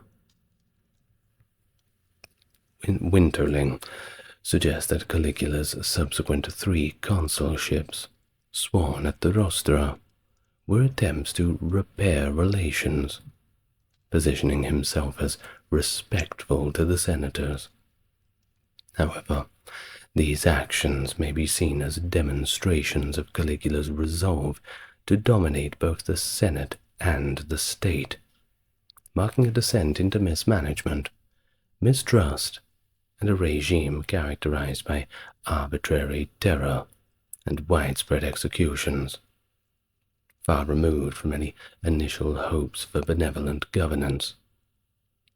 In fact, Dio bleakly describes this period as dominated by slaughter, the depth of Caligula's tyranny on full display. But contrary to some claims, Caligula seems to have not destroyed Tiberius's treason trial records, but rather reviewed them, determining many senators previously acquitted were actually guilty of conspiracy against the emperor and the state, whichever one came first. This error saw many, including some who had testified against Caligula's family, actively engaging in prosecutions, leading Caligula to suspect that they might now conspire against him. This initiated new investigations, though Dio's claims of numerous senator executions are not widely supported, with some senators even thriving under Caligula's rule. That being said, they had to do quite a lot of bootlicking, I'm sure. Despite this notorious cruelty, Caligula opted for public humiliation over outright execution. In early September, Caligula dismissed 2 suffect consuls for inadequately celebrating his birthday and focusing too much on the anniversary of the Battle of Actium, a battle which he deemed as unworthy of celebration, especially when it was his birthday. One dismissed consul later took his own life, possibly seeing the writing on the wall, under suspicion of conspiracy by Caligula. Now here's another interesting story. It's the story of Incitatus, Caligula's favorite racehorse, often cited by Suetonius and Dio, and it illustrates Caligula's plans to make the horse a consul or a priest, reflecting his dark humor and mockery of the Senate. The whole thing was just a big joke to him. This suggested that even a horse could fulfill the role of a senator, reducing the esteemed position to farce. While some interpret Caligula's insult to the consulars, others, like Woods for example, argue that it wasn't intended to degrade the consulship, but was misinterpreted by Suetonius as evidence of madness, embellishing the tale with such satirical details. Either way, I'm sure that the horse voted nay on everything. Now in either 39 or 40 AD, according to Suetonius, Caligula commanded the construction of a temporary floating bridge, using a double line of ships as pontoons. The bridge spanned over 2 miles, connecting the resort of Baiae near Naples to the neighboring port of Puteoli. The construction involves securing and temporarily resurfacing both on-site built ships and requisitioned grain barges, with resting places established along the way. The practical purpose of this bridge remains somewhat unclear. It may have been that it was intended to symbolize Caligula's planned invasion of Britain. We don't know. Well, the bridge's inauguration was marked by a 2-day ceremony with offerings to the sea god Neptune and Invidia, resulting in the sea remaining calm, which was seen as a favorable omen. The bridge was compared to the Persian king Xerxes' pontoon bridge across the Hellespont of earlier times, reflecting its grandeur and ambitious nature. For the opening ceremony, Caligula actually wore the breastplate of Alexander the Great, and of course it wouldn't be a party without his favorite horse, Incitatus, which he rode across the bridge. This act might have been a deliberate defiance of a prediction that was made by the soothsayer of Tiberius, Thrasyllus of Mendes, who had allegedly said that Caligula had, I quote, no more chance of becoming emperor than of riding a horse across the Bay of Baiae. On the second day, Caligula rode the bridge back and forth several times at full speed, accompanied by soldiers, prominent nobles, and a few hostages. Seneca and Dio later claimed that Caligula's use of Rome's grain ships for the bridge had dangerously depleted grain imports. However, it's been dismissed as an absurd accusation by modern historians, noting that if the bridge was completed in 39 AD, it would have been way too early to affect the annual grain supply in any sufficient way. It's also been suggested that a genuine grain crisis was opportunistically blamed on this extravagant episode. Dio places the construction of the bridge soon after Caligula's vehement denunciation of the Senate, speculating that the emperor intended the event as a demonstration of his absolute power. It could be, and it may be that the bridge represents both a striking example of Caligula's wasteful extravagance, but also a symbol of assertion of his dominance over the Senate and the state, effectively telling them, "I do what I want," with its pointlessness possibly being the entire point. Well, during Caligula's reign in general, tensions between native Jews in Judea, Jews of the diaspora, and ethnic Greeks significantly intensified. Both Jews and Greeks had settled throughout the Roman Empire, with Judea being ruled as a Roman client kingdom. The roots of these tensions were complex, stemming from the spread of Greek culture, the imposition of Roman law, and the rights of Jews within the empire, along with a good bit of difference in religious practices. Well, as we all know, putting people with wildly different religious beliefs right next to each other, a bit of a recipe for disaster, I'm afraid. In Egypt, particularly in Alexandria, these tensions were exacerbated by the social hierarchy. While Alexandrian Greeks enjoyed full status as citizens, the Jews were classified merely as settlers, lacking statutory or citizen rights, except those granted by Roman governors. This disparity fueled Greek fears that official recognition of Jews as citizens would undermine their own privileged status. I mean, if everybody has the right, well, what's the right worth if everybody has it? Caligula's intervention in Egypt further complicated matters. He replaced the prefect of Egypt, Aulus Aubilius Flaccus, with one Herod Agrippa, the governor of Batanea, and Trachonitis, who was also a personal friend. I'm sure that had quite a bit to do with it. Flaccus had been loyal to Tiberius and Gemellus, and had conspired against Caligula's mother, having connections with Egyptian separatists. In 38 AD, Caligula sent Agrippa to Alexandria, unannounced, to check up on Flaccus. According to Philo, Agrippa's arrival was met with derision and mockery from the Greek population, who scornfully viewed him as a makeshift king of the Jews.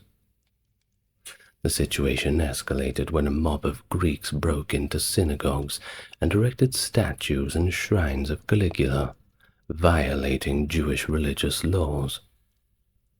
Flaccus exacerbated the situation by declaring the Jews foreigners and aliens and confining them to one of Alexandria's 5 districts, effectively shoving them into a ghetto where they endured appalling conditions.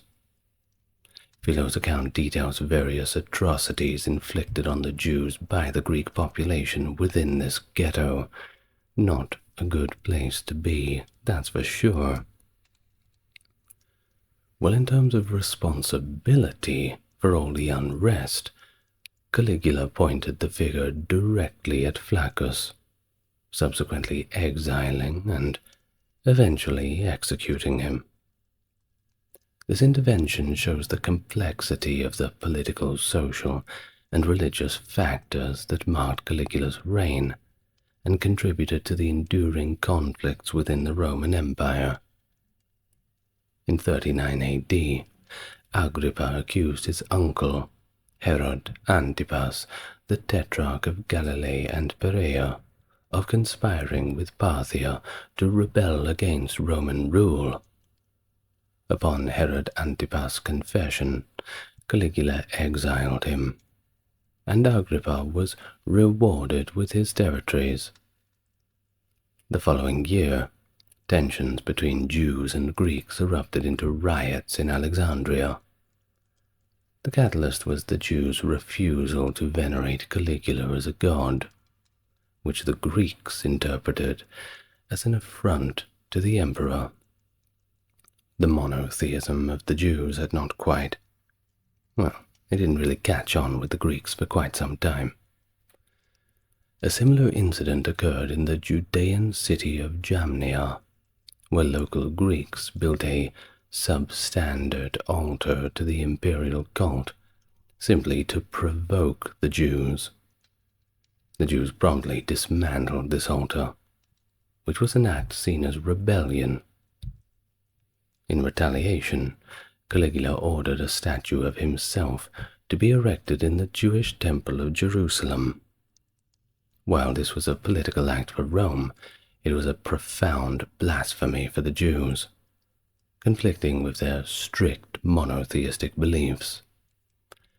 Philo, a contemporary Jewish diplomat and scholar, wrote that Caligula viewed the Jews with particular suspicion, believing them to be uniquely opposed to his rule, actively conspiring against him. In the May of 40 AD, Philo accompanied a delegation of Alexandrian Jews and Greeks to meet Caligula, followed by a second delegation later that year during the height of the Alexandrian riots.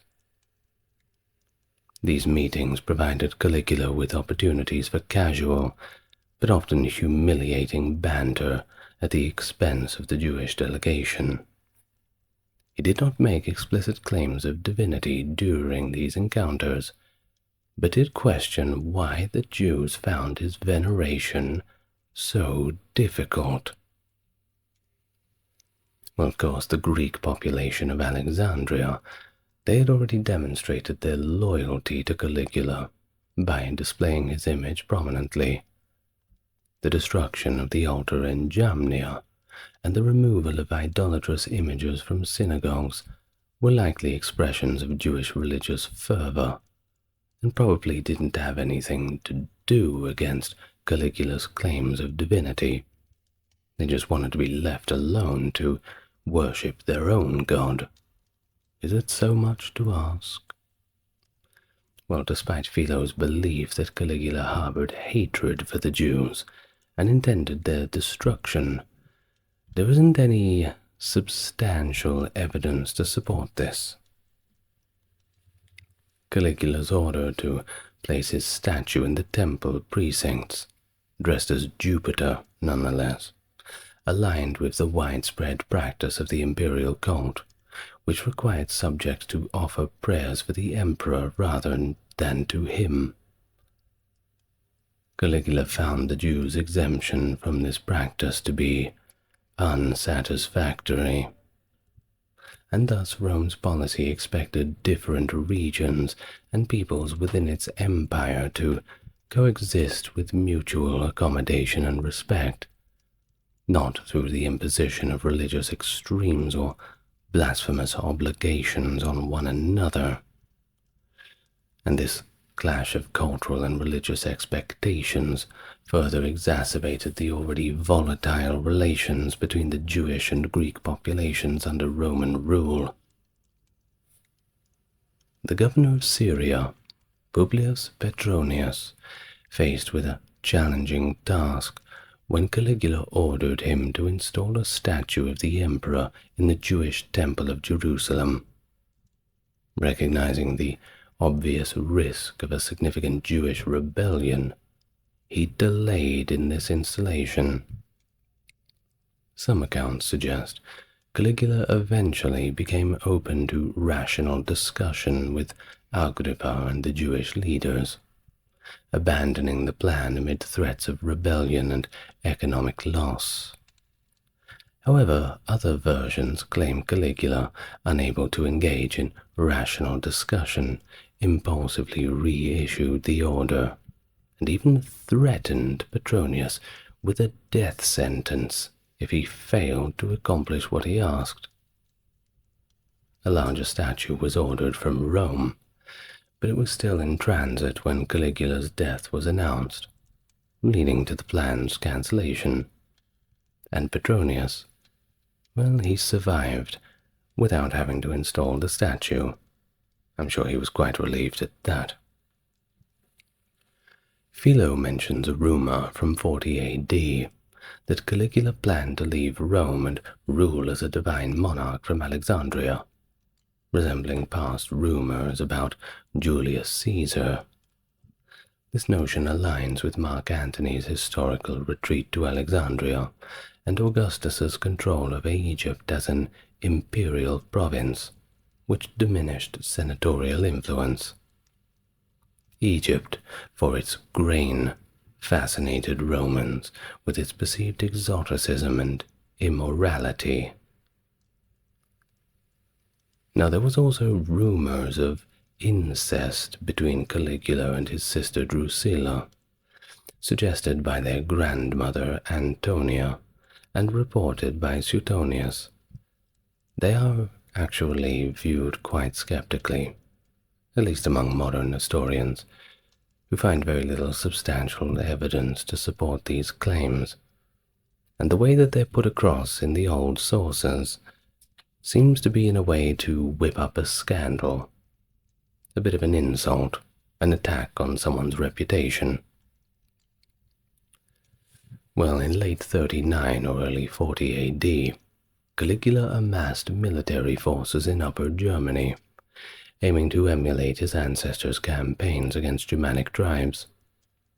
Accompanied by a diverse entourage, including actors and gladiators, he was poorly prepared and ultimately retreated.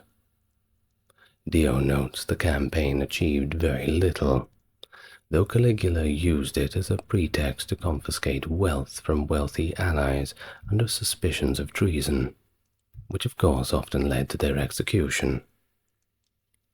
One notable victim of Caligula's suspicion was the imperial legate Gaiatulicus, whom he accused of nefarious plots and subsequently executed. Dio suggests that Gaiatulicus's real crime was actually his popularity with the troops, stealing the limelight effectively. Caligula also implicated Lepidus, along with his two sisters, Agrippina and Livilla, in this same conspiracy. Lepidus was executed, while Agrippina and Livilla were formally exiled, condemned for the crime of adultery. A senatorial embassy from Rome, led by Caligula's uncle Claudius, arrived to congratulate the emperor on suppressing the alleged conspiracy. They were met with hostility, however, and Claudius was supposedly ducked in the Rhine, although this might have been penalty for losing a Latin and Greek oratory contest organized by Caligula in Gaul that winter. Upon his return from the north, Caligula abolished the theatre seating plans introduced by Augustus, which had allocated seating based on rank. Instead, seating was left to chance, first come, first serve, which of course, as you can imagine, led to chaotic free-for-alls where all the senators competed with common citizens for the best seats, all while Caligula would reportedly watch on and giggle at them fighting amongst each other. In the final days of his reign, Caligula prepared for his imminent ovation in Rome. following his northern military activities and the suppression of Lepidus. He sent a communique indicating that he would only return to those who wanted him back, specifically mentioning the equestrians and the people, but conspicuously excluding the Senate, reflecting a deepening mistrust of the senatorial class. In late 39 AD, Caligula wintered in Lugdunum, which is modern-day Lyon, where he orchestrated a series of auctions to raise funds.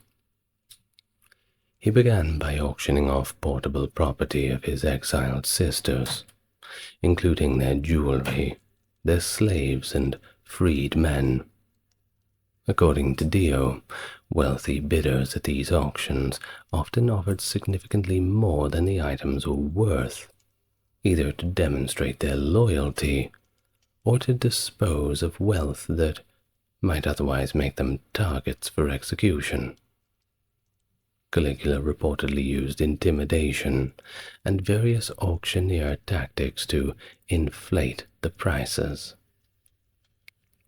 One particularly notable event described by Suetonius involved a Praetorian gentleman who, after dozing off during a gladiator match, awoke to find that he had unexpectedly purchased 13 gladiators for the exorbitant sum of 9 million sesterces.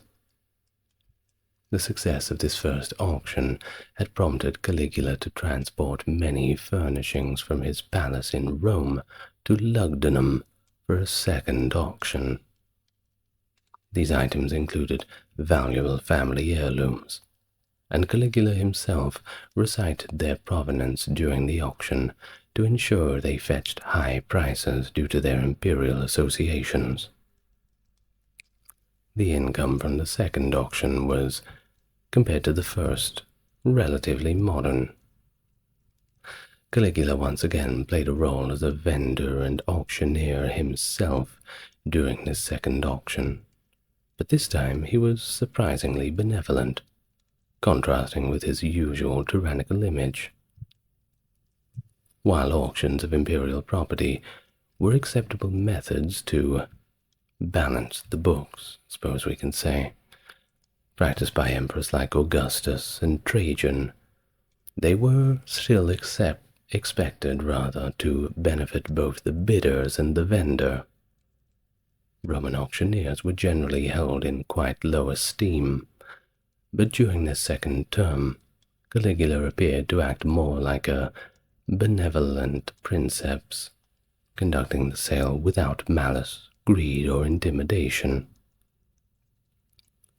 In the spring of 40 AD, Caligula made an attempt to extend Roman rule into Britannia. To this end, 2 legions were raised, both likely named Primoganae, in honor of Caligula's newborn daughter. Ancient sources offer varying and often contradictory accounts of this venture, depicting Caligula as either too cowardly to launch an attack, or as being deterred by mutinies among his troops, evidenced by his threats of decimation. The exact reasons why the army never embarked on the invasion remain a mystery to this day. But we do have several theories that have been proposed.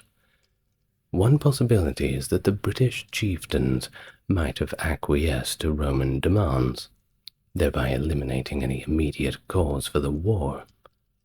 Alternatively, the expedition may have been intended as a training and scouting mission, or even a brief venture to accept the surrender of the British chieftain Adminius. Another account by Suetonius suggests that Caligula ordered his men to collect seashells as spoils of the sea, which could be a mistranslation, by the way, of the term musculi, which refers to siege engines, so they may have been collecting them instead, which would be a little bit more practical.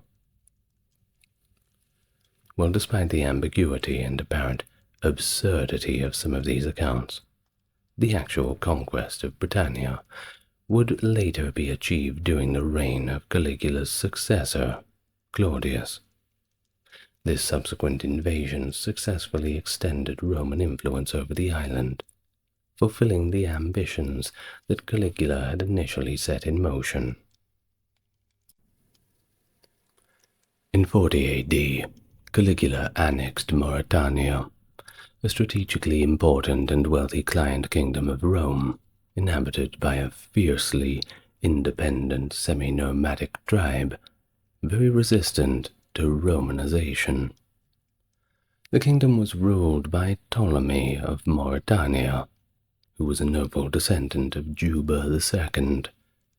Ptolemy was known for his vast wealth and reputation for incompetence, failing to suppress a local uprising that would have been easy work for somebody with a little bit of skill.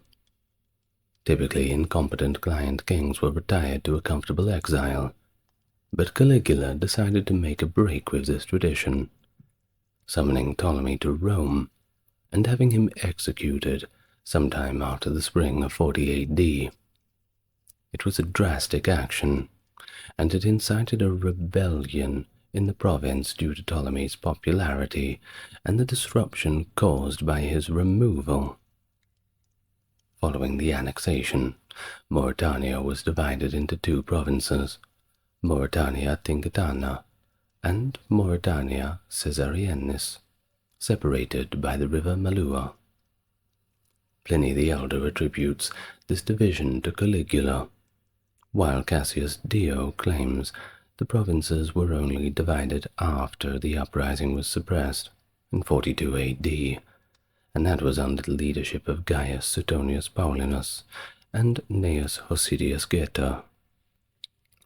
This discrepancy suggests that Caligula may have planned the division, but decided to postpone its implementation due to the rebellion.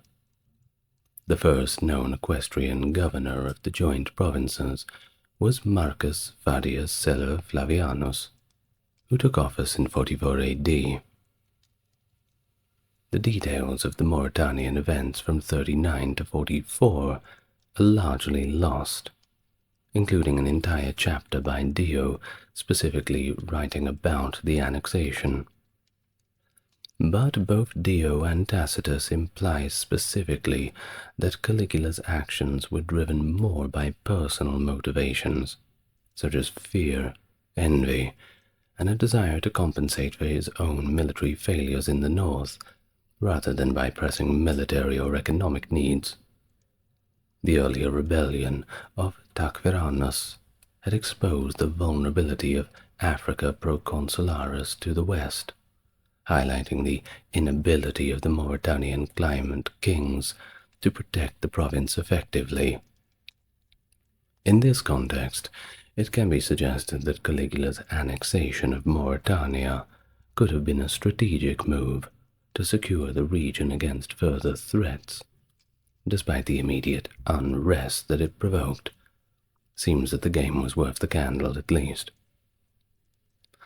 Philo, a contemporary of Caligula, recounts that the emperor would costume himself as various heroes and deities, beginning with demigods like Dionysus, Heracles, and the Dioscuri, and eventually emulating major gods such as Mercury, Venus, and Apollo.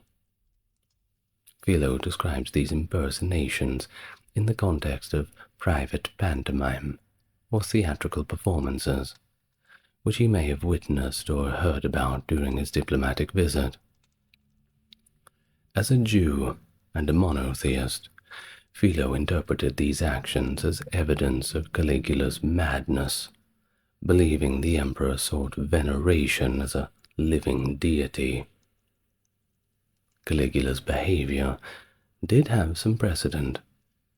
Augustus had once hosted a party where he and his guests were dressed up like Olympian gods, with Augustus appearing as Apollo. This event, however, did not result in anybody being labeled insane, nor did anybody claim to be the god they impersonated, and the party was not repeated, likely because it was considered to be insensitive and blasphemous, to say the least, particularly since it took place during a famine, not quite the time for celebration. Additionally, coin issues from the official Roman mint in the early 20s BC depicted Octavian, later known as Augustus, as Apollo, Jupiter, and Neptune, which may have been seen as a transgression, and was certainly not repeated.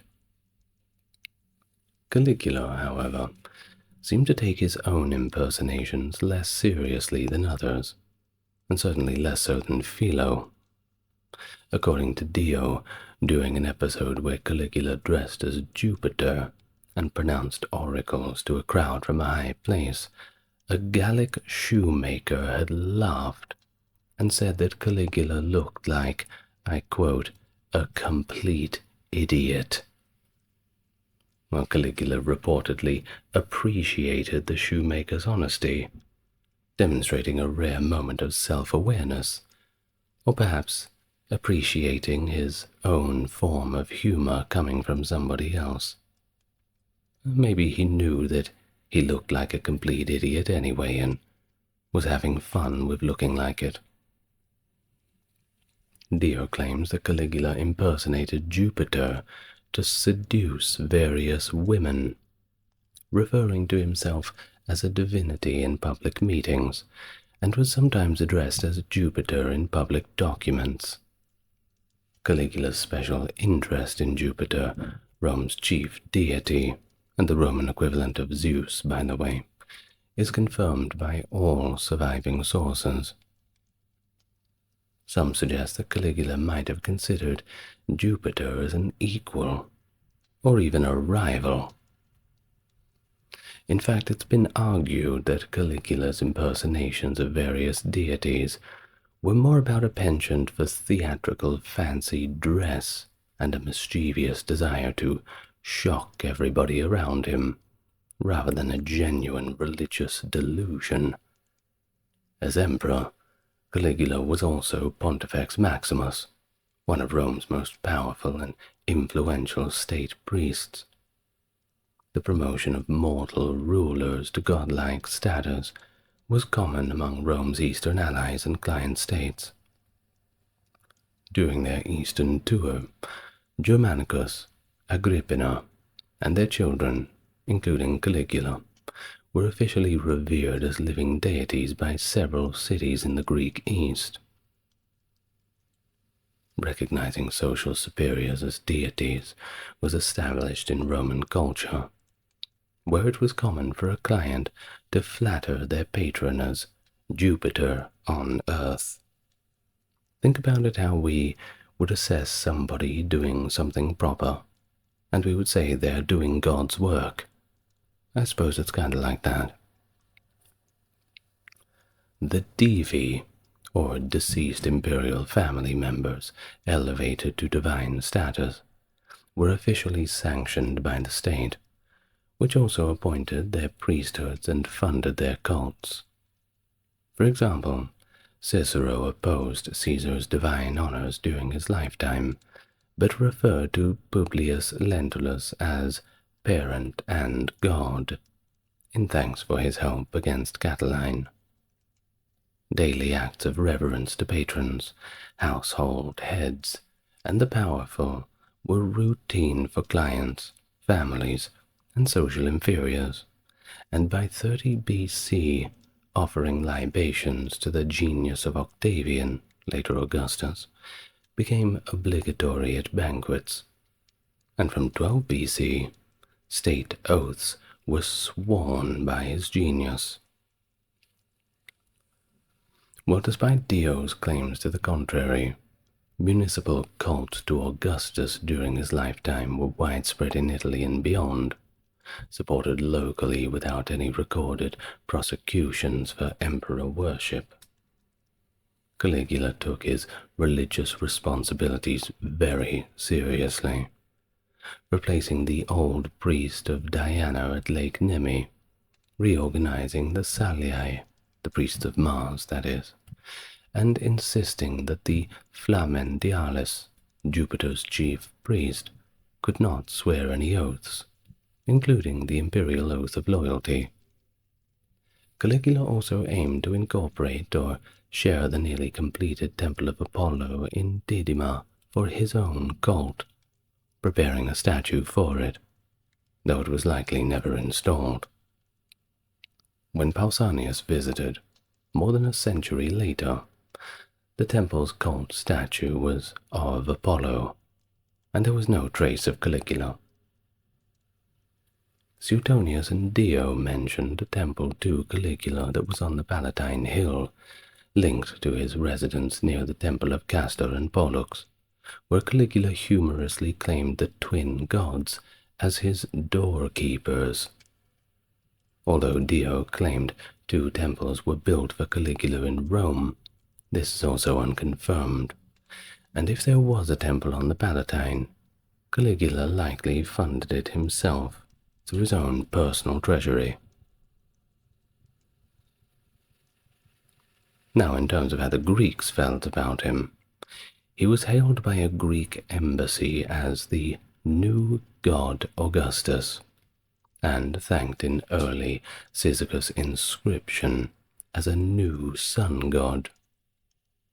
And as far as the Egyptian, well, some provincial Egyptian coinage depicted him with a radiant crown of the sun god, or Divis Augustus, presenting him as a Neos Helios, or new sun, though not all of his coinage featured these divine symbols. Compared to major deity cults, genius cults were quite modest. Augustus, posthumously, was less intensely worshipped than the fuller deities. Tiberius banned his own cult in Rome, actually, likely cautious of Caesar's fate after being declared a living divinity, which was not taken kindly to, and mandated that any provincial temples in his honor include the genius of the state, promoting a collective form of veneration. As far as Caligula, well, he commercialized his genius cult, selling priesthoods to wealthy nobles for 10 million sesterces each, and offering loans for those who were unable to pay up front. It's better be worth it for that price. Notable priests included his wife, Caesonia, and his uncle Claudius, who was reportedly completely bankrupted by the expense, marking the cult as a means of personal enrichment and also humiliation for the elite. Despite tensions with the elites, Caligula was popular among the masses. There is no evidence of Caligula wanting to replace or remove other deities or demanding to be worshipped as a god, but he did welcome such treatment when offered. He took his own genius cult seriously, but ultimately alienated key figures, which led to his assassination. On January 24th, 41 AD, just before his planned trip to Alexandria, Caligula was assassinated by Praetorian tribunes Cassius Chaerea and Cornelius Sabinus, among a few others. According to Josephus, many in Caligula's inner circle were involved, while Dio suggests a broader conspiracy. However, likely only a few knew of the plot to ensure its success. Previous attempts had failed due to the complexities of betrayal, highlighting the Senate's typical disunity and mistrust, complicating coordinated efforts. In the account of Josephus, Chaerea is portrayed as a noble idealist, committed to republican ideals, yet personally motivated by Caligula's insults, such as demeaning watchwords and apparently mocking his accent. Well, I'd know about that. a lot of people in the comments. Well, despite enduring Caligula's mockery and performing his torturous orders, Correa led the assassination during a performance for Divis Augustus. The attack, confined and sudden, left no escape for Caligula, and he was dead before his guards could get to him. The chaos afterwards saw Caligula's Germanic guard mistakenly kill several attendees, including innocent senators. Josephus also notes that the Senate attempted to restore the Republic after Caligula's death, abolishing the emperor's role and reviving senatorial privileges. However, the general populace was shocked by Caligula's murder, feeling at a loss without his leadership. The conspiracy appeared to be largely driven by the elite interests, and after confirming Caligula's death, some nobles and senators boasted of their involvement, while others disassociated themselves from the plot. The assassins also killed Caligula's wife, Caesonia, and even their daughter, but they failed to locate his uncle Claudius. Hidden behind a curtain, Claudius was discovered eventually, and, supported by a faction of the Praetorian Guard, was declared emperor. The Senate, seeing very few alternatives, had no choice but to accept Claudius. Caligula's advisor, Callistus, may have facilitated this succession by secretly supporting Claudius.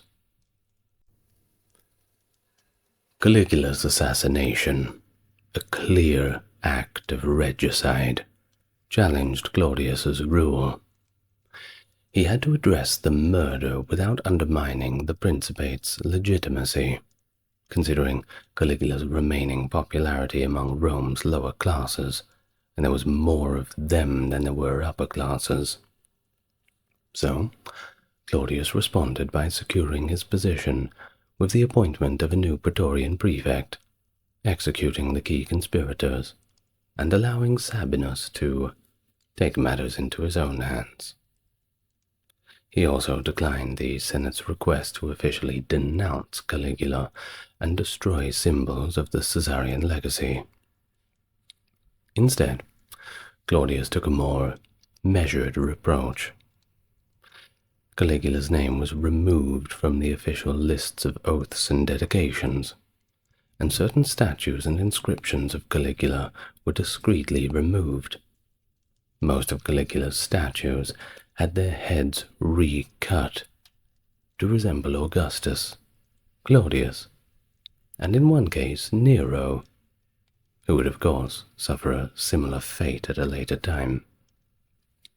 According to Suetonius, Caligula's body was initially placed under turf until his sisters burned and entombed it.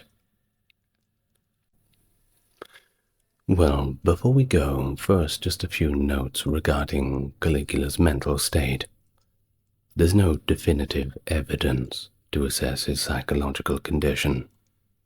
Sources that portray him negatively often aim to discredit him, a little bit biased, focusing more on his alleged misdeeds and misuse of power. Modern observers do suggest that Caligula's actions were driven by a deep preoccupation with his own survival and an inflated self-importance, using his absolute power with a great deal of irresponsibility. His sense of humor, often dark and cruel, was a tool for domineering those who didn't have the power to retaliate. Philo saw Caligula's illness in 37 AD as a form of nervous collapse, a response to the extreme stresses and strains of imperial rule. Seneca, Philo, and Josephus perceived Caligula's apparent insanity as a personality trait accentuated by self-indulgence and the unlimited exercise of power. Seneca acknowledges that the stress of Caligula's promotion to emperor seemed to exacerbate his arrogance, anger, and insult.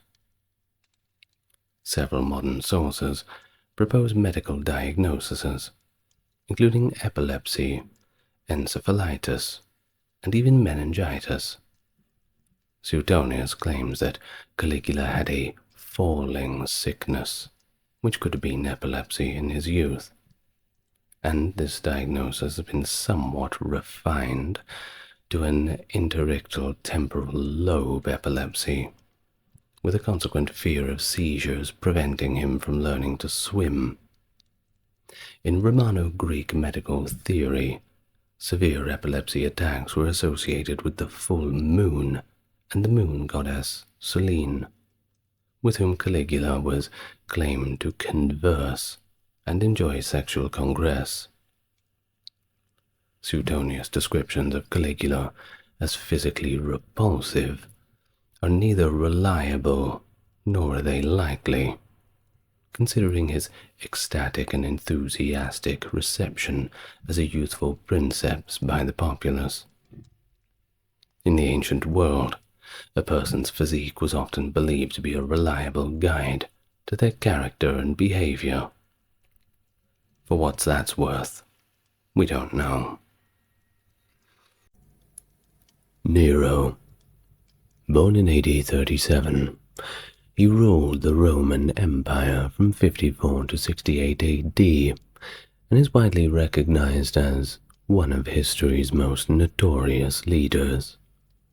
He gained his notoriety for his lavish and occasionally cruel actions, such as orchestrating the assassination of his own mother, Agrippina the Younger, along with other individuals in his inner circle. During his rule, he undertook notable cultural endeavors, such as the construction of the extravagant Domus Aurea after the destructive fire of 64 AD. It is said that he was observed to play the lyre as the city burned, although it is believed that this account is probably not true. Although Nero achieved some success in maintaining the empire's borders through diplomatic and military efforts, his leadership approach gradually estranged the Roman aristocracy and military, ultimately resulting in his downfall. Welcome to the channel. Well, we got a good one today, don't we? Talking about Nero, I'm sure you've heard of him. Allow me to welcome the newcomers to the channel and welcome back those returning. Supporting the channel is, well, that's just enjoying it. And the like and subscribe helps. If you want to go further to that, check the video description. You'll find a few links that are relevant to you. Now, without further ado, let's get on with it for today. Nice and relaxed, and right from the beginning. Nero was born as Lucius Domitius Ahenobarbus on December the 15th, the year 37 AD, in a little town called Antium, which is now known as Anzio. His birth occurred 8 months after the death of Emperor Tiberius, and he was the sole offspring born to the politician Gnaeus Domitius Aenobarus and his mother Agrippina the Younger. Agrippina, the mother of the individual in question, was the sibling of Caligula, who held the position of the third emperor of the Roman Empire. I've made a video on Caligula too. If you're interested, check the Ancient Rome playlist. Now, Nero was the descendant of Augustus, the former emperor, through his only daughter, Julia, making him his great-great-grandson. Suetonius, an ancient biographer who held quite a negative view of Nero's predecessors, recorded that Emperor Augustus had admonished Nero's grandfather for his indecorous indulgence in brutal gladiatorial spectacles. It's been stated by Jürgen Malitz that Suetonius reports Nero's father as being irascible and brutal. Well, I suppose the apple doesn't fall too far from the tree, and that both individuals had a strong fondness for chariot races and theatrical performances that exceeded what was expected of their social status. Of course, those in high places were expected to behave in a certain manner. Let's see how it works out. Suetonius also records that upon receiving congratulations from his friends on the birth of his son Nero, Domitius responded by stating that any children produced by him and Agrippina would possess an abhorrent disposition, and they shouldn't be celebrating too soon, because they posed a threat to the public by being born. Domitius passed away in the year 41 AD. Prior to his father's demise, he was embroiled in a grave political scandal. His mother and his two remaining sisters, Agrippina and Julia Livilla, were banished to a secluded island in the Mediterranean. According to reports, his mother was banished due to her involvement in a conspiracy to overthrow the Emperor Caligula. Nero's inheritance was thus confiscated, and he was subsequently relocated to reside with his paternal aunt, Domitia Lepida, who happened to be the mother of Messalina, the third wife of the future Emperor Claudius. Small world. Well, Claudius succeeded Caligula as the new emperor following his death. In AD 49, Nero's mother entered into matrimony with Claudius, thus becoming his fourth wife. On February 25th, AD 50, Claudius was compelled to formally recognize Nero as his son and bestow upon him the new name, Nero Claudius Caesar Drusus Germanicus. Claudius commissioned the minting of gold coins to commemorate the adoption. The coins, through their distribution and imagery, indicated the emergence of this new leader.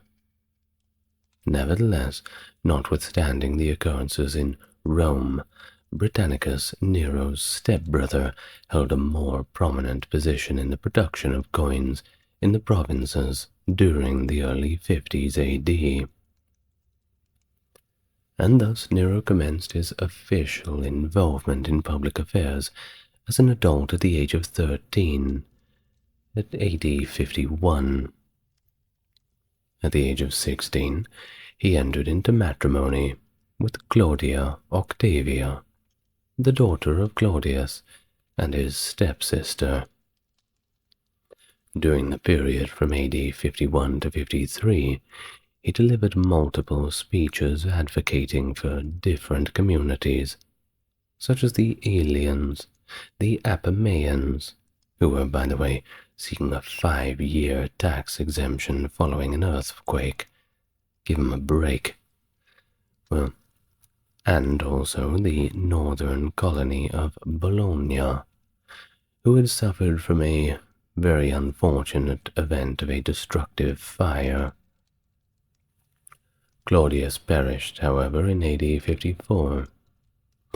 Numerous ancient historians assert that he was subjected to poisoning by Agrippina. There are modern observers that assert that the death of Claudius is commonly believed to have been expedited by Agrippina herself, as a result of indications that Claudius was developing a renowned fondness for his biological son. Out of all of the ancient sources, the Roman historian Josephus was particularly cautious in describing the poisoning as a mere rumor. but he certainly made sure to make mention of it. Contemporary sources present conflicting narratives regarding the incident. In return to Tacitus, he reports that Locusta, a poison maker, concocted the toxic substance that was administered to the emperor by his servant Halotus. Tacitus further states that Agrippina orchestrated the administration of poison by Claudius's physician Xenophon in the event that the emperor managed to survive. Suetonius presents variations in certain particulars, but he also implicates Halotus and Agrippina. According to Cassius Dio, similar to Tacitus, Locusta prepared the poison. However, in Dio's version, Agrippina administers the poison instead of Halotus. Seneca the Younger does not make any reference to mushrooms in his work Apocalyptosis. What a long title. Well, not all modern scholars accept the complicity of Agrippina in Claudius's demise. Of course, we may not ever really know, but it seems the most likely case. Well, prior to Claudius's demise, Agrippina orchestrated the removal of the tutors of Claudius's sons, with the intention of replacing them with tutors of her own choosing. In addition to that, she successfully persuaded Claudius to dismiss 2 prefects of the Praetorian Guard who were suspected of having favored Claudius's son, and appoint the newcomer Afranius Burrus, who would later become Nero's personal mentor. Due to Agrippina's replacement of the guard officers with individuals who were loyal to her, Nero was able to assume power without encountering many issues.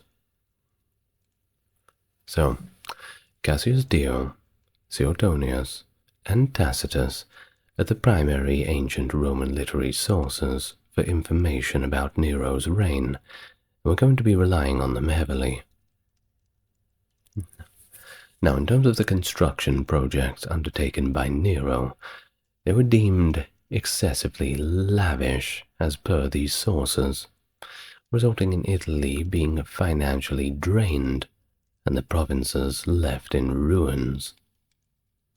Contemporary historians, too, observed that the era was plagued by deflation, and Nero's intention behind his expenditures on public infrastructure and philanthropy was to alleviate economic difficulties. Bold strategy. Let's hope it pays off for him. Well, either way, he assumed the position of emperor in the year 54 AD at the young age of 16.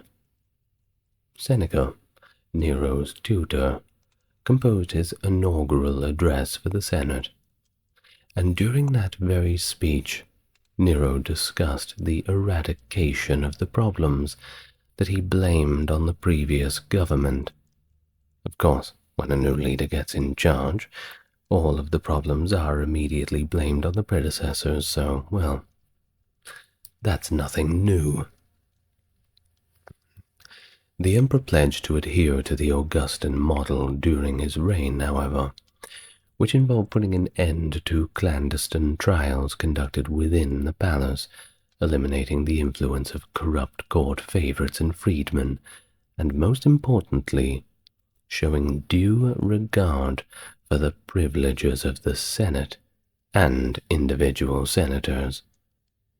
Of course, the Roman senators generally appreciated his deference to their autonomy, a quality that set him apart from Caligula and Claudius, and I'm sure they were all thinking that the good times had finally come.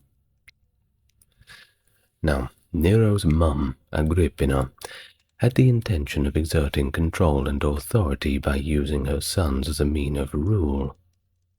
Agrippina assassinated her political adversaries, including Domitia Lepida the Younger, who was Nero's aunt and had lived with Agrippina during her period of exile. Also, Marcus Junius Silanus was on the list, who was another descendant of Augustus and Narcissus. Nero's reign saw the issuance of one of the earliest coins featuring Agrippina on the obverse side, a position typically reserved for the emperor's portrait. Additionally, the Senate granted Agrippina the privilege of having 2 lictors accompany her during public appearances. This honor was typically reserved for magistrates, and of course the Vestalis Maxima, so it was a big deal. Well, in the year 55 AD, Nero dismissed one Marcus Antonius Pius, who was an ally of Agrippina, from his role in the treasury. Agrippina's relationship with Nero was deteriorating at this point, due to what Seneca and Burrus perceived as harmless activities on Nero's part, such as his cultural interests, and apparently his mother did not like it that he was having a relationship, shall we say, with a slave girl named Claudia Acte. Well, Agrippina viewed these actions as indications of Nero distancing himself from her influence, which she considered to be a dangerous development. Agrippina's threat to align herself with Britannicus resulted in his poisoning. Nero, who was engaged in this romantic relationship with Acte, the slave girl, banished Agrippina from the palace when she started to develop a bond with his wife Octavia. The available ancient sources lacks sufficient evidence to accurately assess the level of Nero's direct engagement in politics during these initial years of his reign. His policies, such as his unsuccessful attempt to eliminate all taxes in 58 AD, have been described as well-intentioned but inept ideas. The administrative successes of these years were generally attributed to Nero's advisors, Burrus and Seneca, according to scholars. Nero experienced anxiety and a sense of urgency when he was required to independently make choices, according to some modern historians such as Mallets, during these moments of emergency in his later years, and apparently would often ask for, well, advice, but pretty much shift the weight of governance onto somebody else when things got a little bit too heavy. However, the initial parts of his administration were widely praised. Years later, those years were regarded as a model of effective and balanced governance, and referred to as quinquennium Neronsis by Trajan. The good times indeed. The fiscal reforms, particularly with the establishment of local officers to oversee the activities of tax collectors, were particularly praised. In the aftermath of the incident involving Lucius Pedanius Secundus, who was killed by a desperate, enslaved person, Nero took pity on them, and he granted enslaved individuals the right to report mistreatment to the authorities. No more beating the slaves anymore. That's good. Well, Nero commissioned the construction of several villas or palaces outside of Rome, too. And guess what? If you go to Rome today, you can still see the remains of those structures, often overshadowed by the main tourist attractions. Still worth a visit, though.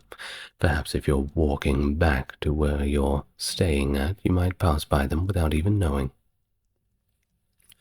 Now, among these was the Villa of Nero in Antium, his birthplace, where he demolished the existing villa in order to reconstruct it on a larger and more grandiose scale, which also included the addition of a theatre.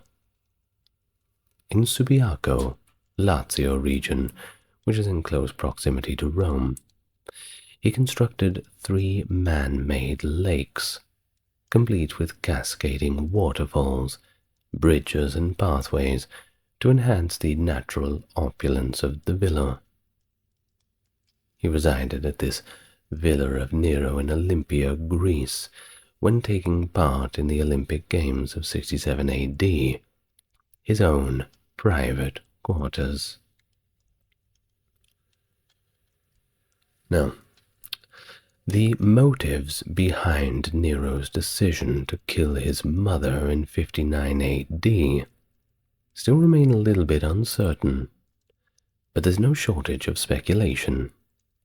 Tacitus asserts that the root cause of the discord between Nero and his mother was that romantic involvement with one Poppaea Sabina. Busy boy, isn't he? Tacitus, in his histories, initially states that the affair commenced during Poppaea's marriage to Rufrius Crispinus. However, in his later work, The Annals, Tacitus asserts that Poppaea was already married to Otho by the time the affair had started.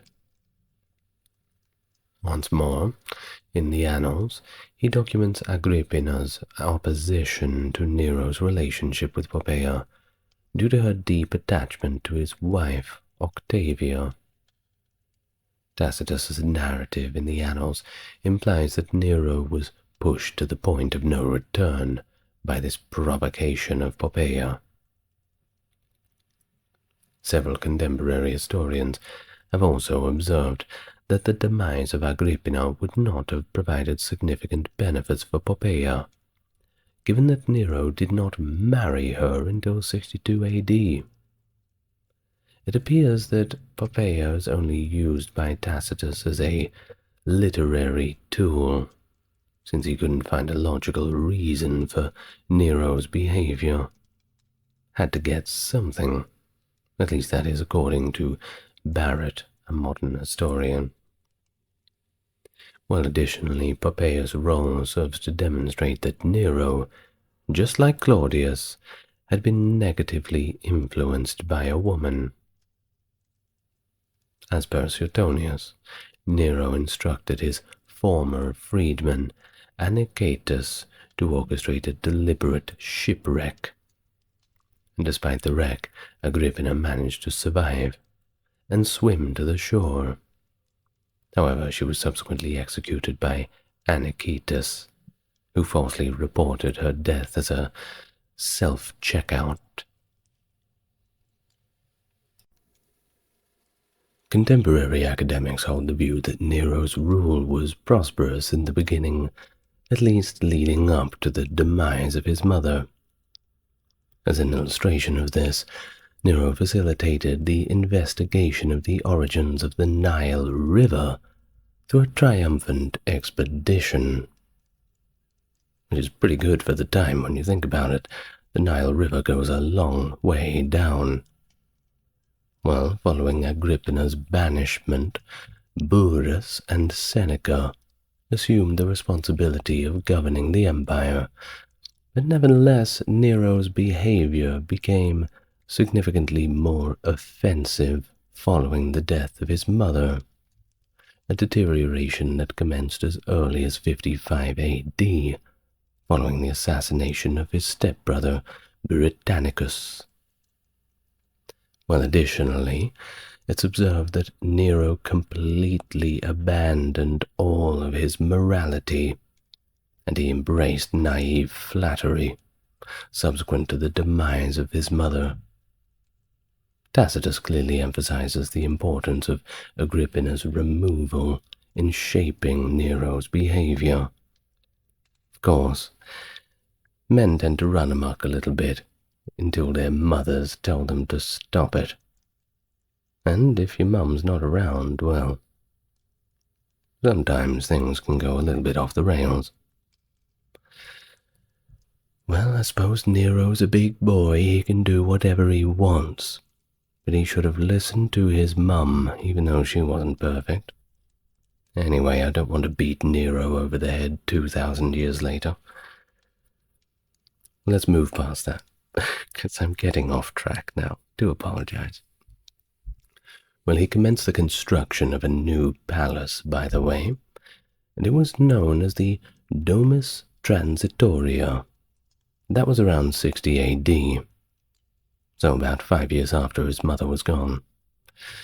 Now, the purpose was to establish a connection between all the imperial properties that had been obtained through different means, including the Palatine, which encompassed the gardens of Meacennas, Horti Lamiani, Horti Loliani, and a few others. And it didn't help that in 62 AD, Nero's top advisor, Burrus, passed away. And in that particular year, Nero initiated the first trial for treason of his reign, known as the Maestas trial, targeting Antistius Socianus. In addition, he carried out the execution of his adversaries Cornelius Sulla and Rubellius Plautus. This seems to be a rather pivotal moment in Nero's rapport with the Roman Senate. According to Jürgen Malitz, Nero relinquished his previous self-control because he believed that aligning himself up with the Senate would become increasingly unprofitable. Because that's what it always boils down to, doesn't it? Well, following the demise of Burrus, Nero selected Faenius Rufus and Orphonius Tigellinus as the new Praetorian prefects. Due to political isolation, poor old Seneca was compelled to retire, or rather, forced to retire, whichever way you want to put it. Tacitus reports that Nero divorced Octavia due to her infertility, and subsequently she was exiled. Following widespread public demonstrations against her banishment, Nero levied charges of adultery against her with Anicetus, resulting in her execution. It would have been better if she had just gone away quietly, but the masses had to make a fuss. If you ask me, this event right here, if I was in Rome at the time, that's when the writing really would have been on the wall for me. You best start believing in tyrants. You're living under one. During the Saturnalia in AD 64, Nero entered matrimony, not with another woman, but with a man, very ahead of his time, Pythagoras, who had been granted freedom from slavery. And, quite quickly after, the entire city caught on fire. They called it the Great Fire of Rome, not because of it being fantastic at all. It was actually quite horrible, but it was great in its size. During the night of July 18th to 19th, 64 AD, most likely originating from one of the commercial establishments situated on the Aventine Hill, which provided a view of the Circus Maximus, or from the flammable wooden seating structure surrounding the circus itself, wood being famously burnable, even for back then. Well, Rome had been historically susceptible to fires, and this particular one was exacerbated due to a very uniquely, catastrophically strong wind. Of all the nights for it to pick up, it was that terrible night of July 18th, 64 AD. Tacitus, Cassius Dio, and a good amount of modern archaeology provide accounts on the demolition of the grand houses, the common dwellings, the public edifices, and even the temples situated on the Aventine, Palatine, and Calian hills. Great losses all. The fire persisted for a duration of more than 7 days before it finally fizzled out. Subsequently, it rekindled and continued burning for an additional 3 days, just when they thought they'd seen the end of it. It caused the destruction of 3 out of Rome's 14 districts and inflicted severe damage on 7 others. Certain Romans, of course, had their tinfoil hats on and thought that it was all intentional. Well, you can't really blame them. Given that the merchant shops were constructed with timber frames and also sold highly combustible goods, while the outer seating stands of the circus were also made of timber, really makes you think. There were some individuals that asserted that the act of arson itself was carried out on behalf of Nero via explicit order. Pliny the Elder, Suetonius, and Dio provide accounts that propose various potential motives for Nero's suspected act of arson, such as his desire to create an authentic setting for a theatrical production depicting the burning of Troy. According to Suetonius, Nero deliberately ignited the fire in order to make way for his intended extravagant golden house. Well, this would encompass the opulent man-made environments and a 30-meter-tall statue of himself, known as the Colossus of Nero. A little bit arrogant, don't you think?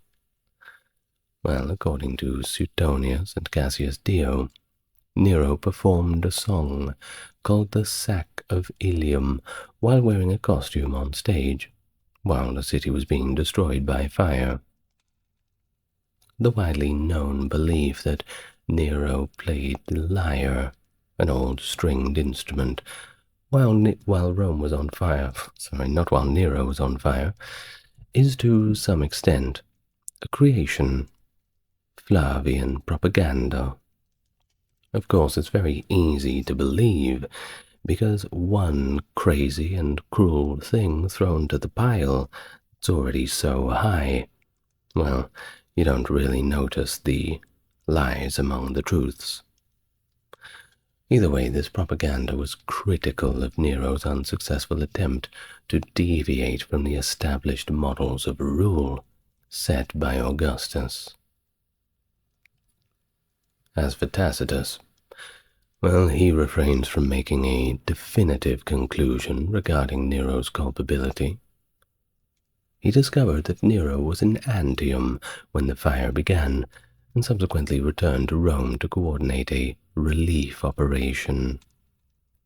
Nero personally financed the removal of corpses and debris, and following the fire he generously offered his palaces as a refuge for the displaced individuals and organized the distribution of food to avert famine among the survivors. Tacitus asserts that Nero, in order to absolve himself of suspicion, attributed responsibility for the fire to the Christians. You thought he was going to blame the Jews like everyone else, didn't you? Well, it was actually the style at the time to pick on the Christians. It was their turn. Well, according to this report, numerous Christians were apprehended, and of course they were subject to brutal executions, including being thrown to wild animals, crucified, and even burned alive. Not a good way to go. Really, you can't really choose a better one out of the 3. All of them are equally as horrifying. A rock and a hard place, that's for sure. Tacitus claims that Nero's imposition of severe punishments was driven not by a desire for justice, but rather a proclivity for personal sadism, taking an excuse to make a show of it. In fact, he was waiting for an opportunity to point some fingers and throw some Christians to lions or burn a few of them to death. This was just a justification he could do so without looking like he was simply acting cruel. At least, that's the opinion of Tacitus. Well, the post-fire houses were strategically distributed and constructed using brick materials, adorned with porticos along spacious thoroughfares. Nero constructed a new palace complex called the Domus Aurea in a location that was cleared by the fire. The expense of reconstructing Rome, of course, was colossal, necessitating financial resources that were simply unavailable in the state territory. In order to secure the required funds for the reconstruction, Nero's government implemented a tax hike because of course they did. The provinces of the empire were subjected to particularly burdensome tributes, even those ones so far away from Rome. People there had never even seen the city, barely knew what it looked like, but for some reason they had to pay for it. Think about it if you are out somewhere in rural Alabama, just living your life with all the alligators or whatever you have over there, and all of a sudden Washington, D.C. has a problem, and they want to come and personally pick your pocket. Well, there's federal taxes, I know, but you'd feel a little ripped off for sure. It's not a good way to get people on your side if you're a ruler. Well, in order to cover some of the expenses, Nero deliberately reduced the value of the Roman currency, resulting in the first instance of inflationary pressure in the history of the empire. Thus, in the year 65 AD, Gaius Calpurnius Piso, a prominent Roman politician, orchestrated a plot against Nero. He enlisted the support of Subrius Flavus, a tribune, and Sulpicius Asper, a centurion from the Praetorian Guard, the Praetorian Guard being quite experienced in murdering emperors and rulers. It's kind of what they did. Well, Tacitus reports that the numerous conspirators aspired to liberate the state, in his words, from the emperor's rule and reinstate the republic, go back to the good old days. Milicus, a former slave, uncovered the plot and promptly informed Nero's secretary, Epaphroditus. Consequently, the conspiracy was unsuccessful, and its members were all given clemency and let go. No, I'm just joking, they were all executed, including the poet Lucan, actually, disregarding the actual extent of his involvement. You can imagine there was a lot of guilty by association, that's for sure. Now Seneca, remember him? The former advisor to Nero?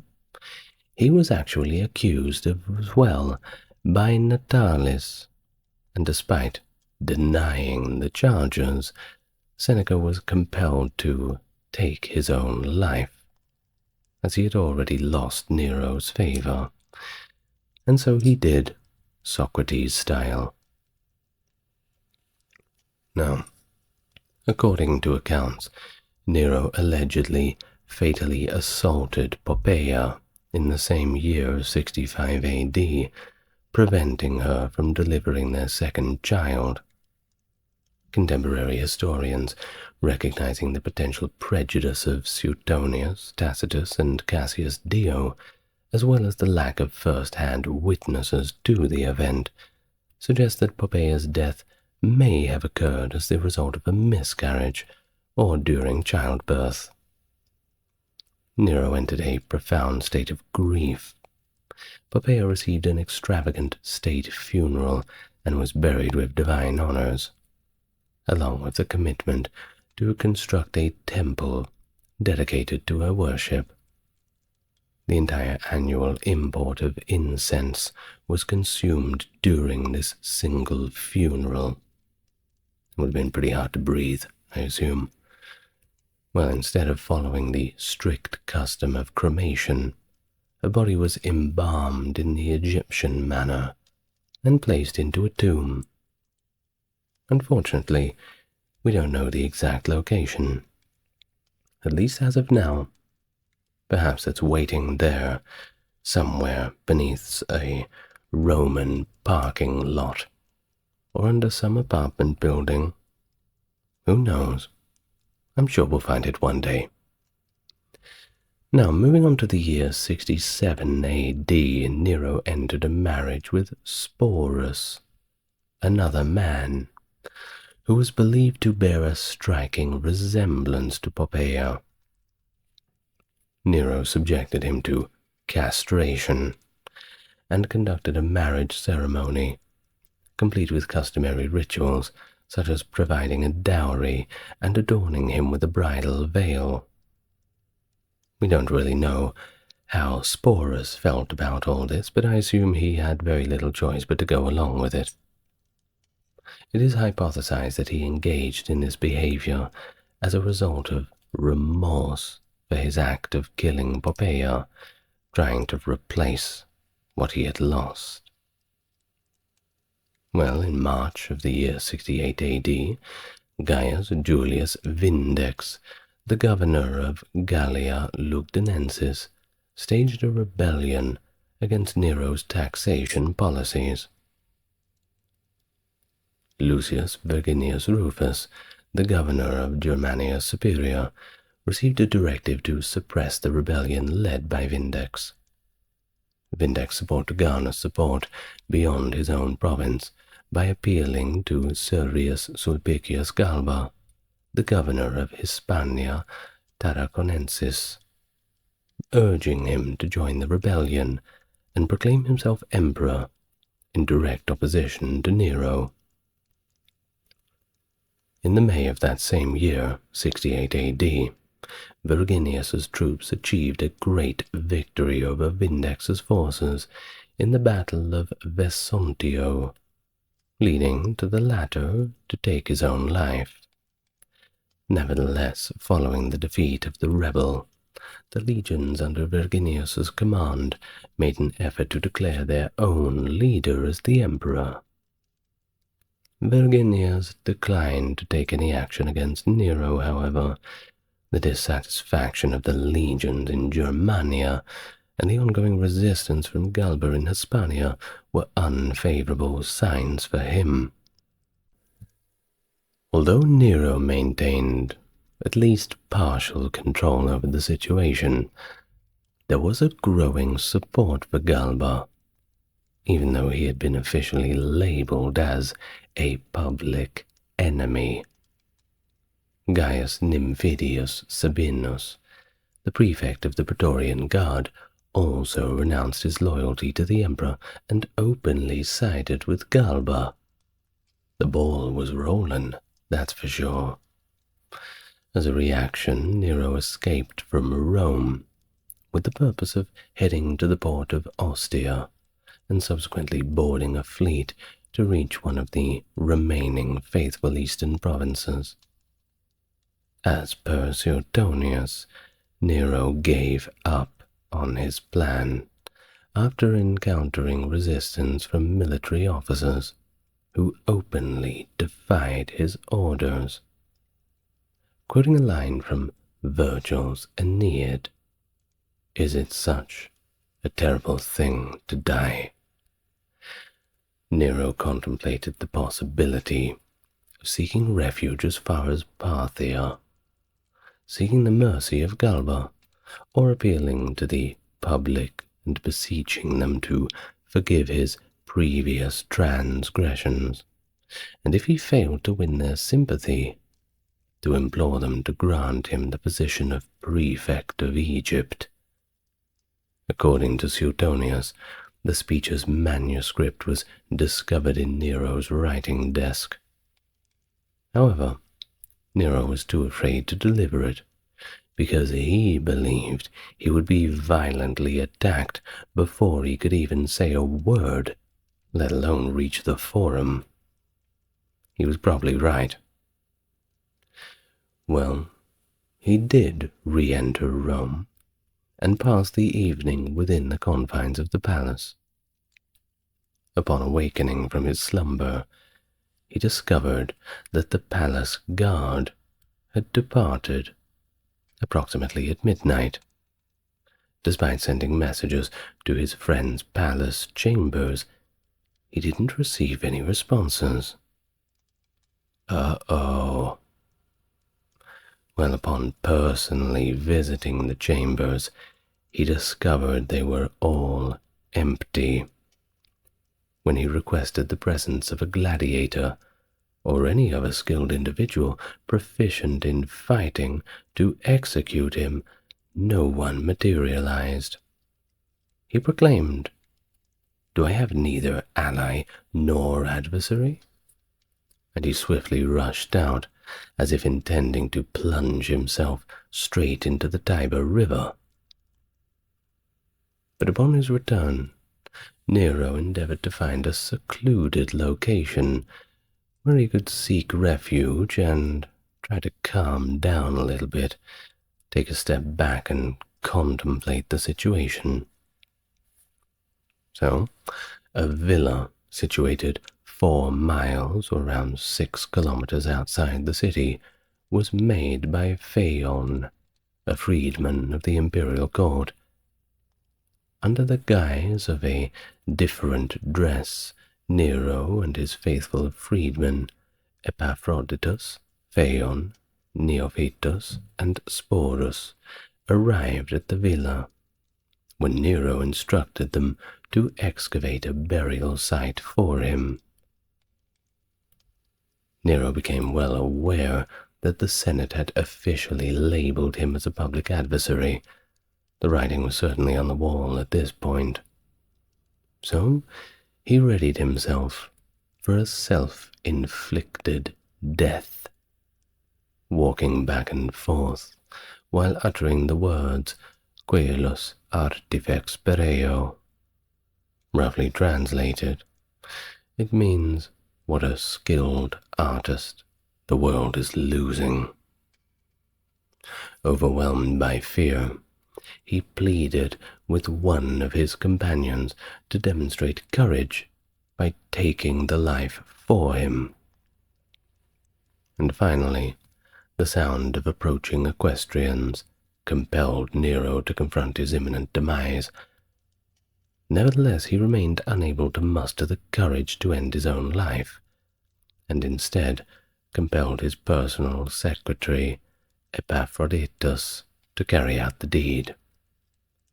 Upon witnessing Nero's impending demise, one of the horsemen endeavored to staunch the bleeding, yet all attempts were futile. The concluding utterance of Nero was, "Belated. This is loyalty." He passed away the 9th of June, 68 AD, coinciding with the anniversary of his first wife Claudia Octavia's death, and he was laid to rest in the mausoleum of the Domiti Anno Barbi, located in the present-day Villa Borghese area of Rome, specifically on the Pincian Hill. According to Sulpicius Severus, the question of whether Nero actually took his own life instead of having his secretary take the blade for him remains uncertain. Well, And with that, the Julio-Claudian dynasty marked its conclusion. Subsequently, a period of disorder and confusion, known as the Year of the Four Emperors, would follow. According to the accounts of Suetonius and Cassius Dio, the populace of Rome actually commemorated the demise of Nero. Tacitus, however, provides a depiction of a political environment that is characterized by a little bit more complexity. He reports that the demise of Nero was greeted with approval by senators, nobility, and pretty much anybody who had money. Conversely, the news was met with dissatisfaction by the lower class, the slaves, the attendees of the arena and theatre, and those individuals who relied on Nero's notorious extravagances for support. It was their entire employment. The military personnel were reported to have ambivalent sentiments, as they were loyal to Nero, but had been induced with bribes to depose him. Once again, money talks. Now, Philostratus and Apollonius of Tyana, who are considered reliable sources from the eastern region, state that Nero's death was lamented because he, I quote, re-established the freedoms of Greece with a level of wisdom and restraint that was completely unexpected given his usual behavior, and that he possessed and honored the people's freedoms. Well, I suppose that depends which people we're talking about. The contemporary academic consensus suggests that although the Senate and affluent individuals generally approved of his demise, the common people remained devoted until the very end, and even afterwards, as Otho and Vitellius both found it advantageous to appeal to their longing for the past. The removal of Nero's name from certain monuments is a manifestation of this intense personal enthusiasm. Now, according to Eric R. Varner, more than 50 surviving portraits of Nero have been altered to depict different individuals. This alteration of images is frequently attributed to the condemnation of disgraced emperors after their deaths, a practice referred to as damnatio memoriae. Well, following his demise in 68, a prevailing conviction, particularly in the eastern provinces, emerged that he had not perished, and he would eventually come back, just show up out of nowhere. Well, that didn't happen, of course, but it became widely recognized as this belief called the Nero Redivivius legend. The myth of his resurrection persisted for centuries following his demise, and Augustine of Hippo documented the legend as a widely held belief as far as 422 AD. That's almost 400 years later. There were a minimum of 3 individuals that falsely claimed to be Nero and led their own uprisings. The first individual, who both sang and played the lyre and possessed a facial resemblance to the deceased emperor, emerged in the year 69 AD under the rule of Vitellius. Upon successfully convincing certain individuals to acknowledge his identity, he was apprehended, and they just killed him. If he really was Nero, well, what did he expect? During the reign of Titus, being from 79 to 81, an impostor emerged in Asia who resembled Nero and performed musical pieces accompanied by the lyre.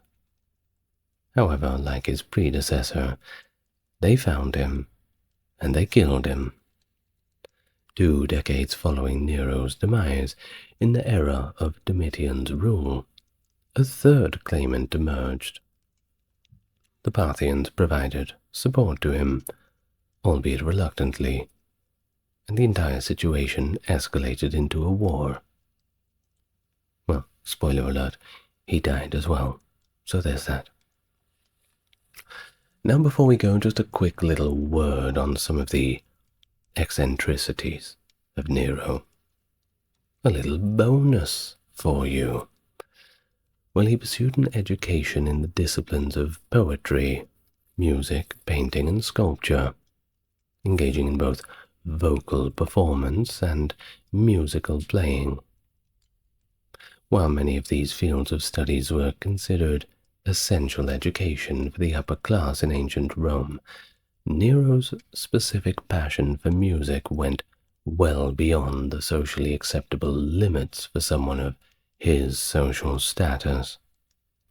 His focus on the arts, chariot racing, and athletics was heavily criticized by the ancient sources. Pliny characterized Nero as a theatrical emperor. His words, not mine.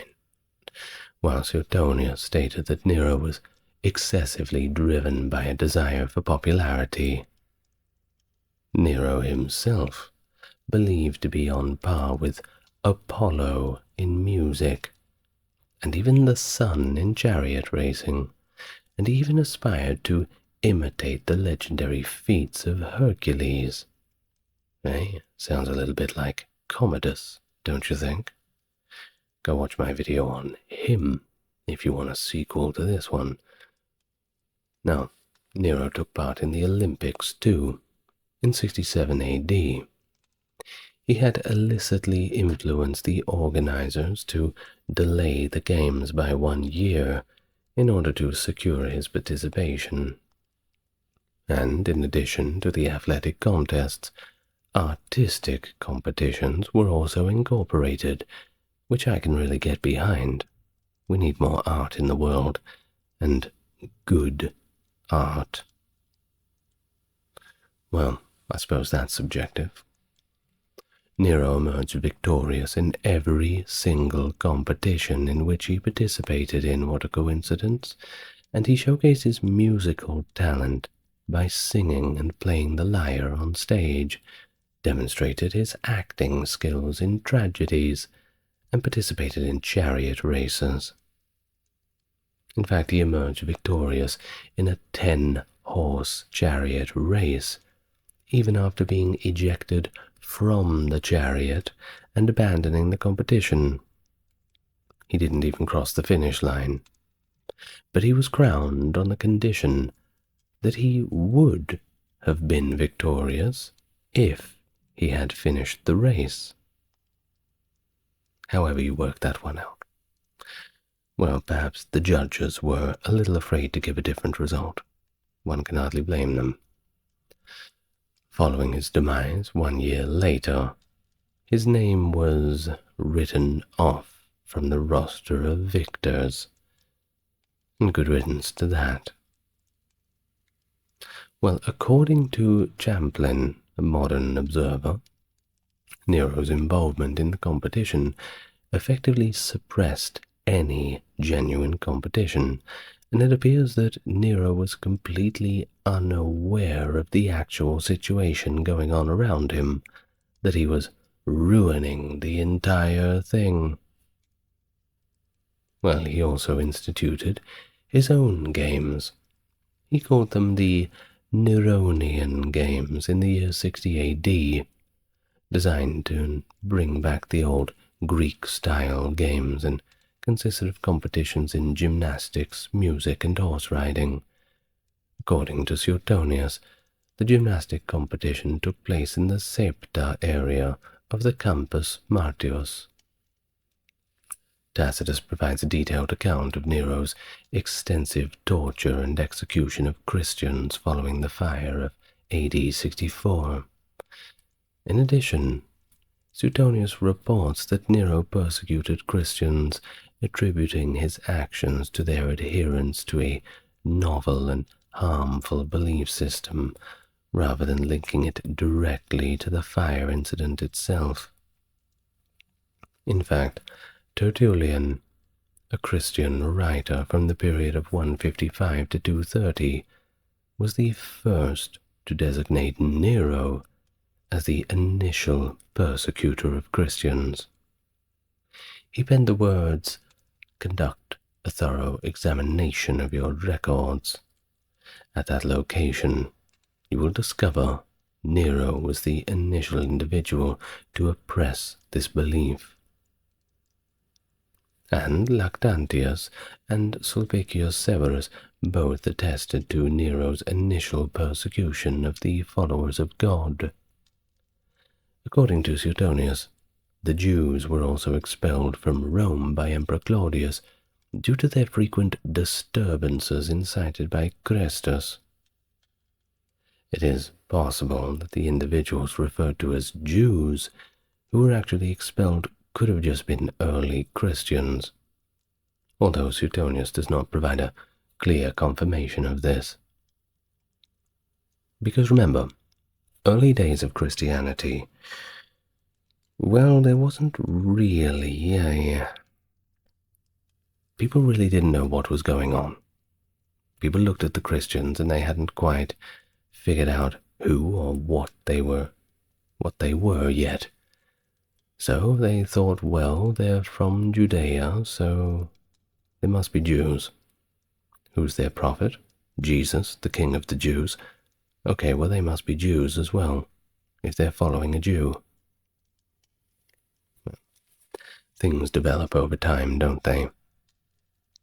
Oh, and by the way, the Bible does not explicitly state Aquila of Pontus and his wife Priscilla, who were expelled from Italy at that time, but it does refer to them as Jews in Acts 18:2, if you want to go and read that sort of thing.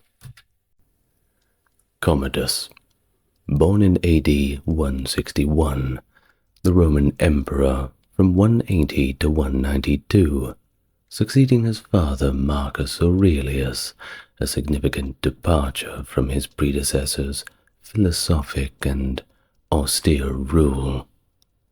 Unlike Marcus Aurelius, who is remembered as one of the last of the 5 good emperors, Commodus's reign is often noted for its autocratic and, frankly, erratic nature. His administration showed early promise, but it quickly descended into scandal and corruption, heavily influenced by his capricious behavior and preference for gladiatorial combat, where he often participated personally, believing himself to be the reincarnation of Hercules. This obsession with the arena not only drained the imperial treasury, but also alienated the Roman political class and military, eventually leading to a decline in both his popularity and the stability of his regime. Hello and welcome to the channel. If you're new here, good to meet you. Are you coming back? Good to see you again, friend. Well, today we have an interesting one, all about that mad emperor, Commodus. Plenty to learn. Oh, and if you want to support the channel, before I forget, well, you do enough of that supporting by just enjoying the content. As long as you like it, I'm happy. But a click on the like and a click on the subscribe helps as well. That lets YouTube know that you want more people to see the content. Add that little grain to the long beach of sand. Further to that, go and check out the links in the description. And now, let's all get nice and relaxed. Back to ancient Rome tonight, shall we? Commodus, born in August of 161 AD, in a little town called Lanuvium, somewhat near Rome, the son of the great reigning emperor Marcus Aurelius, no doubt you've heard of him, and Faustina the Younger, daughter of Emperor Antoninus Pius. Commodus's birth came shortly after his grandfather's death. He had an elder twin, too, Titus Aurelius Fulvus Antoninus, who actually died in 165. Commodus was made Caesar quite quickly, October 12th, 166, in fact, along with his younger brother, Marcus Annius Verus, who also died in 169 after a failed surgery. Of course, the failure rates for surgery in those days were quite high, to say the least. But this left Commodus as the sole surviving son of the great emperor Marcus Aurelius. No doubt you know that he was the author of Meditations, right? If you haven't read that one, well, maybe that's your homework. Now, under the care of his father's physician, Galen, Commodus was treated for various common ailments throughout his youth. Nothing too serious, but a few little hiccups here and there. In regards to his education, that was of course robust. I mean, you don't get a poor education when your father is Marcus Aurelius, surely. A series of tutors, Onesicrates, Antistius Capella, and Pytholeus, among a few others, primarily focused on his intellectual development. Now in 172, during the time of the great Marcomannic Wars, Commodus was at Carnuntum, the military headquarters of his father. It was there on October 15th, 172, that he was awarded the victory title of Germanicus in front of his troops, following his father's triumph over the Marcomanni. Commodus's entry into the College of Pontiffs in January of 175 marked the beginning of his formal public life and career. Now, in that same year, the month of April 175, the governor of Syria, Avidius Cassius, proclaimed himself emperor, based on false rumors of Marcus Aurelius's death, jumping in his grave very quickly. Not a very good friend, our Cassius. But he actually secured support from Syria, Palestine, and Egypt, and continued his rebellion even after it was clear that Marcus was still alive. Of course, you can't put the toothpaste back in the tube, and, well, once you've committed, you may as well just keep going. Let's see how it works out for him. Well, amidst all these turbulent events, our young Commodus, stationed on the Danubian front, formally entered adulthood by assuming his toga virilus on July the 7th, 175. However, before Marcus and Commodus could launch a campaign against Cassius, somebody finished the job for them. In fact, Cassius was murdered by one of his own centurions, which certainly seems to be the fashion for Roman leaders. Keep your enemies close, but not that close. Well, following these events, Commodus joined his father on an extensive tour of the eastern provinces, which included quite a notable visit to Antioch in the region of Syria. The imperial journey continued on to Athens, Greece, where both were initiated into the Eleusinian mysteries, a significant religious experience. The pair returned to Rome in autumn of 176, after a successful and influential expedition. Now, a little more about Marcus Aurelius, notable for being the first emperor since Vespasian to have a legitimate biological son, had been part of a succession of rulers known as the 5 Good Emperors, who were characterized by the practice of adopting their successors. On November 27, 176, Marcus formally granted Commodus the title of Imperator, a moment often regarded by contemporary historians as the start of his reign, despite some uncertainty about specific timelines of his official elevation. By June 177, Commodus was proclaimed Augustus, effectively co-emperor, and was unique as the first emperor born in the purple, as they say, during his father's reign.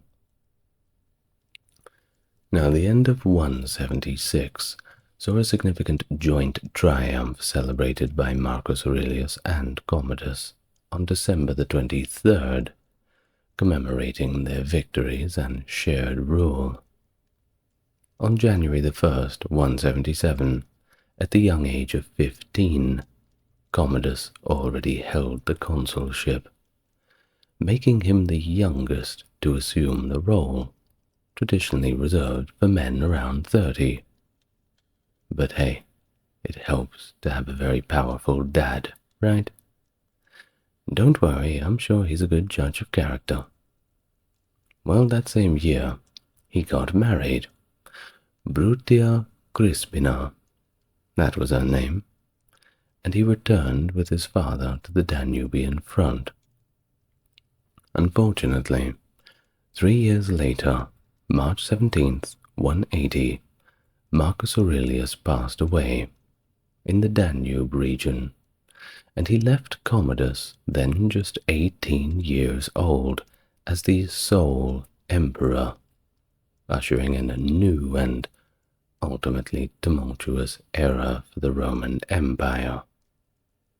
But none of us were really making very wise decisions at the age of 18, so let's give him a little bit of credit at the start. Well, the start of his reign was actually filled with better decisions than the latter half of it, but we'll get to all of that. Well, upon becoming emperor, Commodus immediately initiated significant economic changes, notably devaluing the Roman currency. He decreased the denarius's weight from 96 per Roman pound to 105 per Roman pound, reducing its silver purity from 79% to 76%. Now, this adjustment lowered the silver weight in each coin from 2.57 grams to 2.34. By 186, he further debased the currency, bringing the purity down to 74%, and the silver weight to 2.22 grams for each coin, amounting to 108 denarii per Roman pound. This devaluation was the most substantial since Nero's reign, marking a significant economic shift.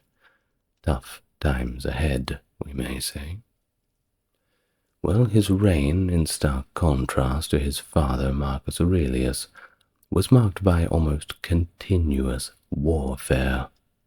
Of course, Marcus Aurelius was famously a lover, not a fighter, and, well, it saw relatively fewer military engagements, of course, but it was riddled with political turmoil and the emperor's erratic behavior that Commodus would become famous for. Historian Cassius Dio remarked that Commodus's ascent signified a decline, I quote, from a kingdom of gold to one of iron and rust. And that's a 1-star review from Mr. Cassius Dio, indicating a period of degradation and corruption. Well, despite the critical events of his reign, detailed accounts of Commodus's rule are relatively sparse. The main sources include Hadrian, Cassius Dio, who we just mentioned, who offers a contemporary glimpse, though only in fragments. We also have the Historia Augusta, which is often considered unreliable, unfortunately, due to its blend of factual and fictional content. Now, Commodus spent little time with the Danube armies, quickly negotiating peace with the local tribes before returning to Rome to celebrate a triumph on October the 22nd, 180. It became pretty apparent that he was completely disinterested in administrative duties. He frequently delegated state responsibilities to a series of favored aides, starting with Tacitus, his chamberlain and a freedman from Nicomedia. The emperor's detachment from governance and his preference for delegating led to unrest and several plots against him, necessitating his eventual direct intervention in state affairs, which he handled in an increasingly authoritarian manner. Despite alienating the senatorial class, who grew to despise and fear him, Commodus maintained popularity among the army and common people. His popularity was partly due to his generous distributions of money and his participation in lavish and spectacular gladiatorial games, where he often fought in staged combats that, of course, ensured his victory.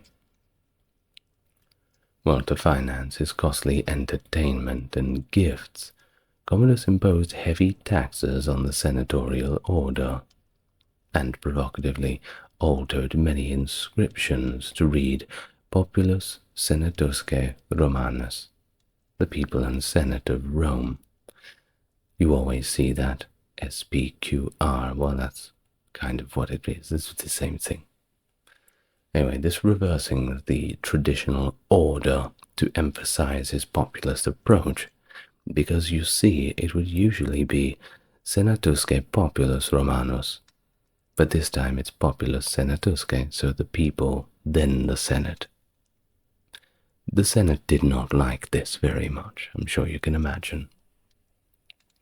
Now, this era under Commodus witnessed a marked decline in Rome's economy, and also administrative effectiveness, setting the stage for further instability.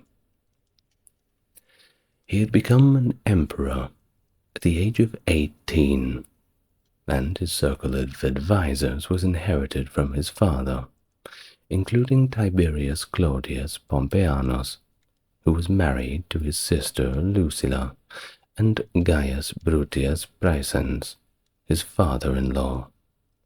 Other key figures included Titus Fundanius Vitrasius Pollio and Aufidius Victorinus, the prefect of the city of Rome. Commodus's 4 sisters, each married to equally influential men, were integral members of the court, with Lucilla, over a decade his senior, and previously married to Lucius Verus, holding the rank of Augusta. The stability of his reign was first tested in 182, when Lucilla, reportedly envious of Commodus's wife, Empress Crispina, orchestrated an assassination attempt. Although her husband, Pompeianus, was uninvolved, 2 men believed to be her lovers attempted to kill Commodus at a theatre, but they failed and were subsequently executed. Better luck next time. Lucilla, well, she was exiled to Capri, and later executed as well, while Pompeianus shrank away and withdrew from public life, absconding into the countryside. The conspiracy also implicated one of the Praetorian prefects, that being Publius Tarquinius Paternus, although his involvement was only later discovered well after the fact. His colleague, Sextus Tigius Perennius, managed to arrange the murder of Sauterus, Commodus's disliked chamberlain, positioning himself to gain further power by implicating Paternus in another conspiracy supposedly led by Publius Salvius Julianus, a senator engaged to Paternus's daughter. This led to further executions within the senatorial and consular ranks, including Salvius and Paternus. Didius Julianus, a relative and future emperor, was removed from his position as governor of Germania Inferior. Following these events and the assassination of Sauterus, Perennius assumed control over the administration, and Commodus appointed a new favorite and chamberlain, Cleander, a Phrygian freedman who had orchestrated Sauterius's murder and was married to one of the emperor's mistresses, Demostratia. Amidst these threats to his life, Commodus increasingly retreated from Rome, spending considerable time at the family estates in Lanuvium, indulging in his interests, such as sports like horse racing, chariot racing, and combat with both beasts and men, which he would of course sometimes showcase publicly. In 183 AD, Commodus was finally inaugurated as consul, appointing Aufidius Victorinus as his colleague, and adopted the title Pius. That same year, conflicts escalated in Dacia, where notable military commanders Clodius Albinus and Pescennius Niger, both future contenders for the throne, achieved significant distinctions. Concurrently, in Britain in 184 AD, Governor Ulpius Marcellus extended the Roman frontier back to the Antonine Wall.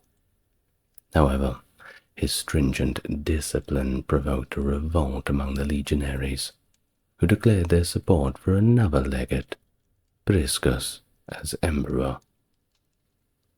But Priscus was not keen on the title at all, and he declined it, leading to the dismissal of all legionary legates in Britain by Perennius, Commodus's powerful advisor. During the Capitoline Games, on October 15, 184, a Cynic philosopher openly accused Perennius of treachery, and right in front of Commodus, no doubt. Well, his allegations deemed false led to his immediate execution. Cassius Dio described Perennius as a capable yet harsh administrator, noted for his ruthless ambition, but not personal corruption. The tension escalated further in 185 AD, when soldiers previously stationed in Britain transferred to Italy to combat local brigands, accused Perennius of plotting to install his own son as emperor. This accusation, facilitated by Cleander, another of Commodus's favorites aiming to eliminate his rival, led Commodus to authorize the execution of Perennius, along with his wife and even his children. Monstrous, I know. Well, the aftermath saw a purge within the empire's ranks. Aufidius Victorinus took his own life amid the turmoil, and Ulpius Marcellus was replaced by Pertinax as governor of Britain. Marcellus was subsequently tried for treason in Rome, and he escaped execution, but barely. Cleander, seizing substantial control within the Roman government, began exploiting his position by selling prestigious posts, including senate seats, military commands, governorships, and even consulships to those willing to pay the highest price. His greed and corruption led to widespread instability, marked by the increased desertions within the military ranks across Gaul and Germany. Pescennius Niger, one of Commodus's generals, was tasked with suppressing these deserters through a military campaign in Gaul, while revolts in Brittany were quelled by legions transferred from Britain. In 187, a significant threat emerged when Maternus, a leader among the deserters, plotted to assassinate Commodus during the festival of the great goddess in March. The plot, however, was foiled when Maternus was betrayed, and then he got executed as well. Busy week for the executioner, it seems.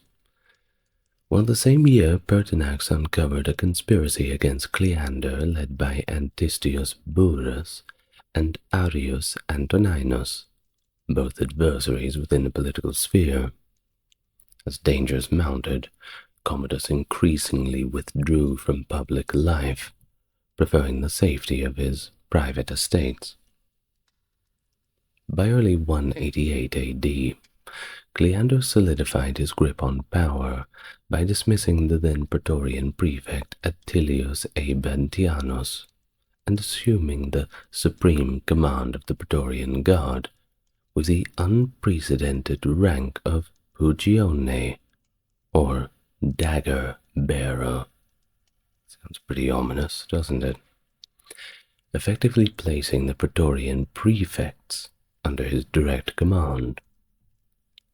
Cleander's manipulation peaked in 190, a year marked by his appointment of an astonishing 25 suffect consuls, setting a record in the annals of the Roman consulship. Among these appointees was actually the future emperor Septimius Severus. The year 190 also brought a severe food crisis to Rome, which the prefect responsible for the grain supply, Papirius Dionysius, blamed on Cleander's mismanagement. The crisis culminated in public unrest during a horse race at the Circus Maximus in late June, when Cleander dispatched the Praetorian Guard to quell the disturbances. Pertinax, now the city prefect of Rome, countered by sending vigiles urbanes to oppose them. Facing imminent danger, Cleander sought refuge with Emperor Commodus at Laurentum, but was pursued by an enraged mob. Under pressure from his mistress Marcia, Commodus ordered Cleander's execution, along with that of his son, effectively ending Cleander's reign of influence. The purge also claimed the lives of several key political figures, including Julius Julianus, the Praetorian prefect, Commodus's cousin Annia Fundania Faustina, and his brother-in-law Mamertinus, and the implicated Papirius Dionysius, excuse me. The names are sometimes difficult, give me a break. Now, following these events, Commodus took a more active role in governance, but continued to rely heavily on a small circle comprising Marcia, his new chamberlain Eclectus, and new Praetorian prefect called Quintus Aemilius Laetus. Well, better Laetus than never, I suppose. It was at this time that Commodus increasingly embraced the persona of Hercules, emphasizing his divine status and distancing himself somewhat from his lineage to Marcus Aurelius. And thus, he was portrayed as a Herculean figure across the empire, highlighting his physical prowess and a semi-divine nature. This betrayal was intended to align him with Jupiter, Rome's chief deity, by emphasizing his role as Hercules' son. His self-presentation escalated into megalomania as he sought to reshape the Roman Empire in his image. The year 191 AD saw significant devastation in Rome due to a fire that lasted several days, destroying key structures such as the Temple of Pax, the Temple of Vesta, and parts of the imperial palace. And Commodus used this disaster as a pretext for profound transformations in 192 AD, symbolically refounding Rome and even renaming it Colonia Lucia Annia Commodiana, akin to a new beginning under his rule. This renaming extended to the months of the year, each now reflecting one of his 12 names: Lucius, Aelius, Aurelius, Commodus, Augustus, Herculeus, Romanus, Expurgatorius, Amazonius, Invictus, Felix, and Pius. Further emphasizing this transformation, he renamed the Roman legions, the grain fleet from Africa as well, and even the Senate. The populace, his palace, and all Roman society were branded with the Commodus name, like some kind of deranged graffiti artist. Well, the day these changes were decreed was actually celebrated as Dies Commodianus, marking a new era completely centered on himself. But that wasn't far enough for him. He also replaced the head of the Colossus of Nero near the Colosseum with his own likeness, and then he gave it a club and a bronze lion at its feet, transforming it into Hercules Romanus. An inscription proclaimed his unique conquests in the arena, boasting of his victories as a left-handed fighter against 12 times 1,000 men. Citation needed, further solidifying his crafted image of invincibility and divine sanction. And so in November of 192, he indulged in his passion for spectacle and personal glory by hosting the plebeian games.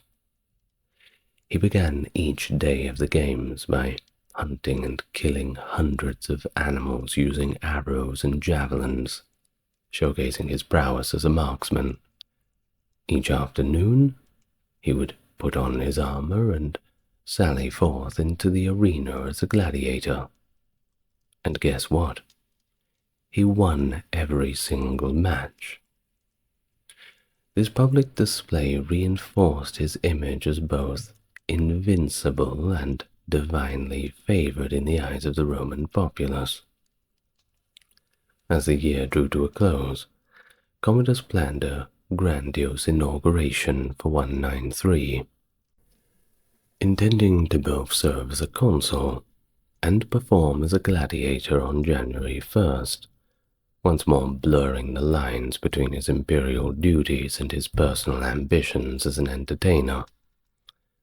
However, this plan was cut short by a deadly conspiracy, and it came from within his own inner circle, who were getting a little bit tired of him not fulfilling his emperor-like duties. On the final day of 192, December 31st, Commodus's life came to a dramatic end. After an assassination attempt through poisoning failed, as Commodus managed to vomit up the poison, Marcia, his consort, along with the prefect Latus and chamberlain Eclectus, who discovered their names on a death list prepared by Commodus, resorted to a more, well, let's call it a direct approach.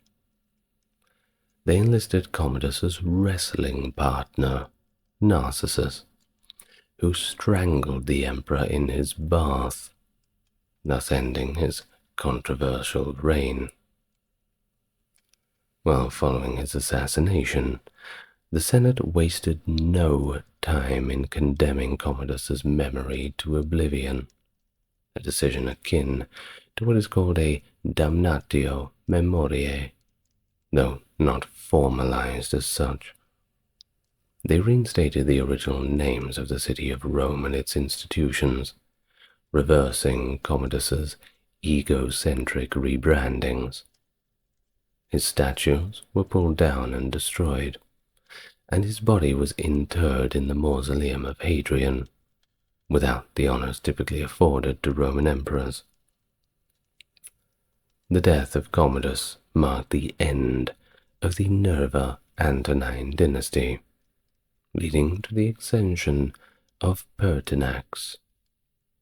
However, his reign was short-lived, and his death initiated the tumultuous Year of the Five Emperors.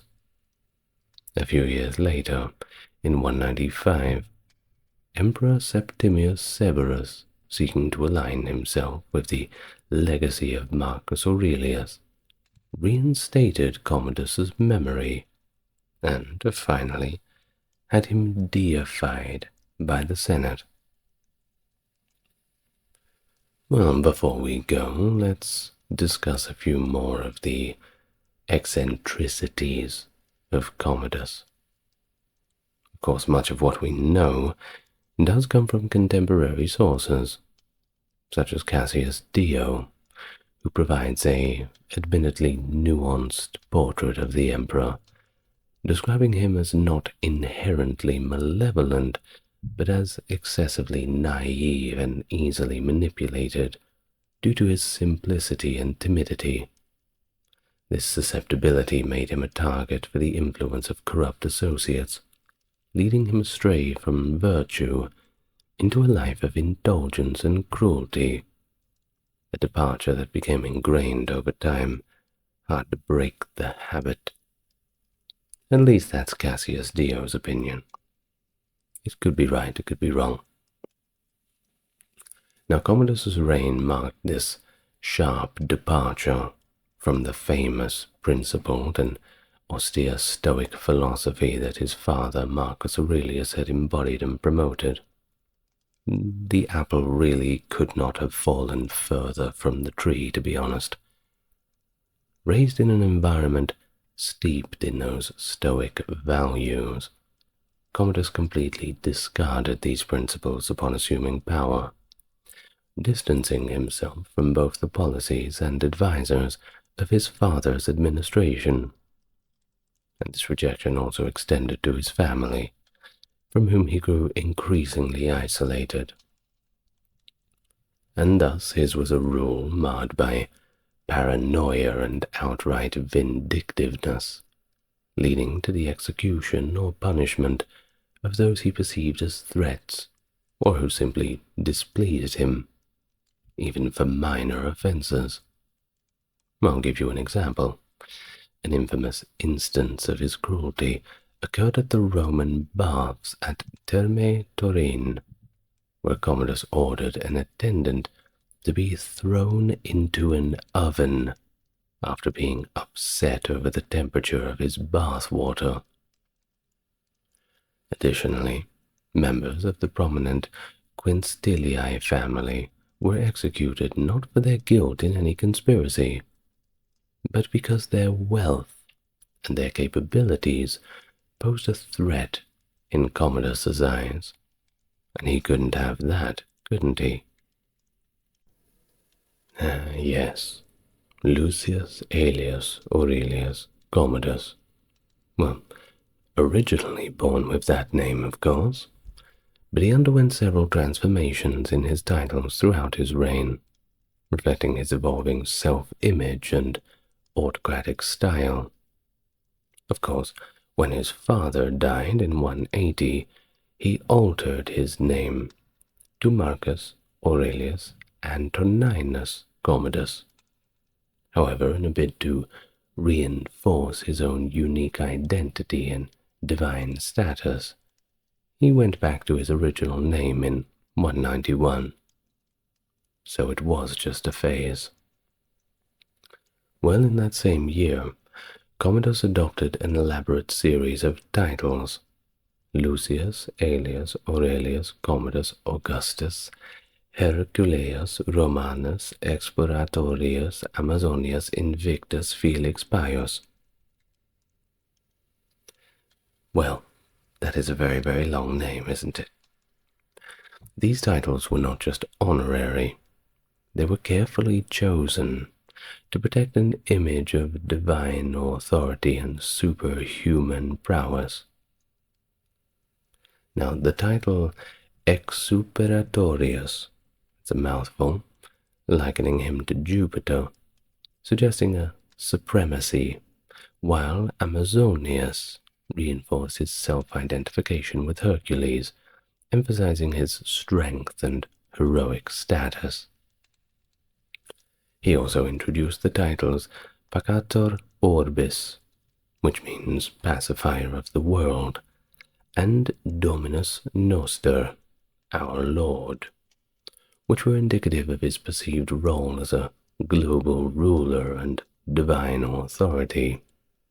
The adoption of Dominus Noster, a title later used by Roman emperors, marked Commodus as a pioneer in imperial titulature, aiming to elevate the emperor's status above mere mortal rulers to that of a universally acknowledged sovereign. The expansion of titles and the renaming of months to align with his names show his efforts to reshape the Roman identity and culture around his persona. Evidence from an inscribed altar in Dura Europos demonstrates how far-reaching these policies were, extending even to remote parts of the empire and affecting both civilian and military realms. Units of the auxiliary military were renamed Commodiana, indicating the depth of his cult of personality and his assertion of personal dominion over all aspects of Roman life. And of course, he took great pride in his physical attributes and abilities, often showcasing them in ways that blurred the lines between imperial dignity and theatrical spectacle. His enthusiasm for presenting himself as a reincarnation of Hercules was more than a mere role-play fascination. He really believed it. It was an integral part of his identity and his rule. As far as he was concerned, he was the guy. He adorned himself with the iconic lion's hide and club, attributes of Hercules, reinforcing this connection through public appearances and numerous statues commissioned across the empire to depict him in this godlike form. And his physical prowess was not merely limited to symbolic gestures. He actively participated in gladiatorial combat. The arena, a place traditionally reserved for slaves and free men seeking fame and fortune, but rarely, if ever, for emperors. His appearances were not only about displaying his strength, but were also performances meant to solidify his divine status among the populace. He was known for his unique ability as a left-handed fighter, a trait he took pride in and which set him apart in the eyes of his contemporaries. Cassius Dio, along with the other ancient sources such as Herodian and the scripts of the Historia Augusta, detailed Commodus's feats with almost mythic-like reverence. His skill as an archer was particularly emphasized. He was reputed to be able to decapitate a speeding ostrich with a single arrow and kill leaping panthers in mid-assault. These acts, performed during elaborate games and spectacles, were designed to awe spectators and demonstrate his superiority and courage. His engagement in these violent entertainments was a stark departure from that Stoic philosophy that he was brought up in, a shift that not only reflected in his personal indulgences, but also significantly impacted the imperial image and the administration of the empire. His rule is often remembered not for statesmanship or conquests, but simply for these strange theatrical exploits and the autocratic fervor with which he pursued his own vision of divine kingship. And his passion for gladiatorial combat was more than a mere pastime. It was a complete obsession. It blurred the lines between emperor and entertainer, and more began to shock Roman society. He regularly entered the arena dressed as a secutor, a type of gladiator equipped with a helmet, shield, and a sword, engaging in combat that many Romans deemed beneath the dignity of a man of such position. Hadrian and other contemporary sources reveal that such behaviors were seen as disgraceful, particularly for an emperor who was expected to embody the virtues of leadership and martial prowess against legitimate enemies of the state, not fellow entertainers in staged combats. He should have been out there fighting the enemies of Rome, not ostriches and other animals brought in for his own vanity. Well, of course, in the arena, Commodus's combats were carefully orchestrated. His opponents always yielded to him, ensuring that he never lost a single match. Such fights, though non-lethal, were symbolic victories that reinforced his image as invincible, yet they also earned him a reputation for hubris and excess, as he reportedly charged Rome a staggering 1,000,000 sesterces for each appearance, exacerbating the strain on the empire's finances. His bouts against animals were particularly extravagant and gruesome. Cassius Dio records that Commodus killed 100 lions in a single day, showing a lavish, wasteful slaughter that would have, of course, been costly and logistically complex. I mean, it would have taken them a long time to get that many lions, and then their entire supply of lions in a single day, completely killed by our old mate Commodus. Well, more disturbingly, Dio recounts an incident where Commodus decapitated a running ostrich with a specially crafted dart and theatrically threatened the senators by gesturing with the ostrich's bloody head towards them, indicating that they might be next. Well, this act was, of course, intended to intimidate, but it didn't quite have that effect. Reportedly, it was met with concealed laughter rather than fear from the senators, just because of how ridiculous the entire situation was, him holding up the ostrich's head and threatening them with it.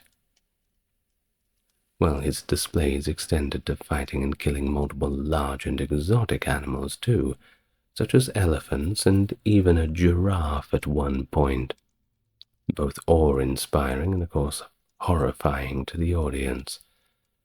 These events meant to demonstrate his physical dominance and godlike power, instead left the audience with a portrait of a ruler that was completely lost in his own delusions of grandeur, increasingly alienated from the traditional roles and responsibilities of a Roman emperor.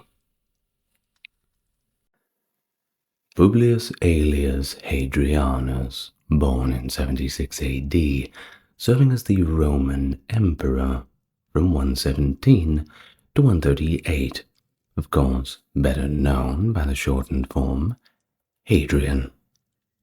His reign marked a significant shift from territorial expansion to consolidation, symbolized by the construction of the famous Hadrian's Wall in Britain, which defined the empire's northern boundary. A passionate traveler, Hadrian devoted over half of his reign to exploring the provinces, strengthening borders, and integrating diverse peoples into the imperial structure. Emphasizing cultural unity and architectural innovation, he commissioned the iconic structures such as the Pantheon and Hadrian's Villa at Tivoli. Philosophically inclined and deeply interested in the arts, he promoted Hellenistic traditions throughout the empire.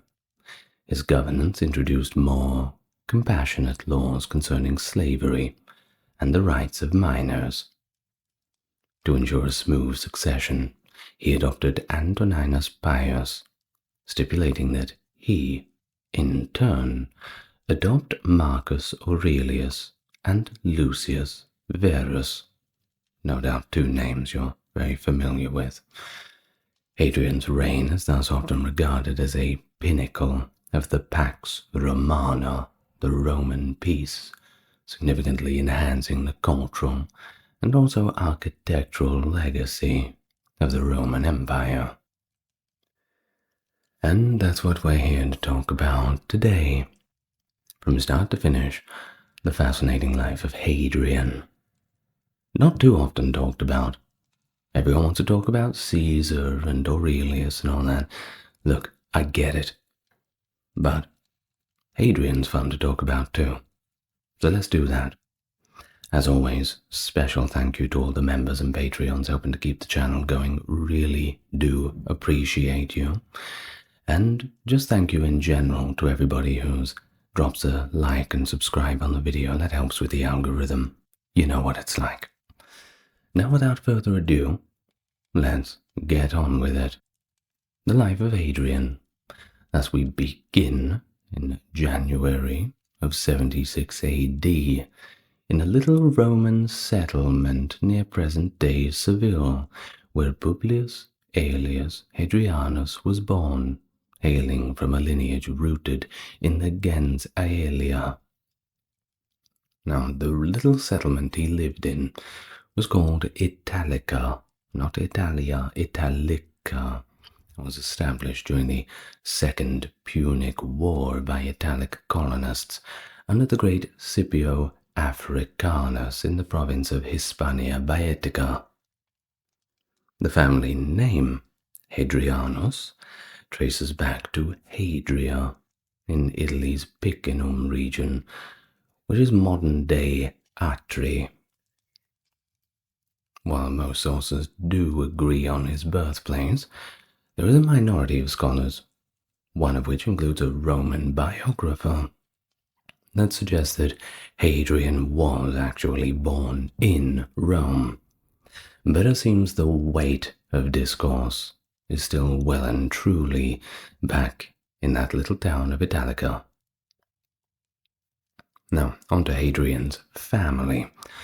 His father, Publius Aelius Hadrianus Afer, was a senator of Praetorian rank, who was born and educated in Italica too, and his mother, Domitia Paulina, came from a distinguished Roman senatorial family in Gades, which is modern-day Cadiz.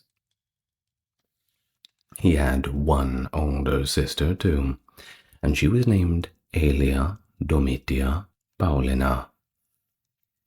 Now, there was a significant figure in his early life, that being Germana, who was his wet nurse, who was a slave, possibly of Germanic origin, and he actually remained quite close to her throughout his entire life. Later, he actually freed her, giving her emancipation. Quite nice of him. And she actually outlived him, as indicated by her funerary inscription found at Hadrian's villa in Tivoli. Hadrian's great-nephew, Gnaeus Pedanius Fuscus Salinator, from Barcino, which is nowadays Barcelona, hopefully you can point that out on a map, would later serve as his co-consul in 118 AD. Now his father, he spent much of his time in Rome, always away on work, on his senatorial duties. It's just the way it is. One of Hadrian's most notable family connections was actually to Trajan. That's right, the Emperor Trajan, his father's first cousin. And he was also a Seneca from Italica too. Well, despite being labeled as advenae, which is outsiders, by Aurelius Victor, both Trajan and Hadrian were of Italic descent and belonged to Rome's elite, no matter what anyone said.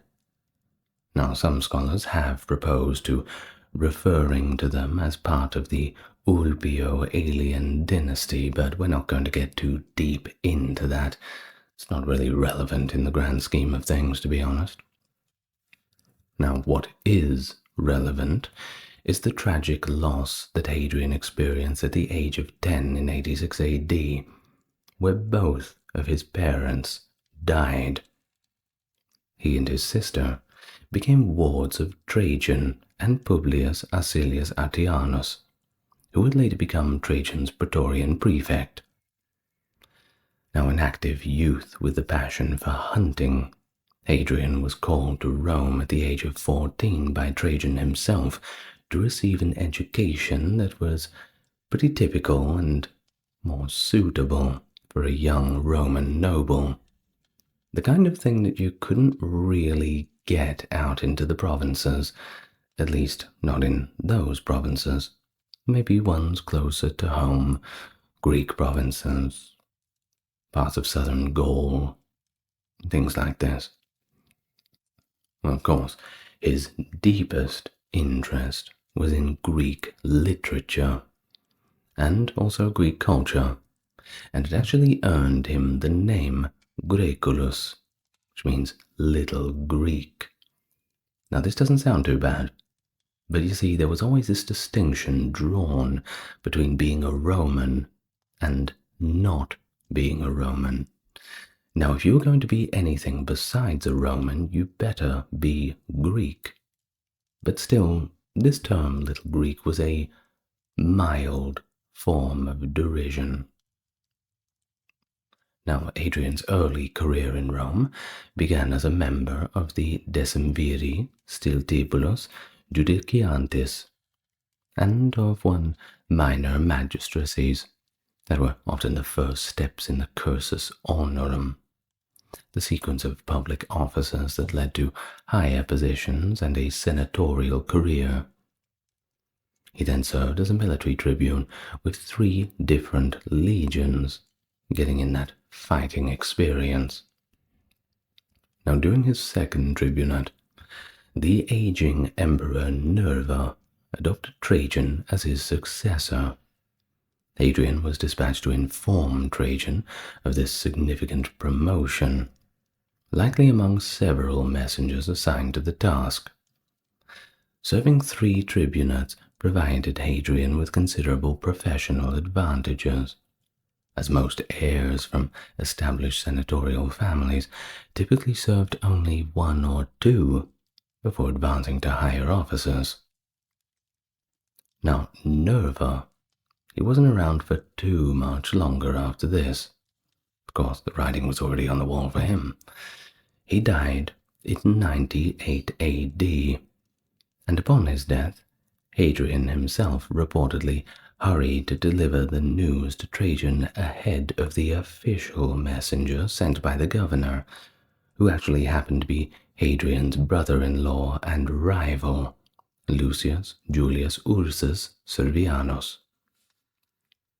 Well, upon returning to Rome 3 years later, in AD 101, Hadrian was elected quaestor and became quaestor imperatoris Traiani, acting as a liaison between Trajan and the Senate. A pretty good position, that's for sure, but a lot of responsibility. Now, in this role, he transmitted the emperor's communications and speeches, possibly even composing them on behalf of Trajan, a position previously held by the influential Licinius Sura. Following this, Hadrian served as ab actis senatus, responsible for keeping the Senate's records. Now, it wasn't all peace and record keeping. There's war, too. Seems to be a trend for Rome. And at this time, it was the First Dacian War. Dacia was a frontier province out there to the east. Now, this was around 105 AD, and Hadrian was part of Trajan's personal entourage. But he was later relieved of his military duties to become a tribune of the plebs in Rome. After the war, he had likely achieved the rank of praetor. Now, the war in Dacia was far from over, of course. There was a second Dacian War, and in this war, he joined up again to Trajan's inner circle as the legate of Legio I Minervia. By 107 AD, Hadrian was appointed governor of Lower Pannonia with the task of containing the Sarmatians. Containing them in whatever way you can, I suppose. Well, between 107 and 108, he successfully repelled an invasion by the Lazyges into Roman territories of Banat and Oltenia. While the exact terms of the subsequent peace agreement are unknown to us, it is believed that Rome retained control of Oltenia in exchange for certain concessions, most likely a one-time tribute. As we always say on this channel, nothing greases the wheels more than that. The Lazyges gained control of Banat during this period, likely as part of the treaty. And so, at this time, Hadrian was in his mid-30s, the prime of life. Hadrian traveled to Greece, where he was granted Athenian citizenship, of course, Little Greek, and served briefly as the Epomenos Archon of Athens in 112 AD. Now, the Athenians were very keen on giving him a warm welcome, and they even honored him with a statue inscribed in the Theatre of Dionysus, detailing his career achievements up to that point, which is very handy when you're trying to date when the statue was made. But he's not mentioned again until Trajan's Parthian campaign, suggesting he may have remained in Greece until rejoining Trajan as a legate. When disturbances resurfaced in Dacia, the governor of Syria was sent to address them, and Hadrian was appointed as his successor, with independent authority. Now, as Trajan fell seriously ill and set sail back for Rome, Hadrian stayed behind in Syria, effectively having full command of the Eastern Roman army. Trajan reached Selinus in Cilicia, but he died there, August 8th, 117 AD. He is remembered as one of Rome's most esteemed emperors. Yes, I'll do a video on Trajan soon. Probably should have done one before I did the Hadrian video. Well, it is what it is, isn't it? Now, around 100 or 100 AD, during his quaestorship, Hadrian got married. Congratulations! And the lucky lady was Vibia Sabina, Trajan's grandniece, who was about 17 or 18 years old. Now, Trajan seemed pretty indifferent to the marriage, we are told, and ultimately it proved unhappy. Certainly hard to recover from being indifferent from the wedding onwards. Doesn't set a good precedent. Well, the marriage may have been orchestrated by Trajan's wife, Plotina, a learned and influential woman who shared Hadrian's vision of the Roman Empire as a commonwealth rooted in Hellenic culture. By supporting Hadrian's potential succession, Plotina and her family stood to maintain their status after Trajan's death. Well, Hadrian also benefited from the support of his mother-in-law, Salonia Matidia. Remember that his parents had actually died quite young. Now, this was the daughter of Trajan's beloved sister, Ulpia Marciana.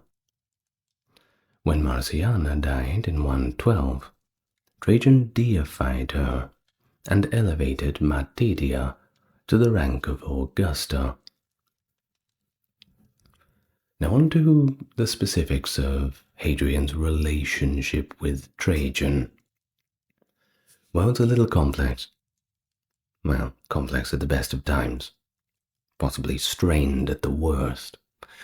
You see, he seemed to attempt to influence Trajan by building relationships with the emperor's young favorites, leading to unexplained tensions around the time of his marriage to Sabina.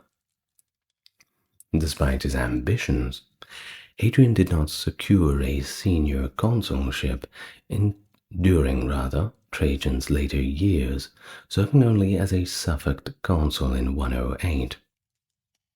This position placed him on equal footing with other senators, but lacked the prestige of a designated heir. Trajan could have elevated Hadrian to patrician status, which granted him privileges like early access to the consulship, without any prior tribunate service. But he chose not to do this. Now, although Hadrian became tribune of the plebs at a younger age than usual, he had to leave Dacia and Trajan to assume the role, and it's possible that Trajan wanted him to leave.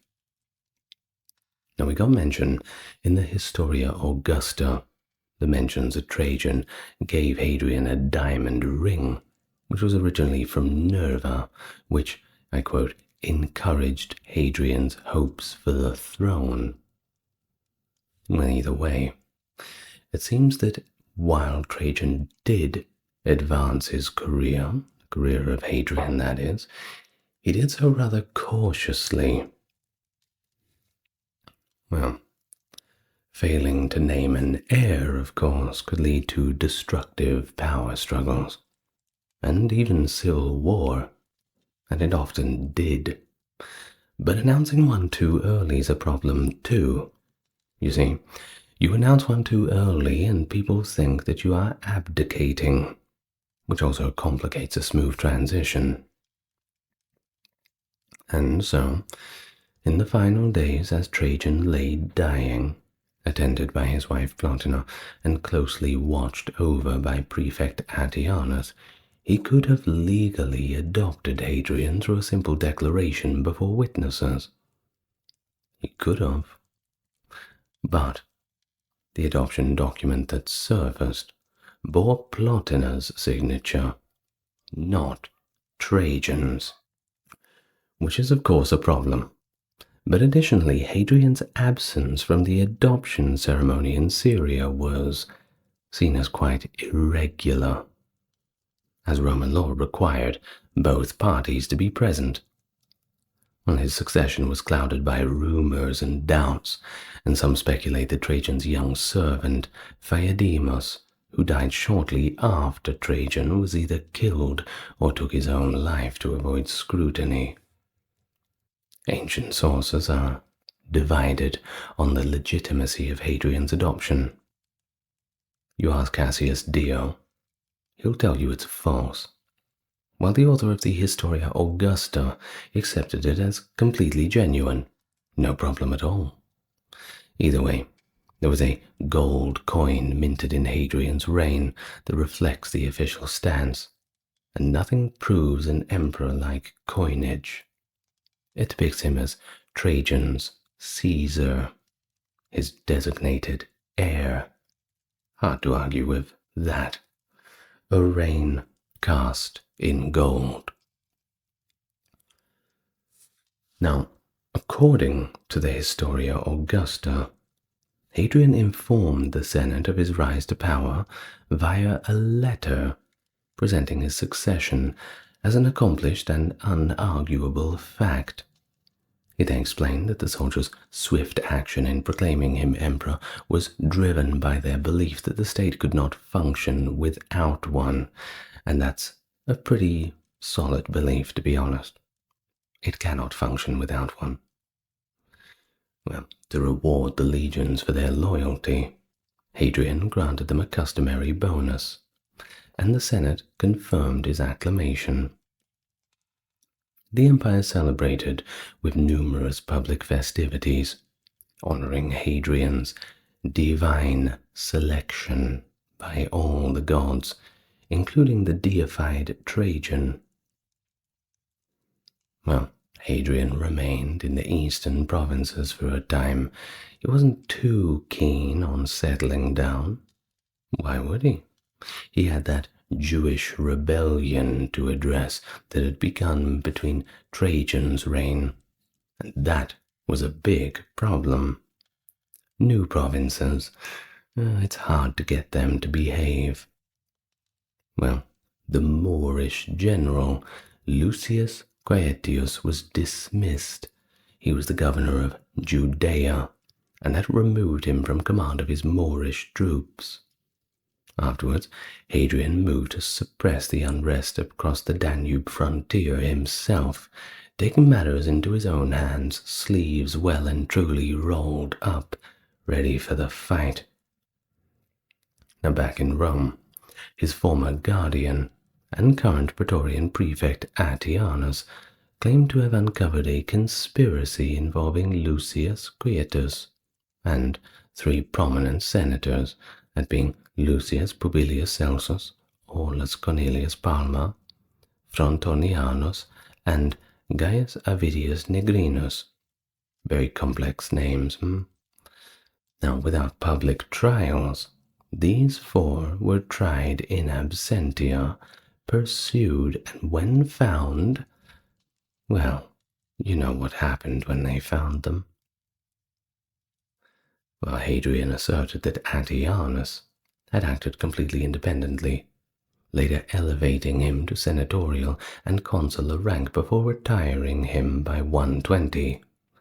He assured the Senate that their traditional right to judge their own members would be respected moving forward.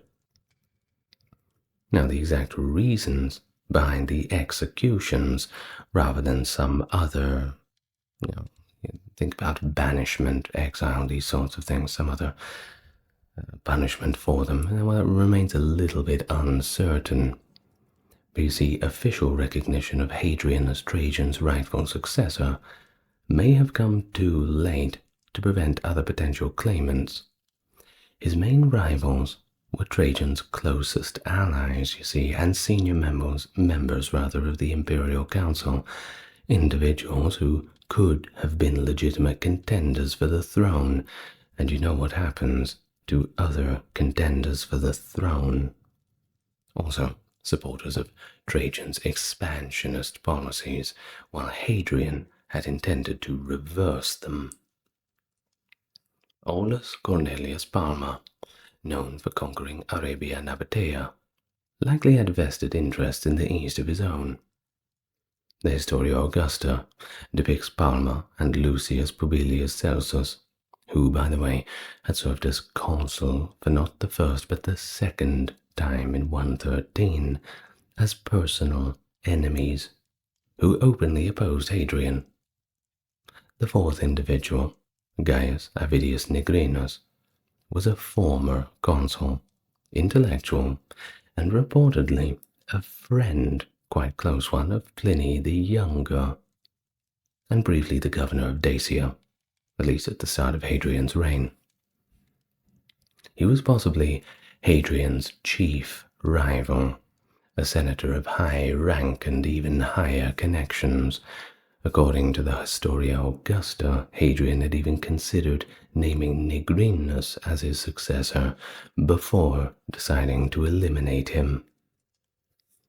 Well, shortly after these events, in 125, Hadrian appointed one Quintus Marcius Turbo as his new Praetorian prefect.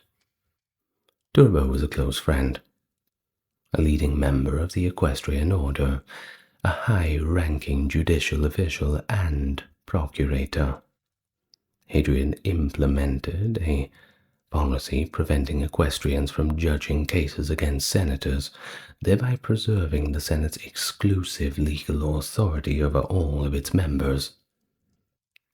The Senate remained thus the highest court of appeal, and formal appeals to the emperor against its decisions were completely forbidden. No exceptions. Better luck next time, kid. Whether or not Hadrian fully grasped the impact, this move failed to repair the damage that was caused earlier by Antoninus, and his reputation and relationship with the Senate remained strained for the rest of his reign. Well, we have some sources that suggest that Hadrian occasionally employed a network of informers, such as the frumentari, to discreetly investigate high-ranking individuals, including senators and close associates. We're talking private investigators, detectives for hire, that sort of thing. Well, Hadrian would spend more than half of his reign traveling outside of Italy, unlike previous emperors who simply relied on reports from their envoys while they stayed in Rome. He chose to observe conditions across the empire first-hand, getting well and truly involved with all of the provinces. Earlier rulers often left Rome for extended periods, mainly to conduct wars, returning only after the conflicts were resolved, having a nice triumph, a big party, all little rose petals thrown down on them. It's pretty nice. Well, Hadrian's frequent journeys might represent a deliberate break from traditions that viewed the empire solely as Roman dominion. It wasn't about, well, this part in the province or this part in the province. No, it's just a little piece of Rome that is having some trouble. A little dirty spot we need to go and clean up.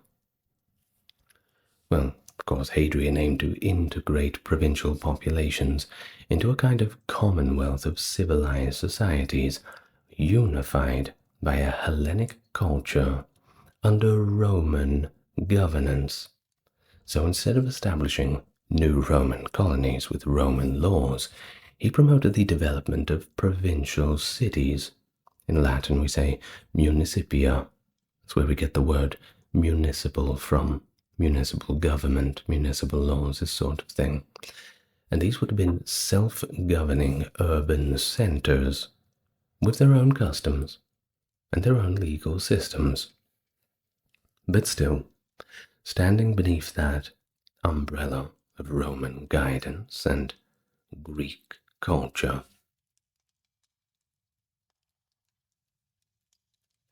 Now, of course, we've mentioned the coins. The coins are great. We call this study numismatics, numis being the word for coin or money, I believe. Coins minted during the later part of Hadrian's reign reflect his global and, frankly, an inclusive vision. It depicts him of somewhat raising up personifications of various provinces. Later, Aelius Aristides noted that Hadrian extended a protective hand over his subjects, assisting them as one helps those who have stumbled. Sounds like a nice guy, doesn't he? Well, this approach is unfortunately not well received by Roman traditionalists. The indulgent Emperor Nero had previously undertaken a long and peaceful tour of Greece, attracting criticism from the Roman elite for neglecting his essential duties. Nero had enjoyed widespread support in the eastern provinces, and to a lesser extent in the west. Rumors of his return or resurrection emerged soon after his death, and Hadrian may have consciously tapped into these favorable associations during his travels. Well, in the Historia Augusta, he is described as excessively Greek, seen as way too cosmopolitan for a Roman emperor by traditional standards, too Greek for Roman town, too Roman for Greek town. What are we going to do with Hadrian? Well, before Hadrian arrived in Britannia, which is, of course, that wall of his being his most famous achievement, the province experienced a major uprising since between the years of 119 and 121. There are inscriptions that reference an Expeditio Britannica, British expedition, that involves several troop movements, including a detachment of about 3,000 soldiers. Fronto mentions military defeats in Britannia during this time. Things were not going to plan. Coin inscriptions from 119 to 120 confirm that Quintus Pompeius Falco was sent to restore order. In 122 AD, Hadrian initiated the construction of the wall, which was intended to separate the Romans from the barbarians. While it's plausible that the wall was built in response to a genuine threat, or at least its resurgence, this remains a little speculative. A prevailing desire to halt the empire's expansion may have been the decisive factor. But also, reducing defense costs might have played their own role, as the wall effectively prevented incursions into Roman territory more cheaply than maintaining a large border force. Well, it also regulated this cross-border trade and immigration. Either way, a shrine was established at York to honor Britannia as the personification of Britain, and coins were minted bearing her image, recognized as Britannia. By the end of 122 AD, Hadrian had completed his journey to Britannia, but he never saw the finished wall which now bears his name. Well, it appears that Hadrian had also travelled through southern Gaul. Now, at Nemausus, modern-day Nimes, he likely oversaw the construction of a basilica dedicated to the patroness Plotina, who had recently died in Rome and had been deified at the request of Hadrian himself. Around this time, Hadrian dismissed his secretary, the biographer Suetonius, for his excessive familiarity with the empress, and we all know what that means. Now Gaius Septicius Clarus, who served alongside Marcius Turbo as a praetorian prefect, was also removed for the same alleged reason, which may have been a pretext for their dismissal. Hadrian spent the winter of 122 to 23 AD in Tarraco, Spain, and while he was there, he spent his time rebuilding the Temple of Augustus. Now, winter over. In 123 AD, Hadrian crossed the Mediterranean to Mauritania, personally leading a brief campaign against local insurgents. Unfortunately, his visit was cut short due to reports of military mobilization by Parthia, prompting him to head east. At some point, he visited Cyrene, where he personally financed the military training of young men from wealthy families for service in the Roman army. Cyrene had already benefited during Hadrian's reign from his reconstruction of public buildings damaged during the earlier Trajanic Jewish uprising. Well, it is possible that during his time in Claudiopolis, Hadrian met Antoninus, a young man of humble origins, who would later become his beloved companion. Now, sources offer little detail about when or where they met. Representations of Antoninus show him around 20 years old, just before his death in 130. So, in 123, he may have been about 13 or 14. Antoninus may have been sent to Rome for education as a page to the emperor, eventually becoming his favorite. The favorite what? The specifics of their relationship remain largely unknown, and I'm not going to dig too far into that one. Now, regardless of Antoninus' presence, Hadrian continued his travels through Anatolia. Various accounts place him at different locations and mention his founding of the city Hadrianature in Mysia after a successful boar hunt. Around this time, plans were made to complete the temple of Zeus at Cyzicus, which had been started by the rulers of Pergamon. The temple was adorned with a colossal statue of Hadrian, just for good measure. And thus Cyzicus, Pergamon, Smyrna, Ephesus, and Sardes were all designated as regional centers for the imperial cult.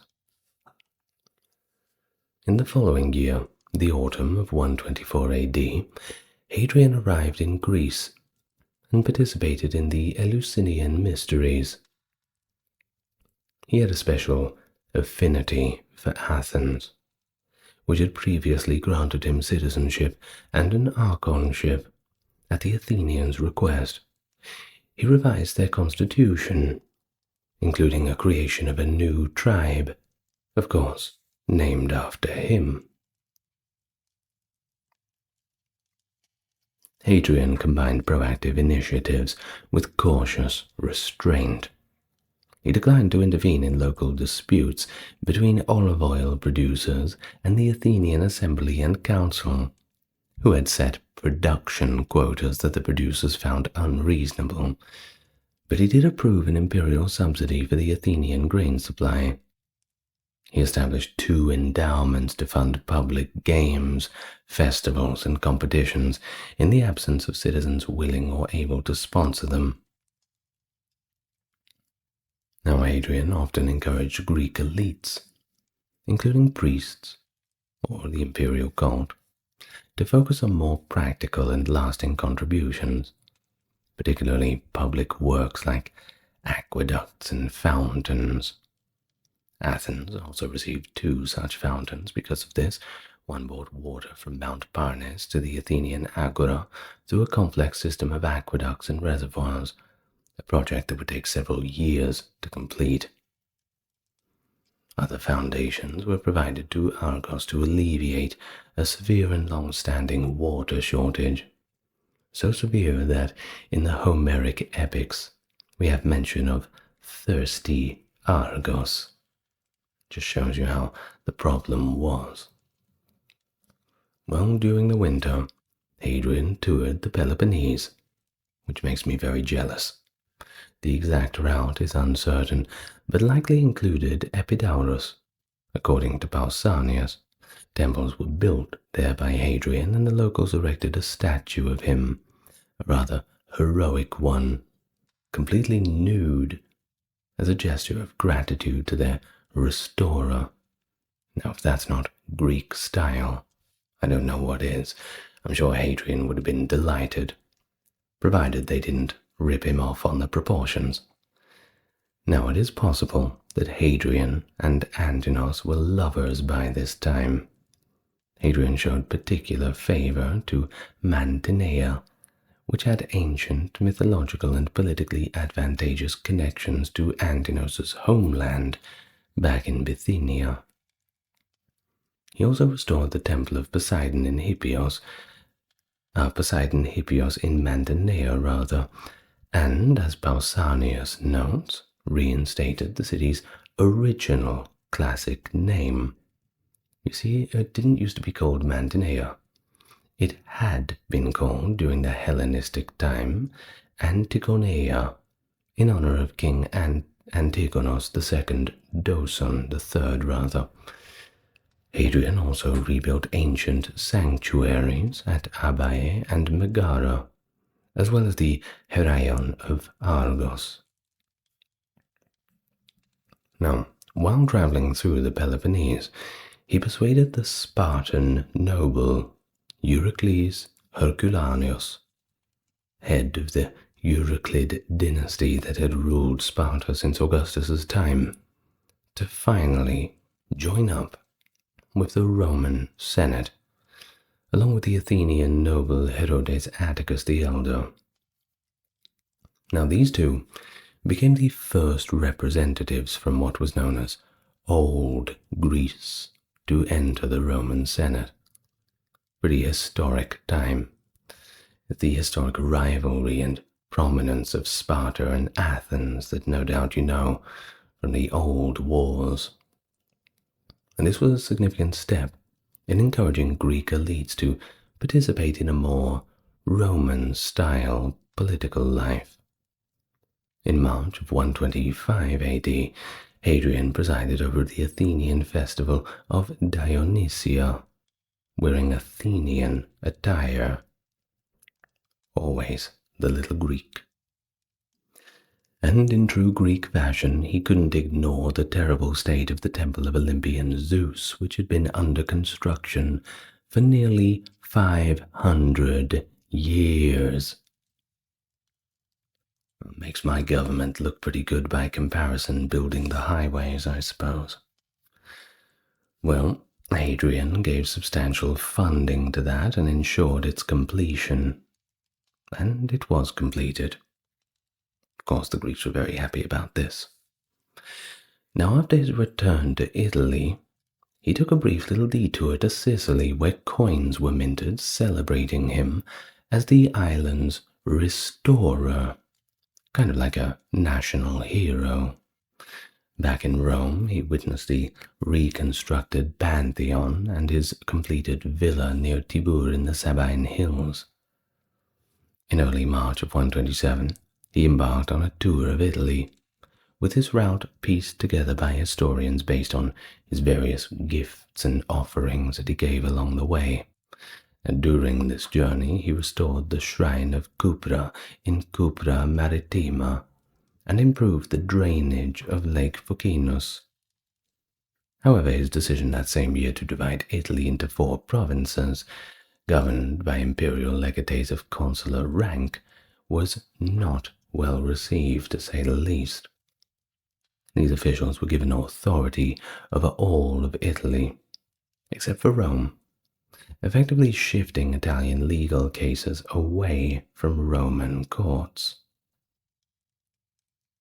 While the Roman Senate disapproved of reducing Italy to provincial status, and this reform did not survive far beyond Hadrian's reign.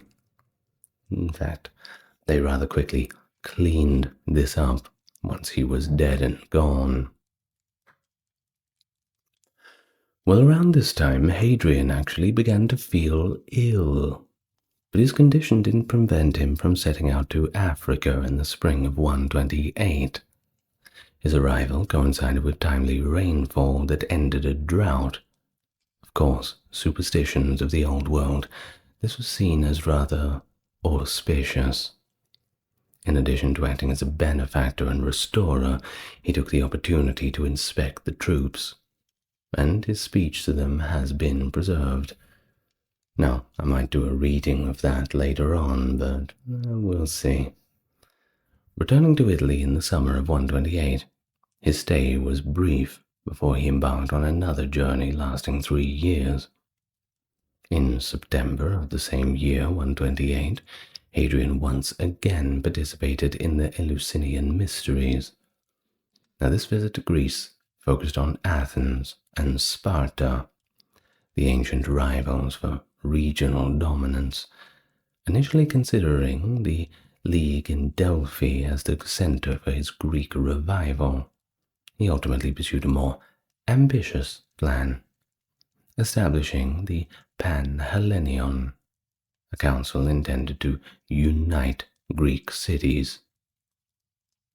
Well, after beginning the necessary preparations, which involved verifying claims to Greek city status, a process that required time, of course, Hadrian then departed for Ephesus. Traveling from Greece, through Asia, to Egypt, he likely crossed the Aegean Sea with an Ephesian merchant named Lucius Erastus and his entourage. He later wrote to the Council of Ephesus, recommending Erastus as a suitable candidate for town councillor and offering to pay the required fee. So obviously, he had made quite an impression. Now, just before the Egyptian New Year, Hadrian arrived in Egypt, August 29th, the year 130.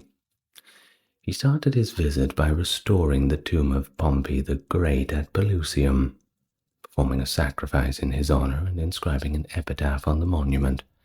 Now, since Pompey was known for solidifying Rome's control in the East, this act likely symbolized the reaffirmation of Roman authority following the social unrest during Trajan's later years.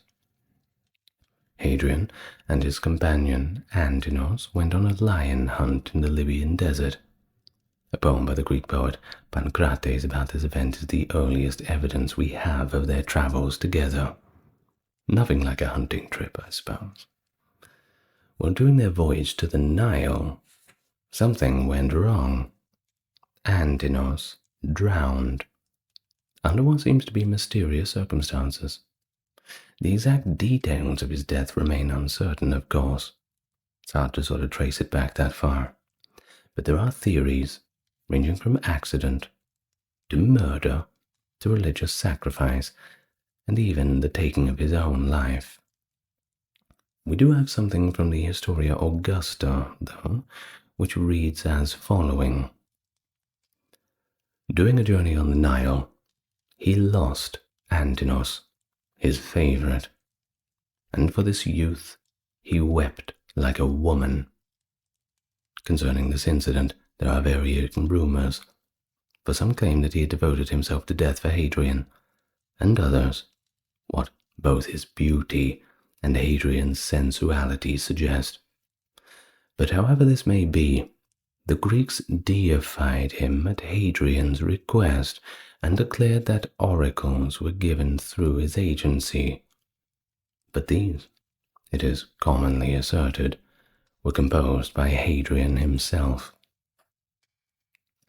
In honor of Antoninus, Hadrian founded the city of Antinopolis on October 30th, 130.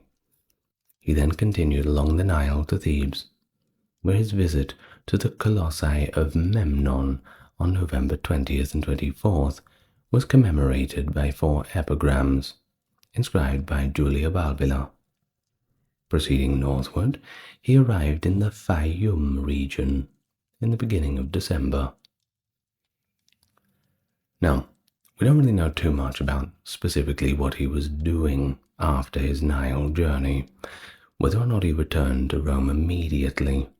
Between 130 and 131, he traveled eastward to establish and inaugurate his new Pan-Hellenion, centered around the Athenian temple of Olympian Zeus, which, if you do remember, he was the one who paid the money to renovate that. Well, due to local disputes that had undermined a previous initiative for Hellenic association based in Delphi, Hadrian had to choose a more inclusive league encompassing all Greek cities.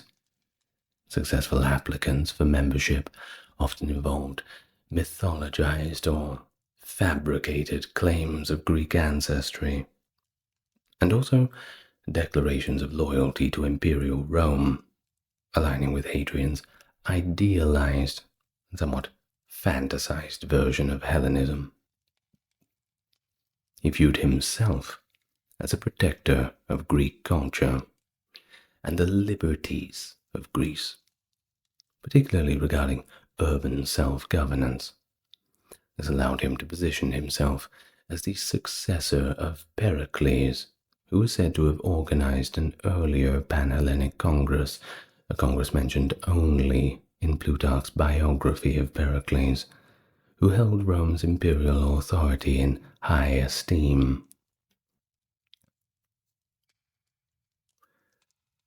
Now, Hadrian spent the winter of 131 to 32 in Athens, where he dedicated the completed temple of Olympian Zeus, and in 132 he travelled eastward to Judea. Now, during Roman Judea, Hadrian visited Jerusalem, which remained in ruins following the First Roman-Jewish War of 66 to 73. He might have intended to reconstruct Jerusalem as a Roman colony, like to Vespasian's establishment of Caesarea Maritima, accompanied by various honorific and monetary privileges. The non-Roman populace had no need to engage in Roman religious ceremonies, but was anticipated to uphold Roman imperial structure. This is evidenced in Caesarea, where certain Jews fought in the Roman military during the rebellions of 66 and 132. It is conjectured that Hadrian aimed to integrate the Jewish temple into the conventional Roman civic religious imperial cult. Such integrations had historically been prevalent in Greece and other provinces, and generally had been proven effective, at least as effective as it can be, at least effective for the Romans, while the adjacent Samaritans had already amalgamated their religious practices with Hellenistic traditions. Did I say Samaritans? Samaritans. See, this is what happens when you read out loud for an hour straight. Excuse me. Well, strict Jewish monotheism demonstrated greater resilience against imperial persuasion and subsequent imperial demands. Now, a legend derived from the Historia Augusta suggests that the insurrection was incited by Hadrian's prohibition on circumcision, which he, as a Hellenist, regarded as a form of mutilation.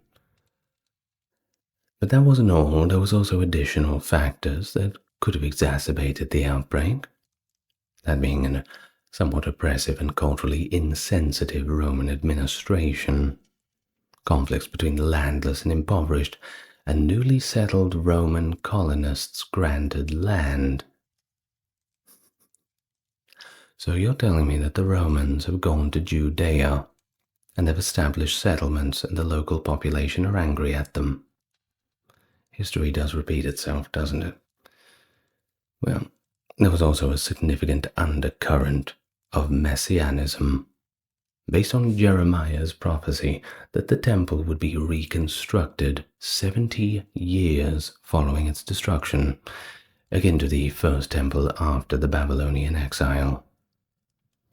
Now, a significant Jewish insurrection against Hellenistic and Roman influence erupted, spearheaded by Simon Bar Kokhba.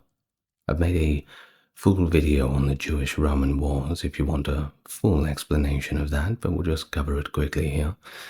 Well, due to the incomplete nature of the available information, it's pretty impossible for us to determine a precise date for the commencement of the revolt. Likely commenced between the summer and autumn of 132.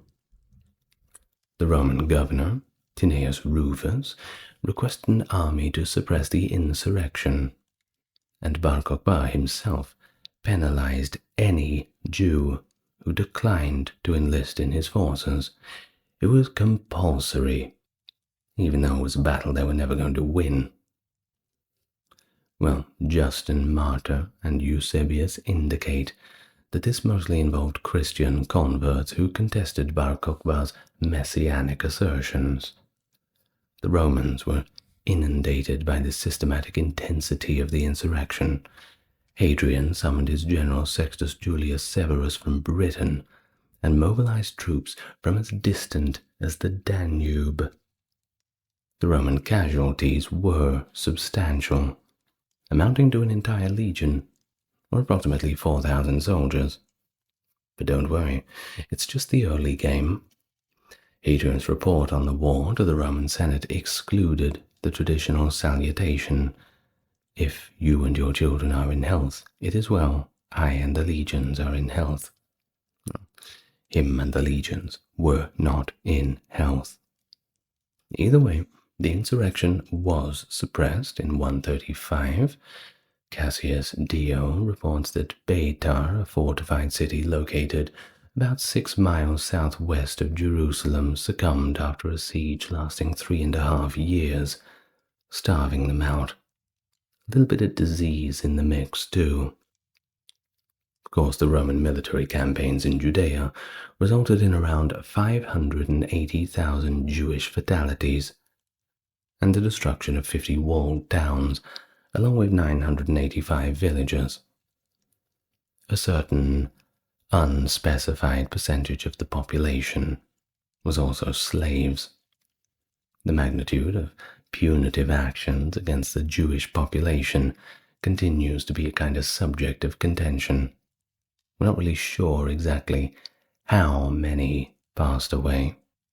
I suppose we'll never really know.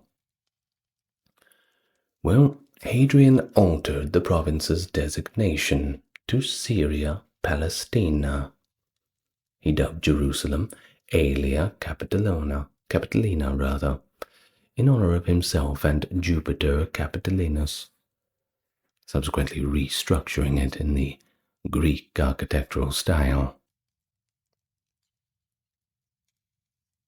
Well, following the quelling of the insurrection, Hadrian granted the Samaritans a temple dedicated to Zeus Hypsistos, the highest Zeus, on Mount Gerizim. The violent suppression of the uprising concluded Jewish political autonomy from the Roman imperial system. Now, Hadrian resided in Rome during the concluding years of his life.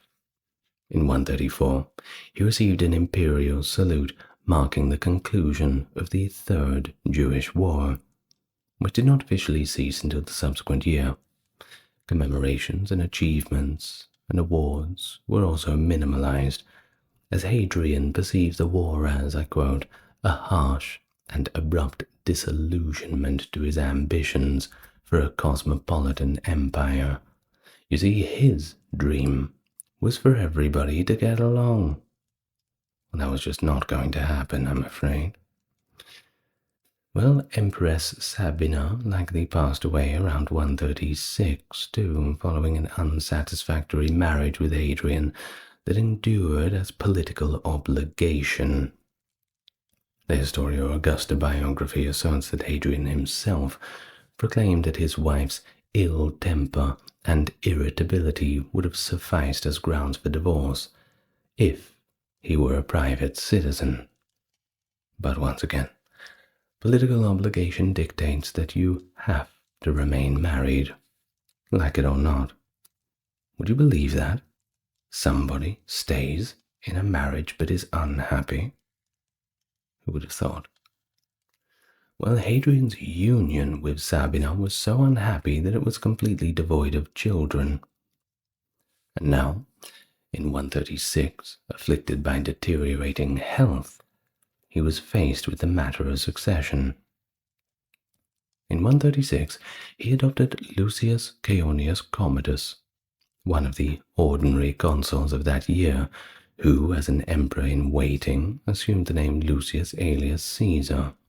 Now, he was the son-in-law of Gaius Avidius Nigrinus, one of the 4 consulars executed in 118. His health was fragile, and his reputation seemed more akin to that of a decadent, well-educated nobleman than that of a leader. Numerous contemporary efforts have been undertaken to elucidate Hadrian's decision. It's been suggested that Aelius was actually Hadrian's biological son, but, well, we don't really have much proof of that. His adoption has been conjectured as Hadrian's sort of late effort to reconcile with the prominent senatorial family, whose key members were executed shortly after his accession. Aelius performed commendably as the joint ruler of Pannonia Superior and Inferior. He held an additional consulship in 137, but passed away in the 1st of January 138. Subsequently, Hadrian adopted Titus Aurelius Fulvus Boionis Aureus Antoninus, the future Emperor Antoninus Pius, who I've done a full video on. Now, Hadrian's later years were characterized by strife and discontent. His endorsement of Aelius Caesar had met with disfavor, particularly from his brother-in-law, Lucius Julius Ursus Servianus, and Servianus's grandson Gnaeus Pedanius Fuscus Salinator. Servianus, despite his advanced age, was initially in the line of succession at the onset of Hadrian's reign. Fuscus is reputed to have had ambitions for imperial authority. In 137, he possibly orchestrated a coup including his grandfather, and Hadrian commanded their execution. Obviously, the coup failed. Servianus allegedly prayed prior his execution that Hadrian would yearn for death, but be incapable of dying. Throughout his terminal, extended sickness, Hadrian was thwarted from taking his own life on multiple instances. But nature always takes its course, and he passed away July 10th, 138, nice and comfortable in his villa at Baiae at the age of 62, after a 21-year reign. Well, I suppose it wasn't too comfortable. Cassius Dio and the Historia Augustus document aspects of his deteriorating health, indicators of coronary artery disease. Not a good way to go, but I can certainly think of worse ones. Rest in peace to our boy Hadrian. The Battle of Cannae, fought in 216 BC during the Second Punic War, a landmark of military strategy, primarily due to the tactical genius of the Carthaginian commander Hannibal Barca. Completely outnumbered, Hannibal executed a double envelopment tactic, drawing the Roman legions into a trap by allowing his weaker center to retreat, thereby enticing the Romans deeper into the formation. As the Romans advanced, Hannibal's flanks encircled and decimated the overextended army, hacking and slashing at the trapped and terrified Romans. It was a day that lived in the nightmares of Rome for years to come, and left such a formidable and once confident power to ponder the question, how could this happen to us? Hello and welcome. If you're new here, then it's great to meet you. And if you're coming back, good to have you with me again. Support the channel? Well, you're already doing it. Just enjoy the content. But if you want to click the mouse button twice, that certainly helps the algorithm when you click it on the like and subscribe, and a little comment always makes my day. If you want to go far and beyond that, well, just take a look at the video description. But now, without further ado, I'd like you to get nice and comfortable. Trigger warning for the ancient Romans who are listening. We're going to talk about possibly the worst day in those times for the Romans, this Battle of Cannae. Now, at the onset of the Second Punic War, so we're talking between Rome and Carthage, in 218 BC, Hannibal Barca embarked on an aggressive campaign into Italy, crossing both the Pyrenees and the Alps in summer and early autumn. And at this time, Hannibal was on quite a roll, you see. His swift conquest included major victories at Trebia and Lake Trasimene, which caused significant Roman losses. But the Romans weren't going to take that lying down. They appointed one Quintus Fabius Maximus Verrucosus as dictator to specifically address the Carthaginian threat. Now Fabius adopted a strategy of attrition, avoiding direct confrontations while focusing on disrupting Hannibal's supply lines. Although effective, this strategy was certainly not popular among Romans, who wanted a swift conclusion to the conflict. After all, they were Roman legionnaires. Surely if they just met them on the battlefield, they'd mop the floor with them like every other time. Well, Trebia and Lake Trasimene certainly disproved that theory. And Hannibal was no barbarian from the north. He knew what he was doing. A general that was certainly a match for the Romans. Well, concerns grew that prolonged hostilities and unchecked Carthaginian raids might even lead Rome's allies to reconsider their loyalties, maybe even switch sides. Well, as a result, when Fabius's term concluded, he was not granted an extension of his dictatorial powers. Instead, command reverted to consuls Gnaeus Servilius Geminus and Marcus Atilius Regulus. By 216 BC, the Roman political climate favored a more aggressive approach, leading to the election of consuls Gaius Terentius Varro and Lucius Aemilius Paulus. They were tasked with leading a significantly enlarged army directly against Hannibal. Now, according to Polybius, the Roman Senate, alarmed by the threat posed by Hannibal, authorized the formation of 8 legions, a total force unprecedented in Roman history, so you can certainly see how they were a little panicked. They were going all in. Each legion comprised of 5,000 infantry and 300 cavalry, significantly expanding the traditional military structure, which typically involved only 4 legions, doubling down.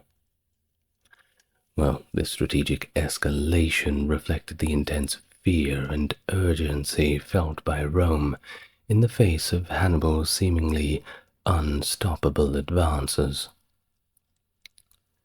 In the strategic organization of the Roman army during the Second Punic War, each of the consuls, at least under normal circumstances, would command 2 of the 4 traditional legions. However, given the severity of the threat from Hannibal, the Senate decided to deploy an unprecedented total of 8. This never happened before. Now, the massive army was unusual not only in size, but also in command structure. Roman law stipulated that when 2 consuls commanded a single combined force, they must alternate command daily.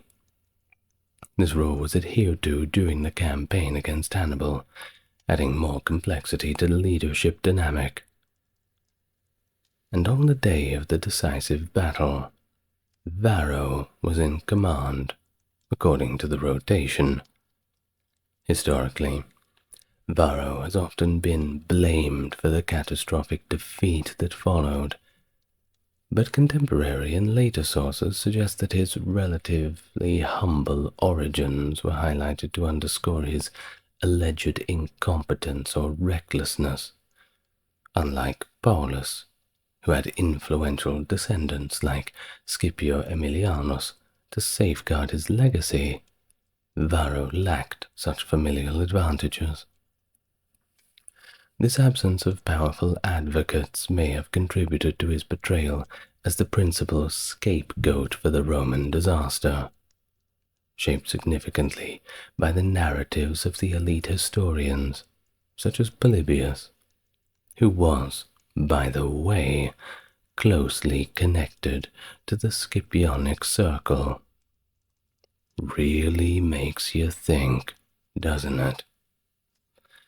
Well, in the spring of 216, Hannibal seized control of Cannae, a major Roman supply depot, strategically positioning himself to disrupt Roman logistics. This was a big problem for the Romans. It significantly alarmed them due to loss in the strategic advantage it gave Hannibal over the region as a whole. The Roman consuls, determined to face Hannibal head-on, marched their forces to confront him, finding his position on the left bank of the river Aufidus after 2 days. Varro, leading the army on the first day, was characterized by ancient sources as impulsive and overly confident.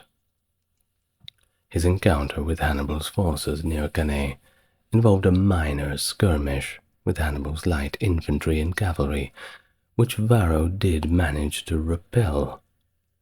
And this small victory, of course, boosted Roman morale, and possibly contributed to Varro's reported overconfidence. In contrast, the other Roman consul, Paulus, was reportedly cautious and advised against engaging Hannibal on open ground, particularly due to the Carthaginian superiority in cavalry. Despite his reservations, after the initial encounter, Paulus felt compelled to maintain their position. He strategically divided the Roman forces, stationing the majority east of the Aufidus and a smaller contingent across the river to secure water supply and disrupt enemy foragers.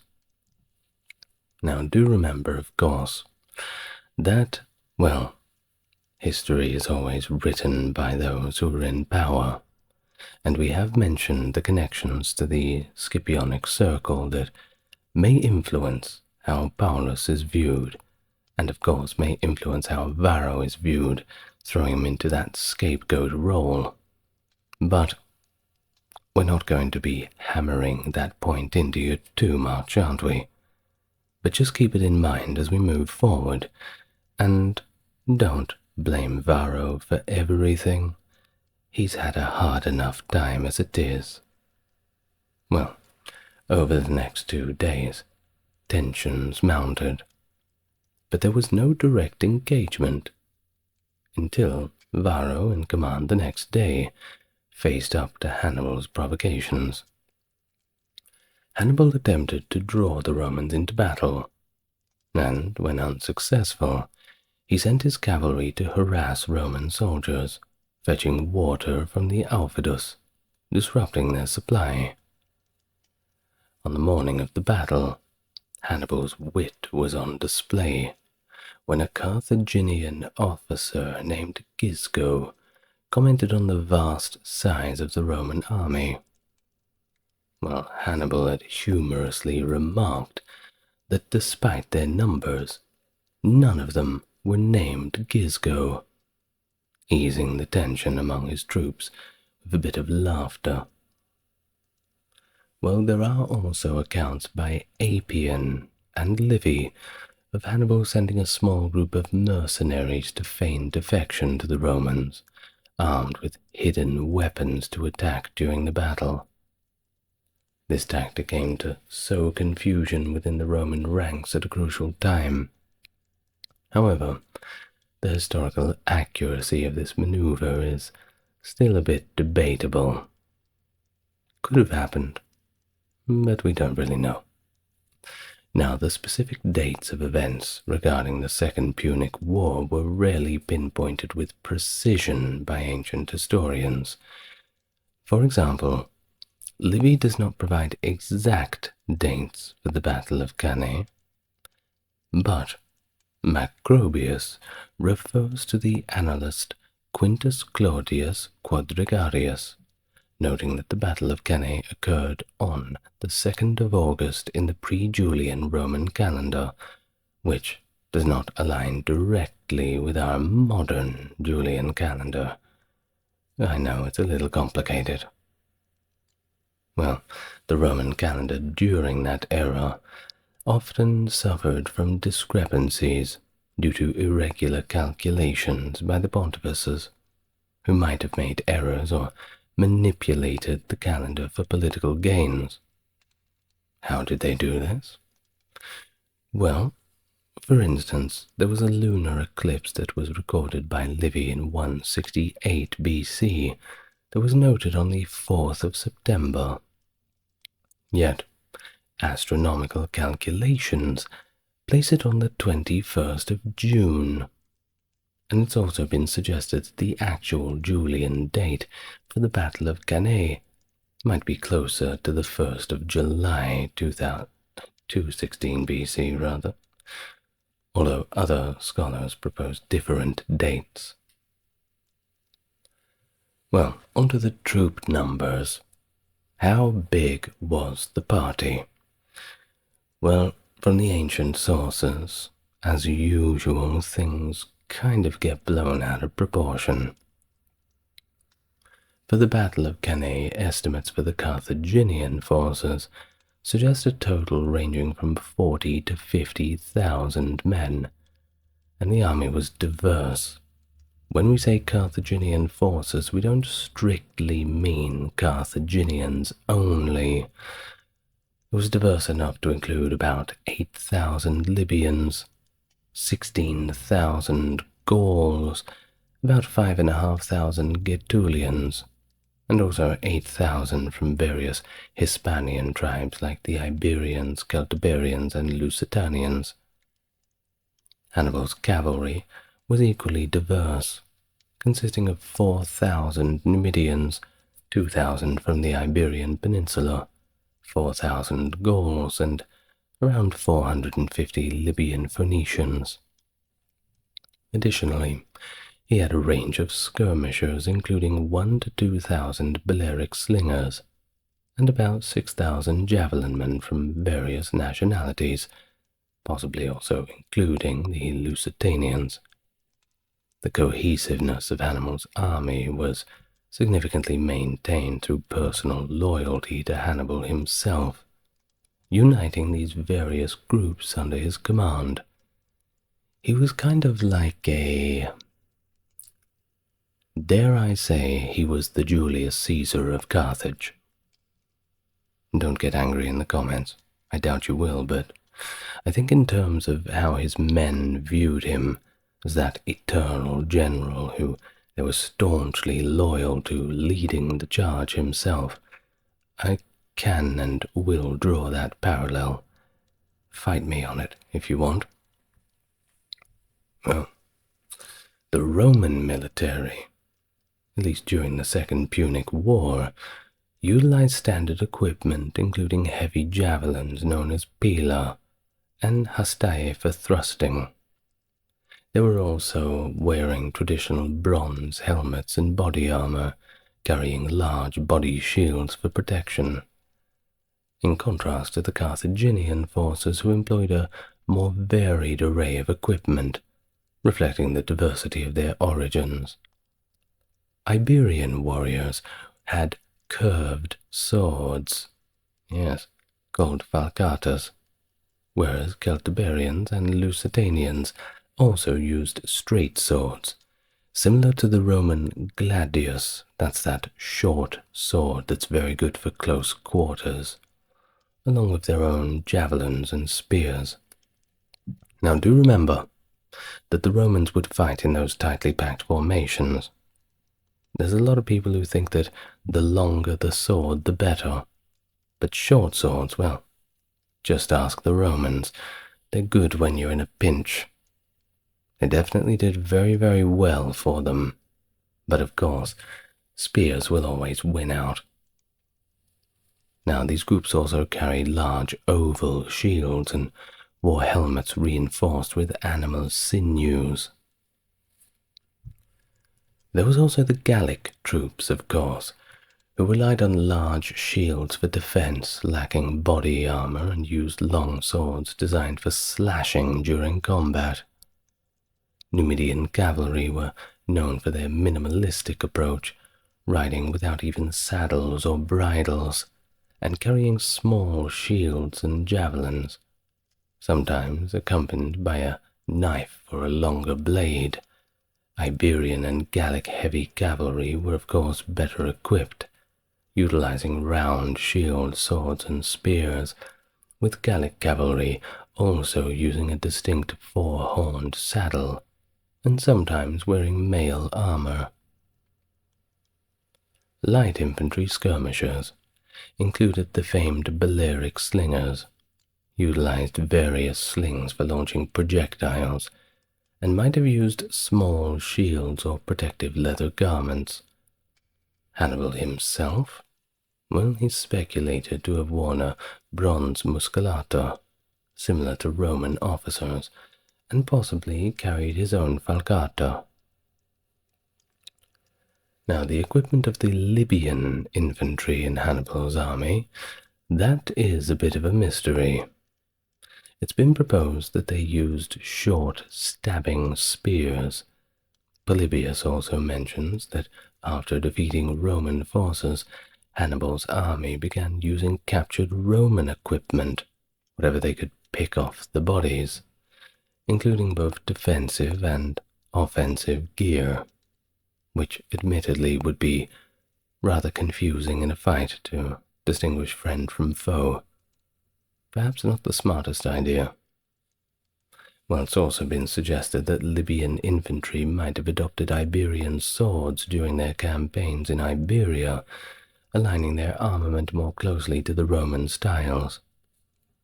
Conversely, there's an argument for a phalanx formation using pikes, though this is contested by some modern historians who point out the impracticality of using both a large shield and a pike simultaneously, and the references in ancient texts suggesting that their spears were shorter of those of the Roman triarii. Now, the Roman army, adhering to the typical ancient military formation, positioned their infantry centrally with cavalry on the flanks. Always. That's a pretty good strategy. You would always have your cavalry to wind around the sides, come up the back, and box them all in. Definitely a tried and tested one. Works most of the time. Let's see how it works out for them this time. Well, in the Battle of Cannae, the Romans, led by Varro, intensified their infantry's depth rather than its width, aiming for a potent central thrust through Hannibal's line, a tactic derived from previous clashes like at Trebia. While the Romans arranged their forces so that the Hastati were at the front, closely backed by the Principes, to present a dense and formidable front, an unbreakable wall of Roman shield and blade. Polybius notes that the Roman formations were tightly packed, with the units more deep than wide, hoping to break the enemy line as swiftly as possible. Hannibal, however, knew exactly what the Romans were going to do, and he anticipated this strategy of overpowering through the center. Thus, he meticulously deployed his diverse troops to exploit their unique strengths. For instance, he positioned the Balearic slingers behind his infantry to disrupt the dense formations with missile fire. His front line mixed Iberians, Celtiberians, and Gauls, strategically arranged to maximize their combat effectiveness, with Hannibal and his brother Mago commanding from the center. Contrary to Roman claims that these troops were placed in the center due to their expendability, modern interpretations suggest that these units were chosen for their proven resilience in battle, critical for executing the controlled retreat that would trigger Hannibal's enveloping maneuver. And the African infantry, His most disciplined units were stationed on the wings to later execute that critical flanking maneuver. Now on the flanks, Hannibal's cavalry, led by Hasdrubal on the left and Hanno on the right, was tasked with quickly routing the Roman cavalry. This allowed them to encircle and attack the Roman infantry from behind. Hannibal's placement of his troops ensured that his less numerous cavalry could prevent being outflanked by leveraging natural barriers like the river Aufidus. The battle's geographic and environmental conditions were also exploited by Hannibal the best he could. He positioned the Romans to face east, against the morning sun and prevailing winds, which would blow dust into their faces, further disorienting them during the battle. And worse, all of the Romans forgot to bring their sunglasses. And so, in this fashion, the battle began. As the battle commenced, Hannibal strategically extended the center of his line into a crescent shape, pushing forward the Celts and Hispanics, while the African troops on the flanks were held back slightly in reserve. Polybius explains that this formation created a thinning line that curved outwards towards the Romans, with the aim to engage the Roman infantry with the Celts and Hispanics first, keeping the African troops as a tactical reserve. The intention was likely to disrupt the Roman advance and absorb their initial momentum, setting the stage for a more decisive engagement with the fresher African forces. Despite Hannibal's careful planning, some historians debate the intent behind this formation. Many agree that it was a calculated tactic, of course, but there are others that suggest that the crescent shape might have actually been an accidental result of the natural movement of troops, or simply a response to the Roman formation's pressure. Well, the battle opened with intense cavalry engagements on both flanks.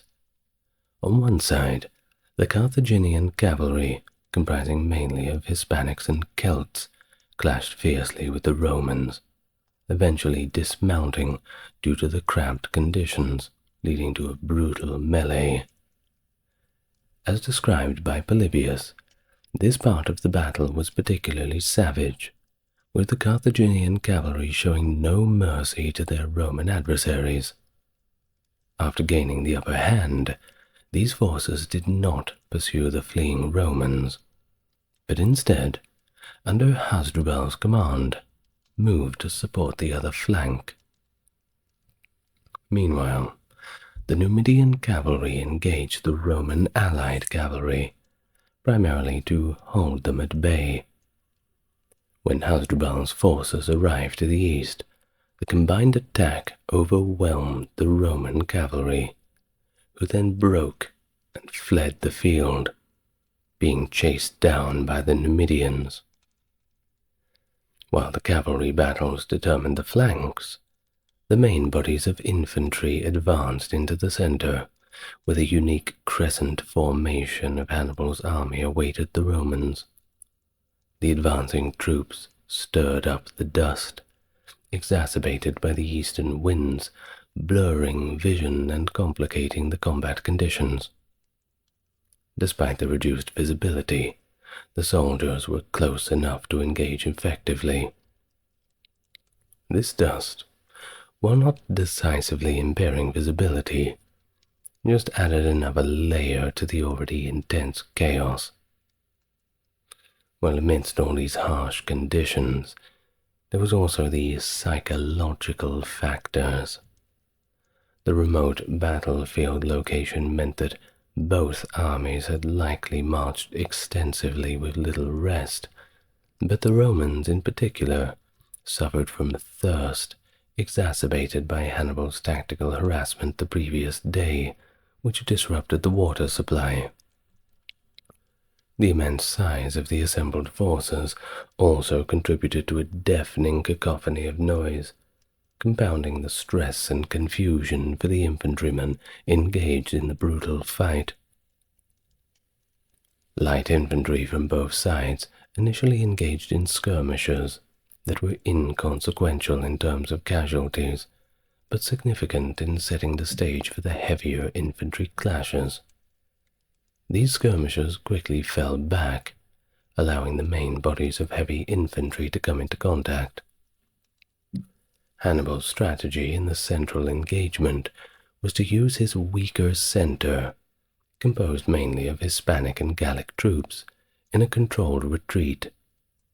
This maneuver was not a sign of weakness, but a deliberate tactic to draw the Roman legions into a trap. As Hannibal's troops slowly withdrew, the Roman infantry, confident in their superior numbers and combat skill, pressed forward aggressively. However, their advance led to them into a tightening noose. Hannibal had ordered his men to gradually pull back, which manipulated the Roman formation into a dangerously overstretched and increasingly tight semicircle. The Romans focused on the opportunity to finally crush Hannibal's center, advanced too far, losing their cohesive formation in the process. And of course, Roman warfare is all about the formation. Come on.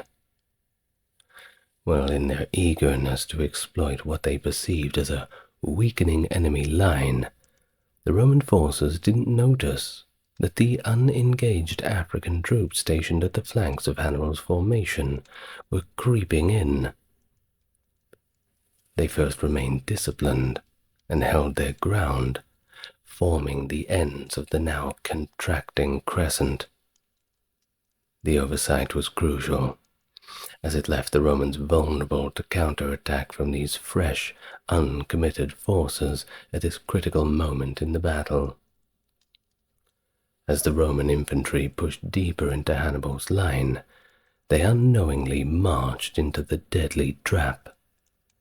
The Carthaginian cavalry, having successfully routed the Roman cavalry on both flanks, regrouped and charged into the rear of the Roman center.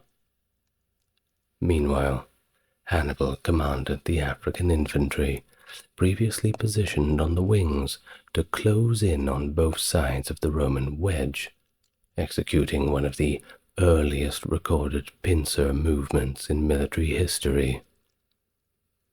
This envelopment stopped the Roman advance abruptly.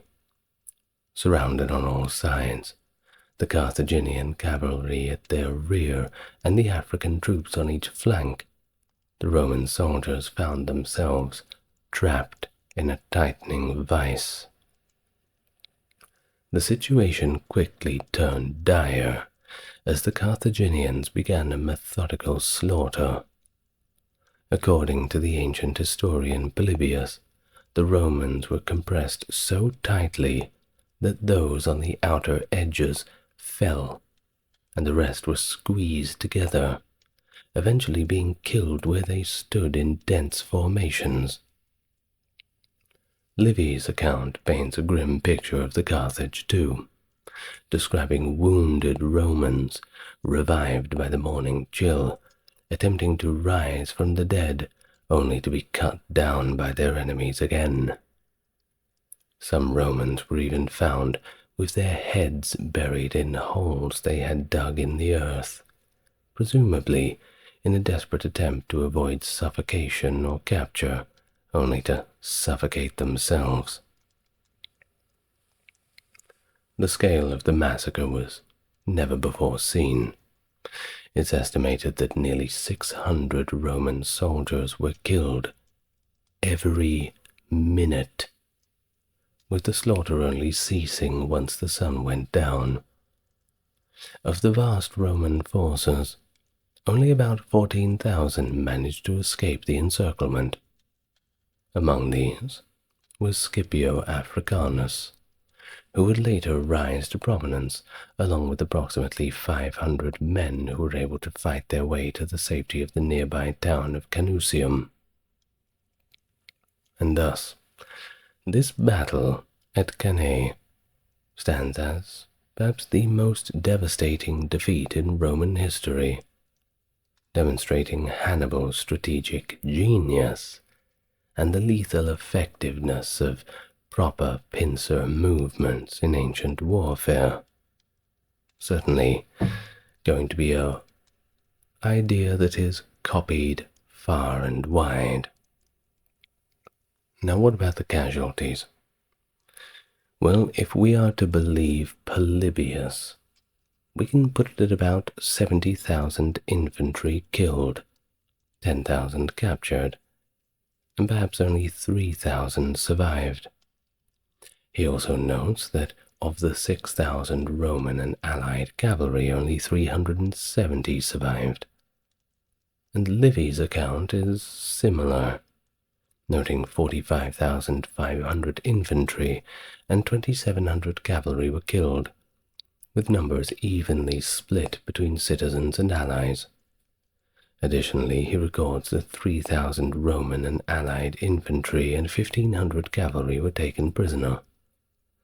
He also mentions that the Carthaginian cavalry rounded up 2,000 Roman fugitives at Cannae, and another 7,000 were captured in the smaller and larger Roman camps.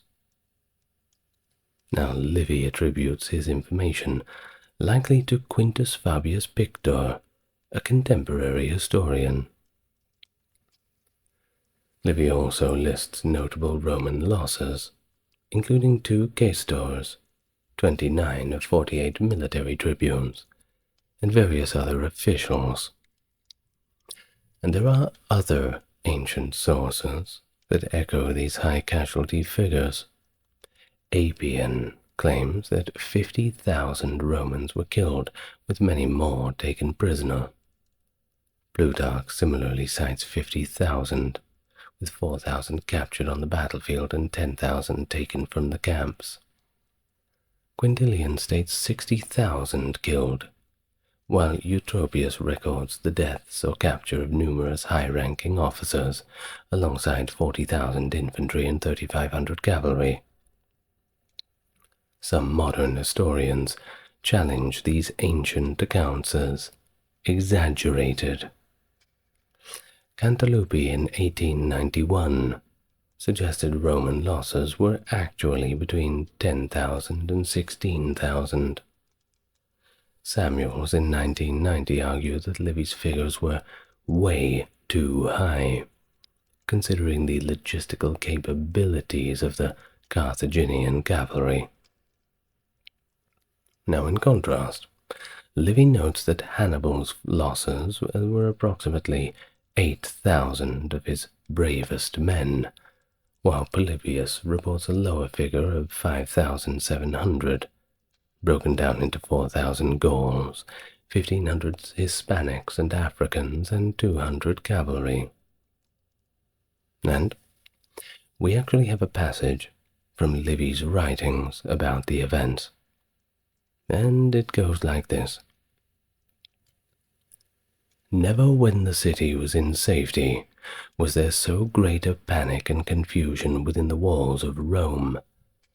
I shall therefore shrink from the task and not attempt to relate what in describing I must make less than the reality. The consul and his army having been lost at the Trasimenios the year before, it was not one wound upon another which was announced, but a multiplied disaster, the loss of 2 consular armies, together with the 2 consuls, and that now there was neither any Roman camp, nor general, nor soldiery, that Apulia and Samnium, and now almost the whole of Italy were in the possession of Hannibal. No other nation surely would not have been overwhelmed by such an accumulation of misfortune. So, as you can imagine, Rome was in quite a sorry state. Of course, after Cannae, the whole city was plunged into deep mourning, with nearly every citizen touched by the loss of a relative or a friend. In desperation, the Romans resorted to archaic rites, including human sacrifices at the Forum and casting an oversized infant into the sea. Extreme measures in their response to the crisis. It's a bold strategy. Let's see if it pays off. Well, the defeat not only demoralized Rome, but it severely dented its military might and, well, its reputation, I'm sure. With 1/5 of all Roman males over 17 reportedly lost within just 20 months. The staggering impact of this loss caused many of Rome's allies in southern Italy to defect to Hannibal. Major city-states such as Capua and Tarentum, along with others like Arpi, Salapia, and Herdonia, shifted their allegiance from Rome to Carthage. Livy captures the gravity of the situation, noting the stark change in loyalty among Rome's allies post-Cannae, driven by their loss of faith in Roman power. The defeat also triggered wider geopolitical effects, including revolts among Sicily's Greek cities, and a new alliance between Hannibal and Philip V of Macedonia, marking the beginning of the First Macedonian War. Hannibal's diplomatic efforts extended to securing a pact with Hieronymus of Syracuse, further consolidating his position in the region. Livy provides two compelling anecdotes to illustrate the despair among the Romans after their defeat at Cannae. The first involves Hannibal's brother, Mago, who returned to Carthage with the news of the victory. He reported to the Carthaginian Senate the enormous toll on the Romans: 200,000 killed, 50,000 captured, the death of significant Roman commanders, including 2 consuls, and even the defection of Roman allies. Mago dramatically demonstrated his point by dumping a collection of golden rings taken from the slain Roman horsemen onto the Senate floor, asserting that each ring came from a distinguished Roman killed in battle. The second anecdote centers on the aftermath at Canusium, where Lucius Caecilius Metellus and 3 other military tribunes, along with other Roman survivors, contemplating fleeing overseas to serve as mercenaries. When Publius Cornelius Scipio learned of this, he and a few companions went to confront them. In a dramatic moment, Scipio declared, "I swear with all the passion in my heart that I will never desert our homeland or permit any other citizen of Rome to leave her in the lurch. If I willfully break my oath, may Jupiter, greatest and best, bring me to a shameful death. With my house, my family, and all I possess, swear the same oath, Caecilius. And the rest of you, swear it too. If anyone refuses, against him this sword will be drawn."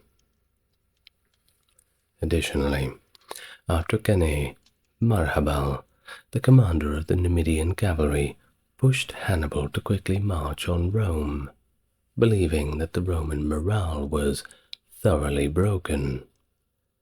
Hannibal's hesitation prompted Marhabal's frustrated remark, "Assuredly, no man has been blessed with all God's gifts. You, Hannibal, know how to gain a victory, but you don't know how to use it." Well, following this catastrophic loss at Cannae, Hannibal chose a diplomatic approach and sent a delegation led by Carthalo to propose peace to the Roman Senate on admittedly moderate terms. Despite the severe blows they had endured, the Romans, embodying a defiant spirit, refused to engage in negotiations. In response, they escalated their efforts, mobilizing nearly all eligible males, including landless peasants and slaves, into military service. Such was the resolve in Rome that the very word peace was actually banned. Public mourning was also restricted to 30 days, and women were forbidden from shedding tears in public. Hannibal's decision not to march directly on Rome post-Cannae was informed by several strategic considerations, as noted by historians Hans Delbruck. His army was heavily depleted, not only in numbers due to casualties, but also in its combat readiness, making a direct assault on Rome pretty impractical, at least for now. Any such attempt without securing the necessary supply lines and subduing the surrounding regions would have been futile and could have jeopardized the psychological advantage gained through the victory at Cannae. Despite the defections of numerous allies post-Cannae, Rome still possessed substantial manpower reserves. They maintained considerable forces, not just on the Italian peninsula, but also in distant theaters like Iberia, Sicily, and Sardinia.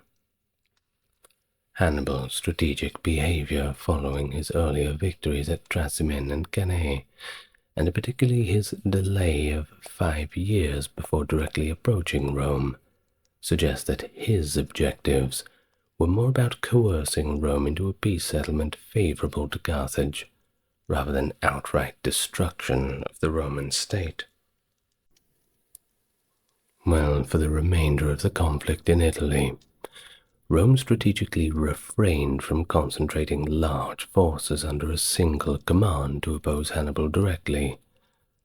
Instead, they deployed multiple independent armies that collectively outnumbered the Carthaginian forces, adhering to a strategy of attrition and containment. This approach led to Hannibal's eventual retreat to Croton, and later recall to Africa, culminating eventually in the decisive Battle of Zama, which concluded the Second Punic War. But you're going to have to learn about that in another video, and I will be making a video about the Battle of Zama very, very soon.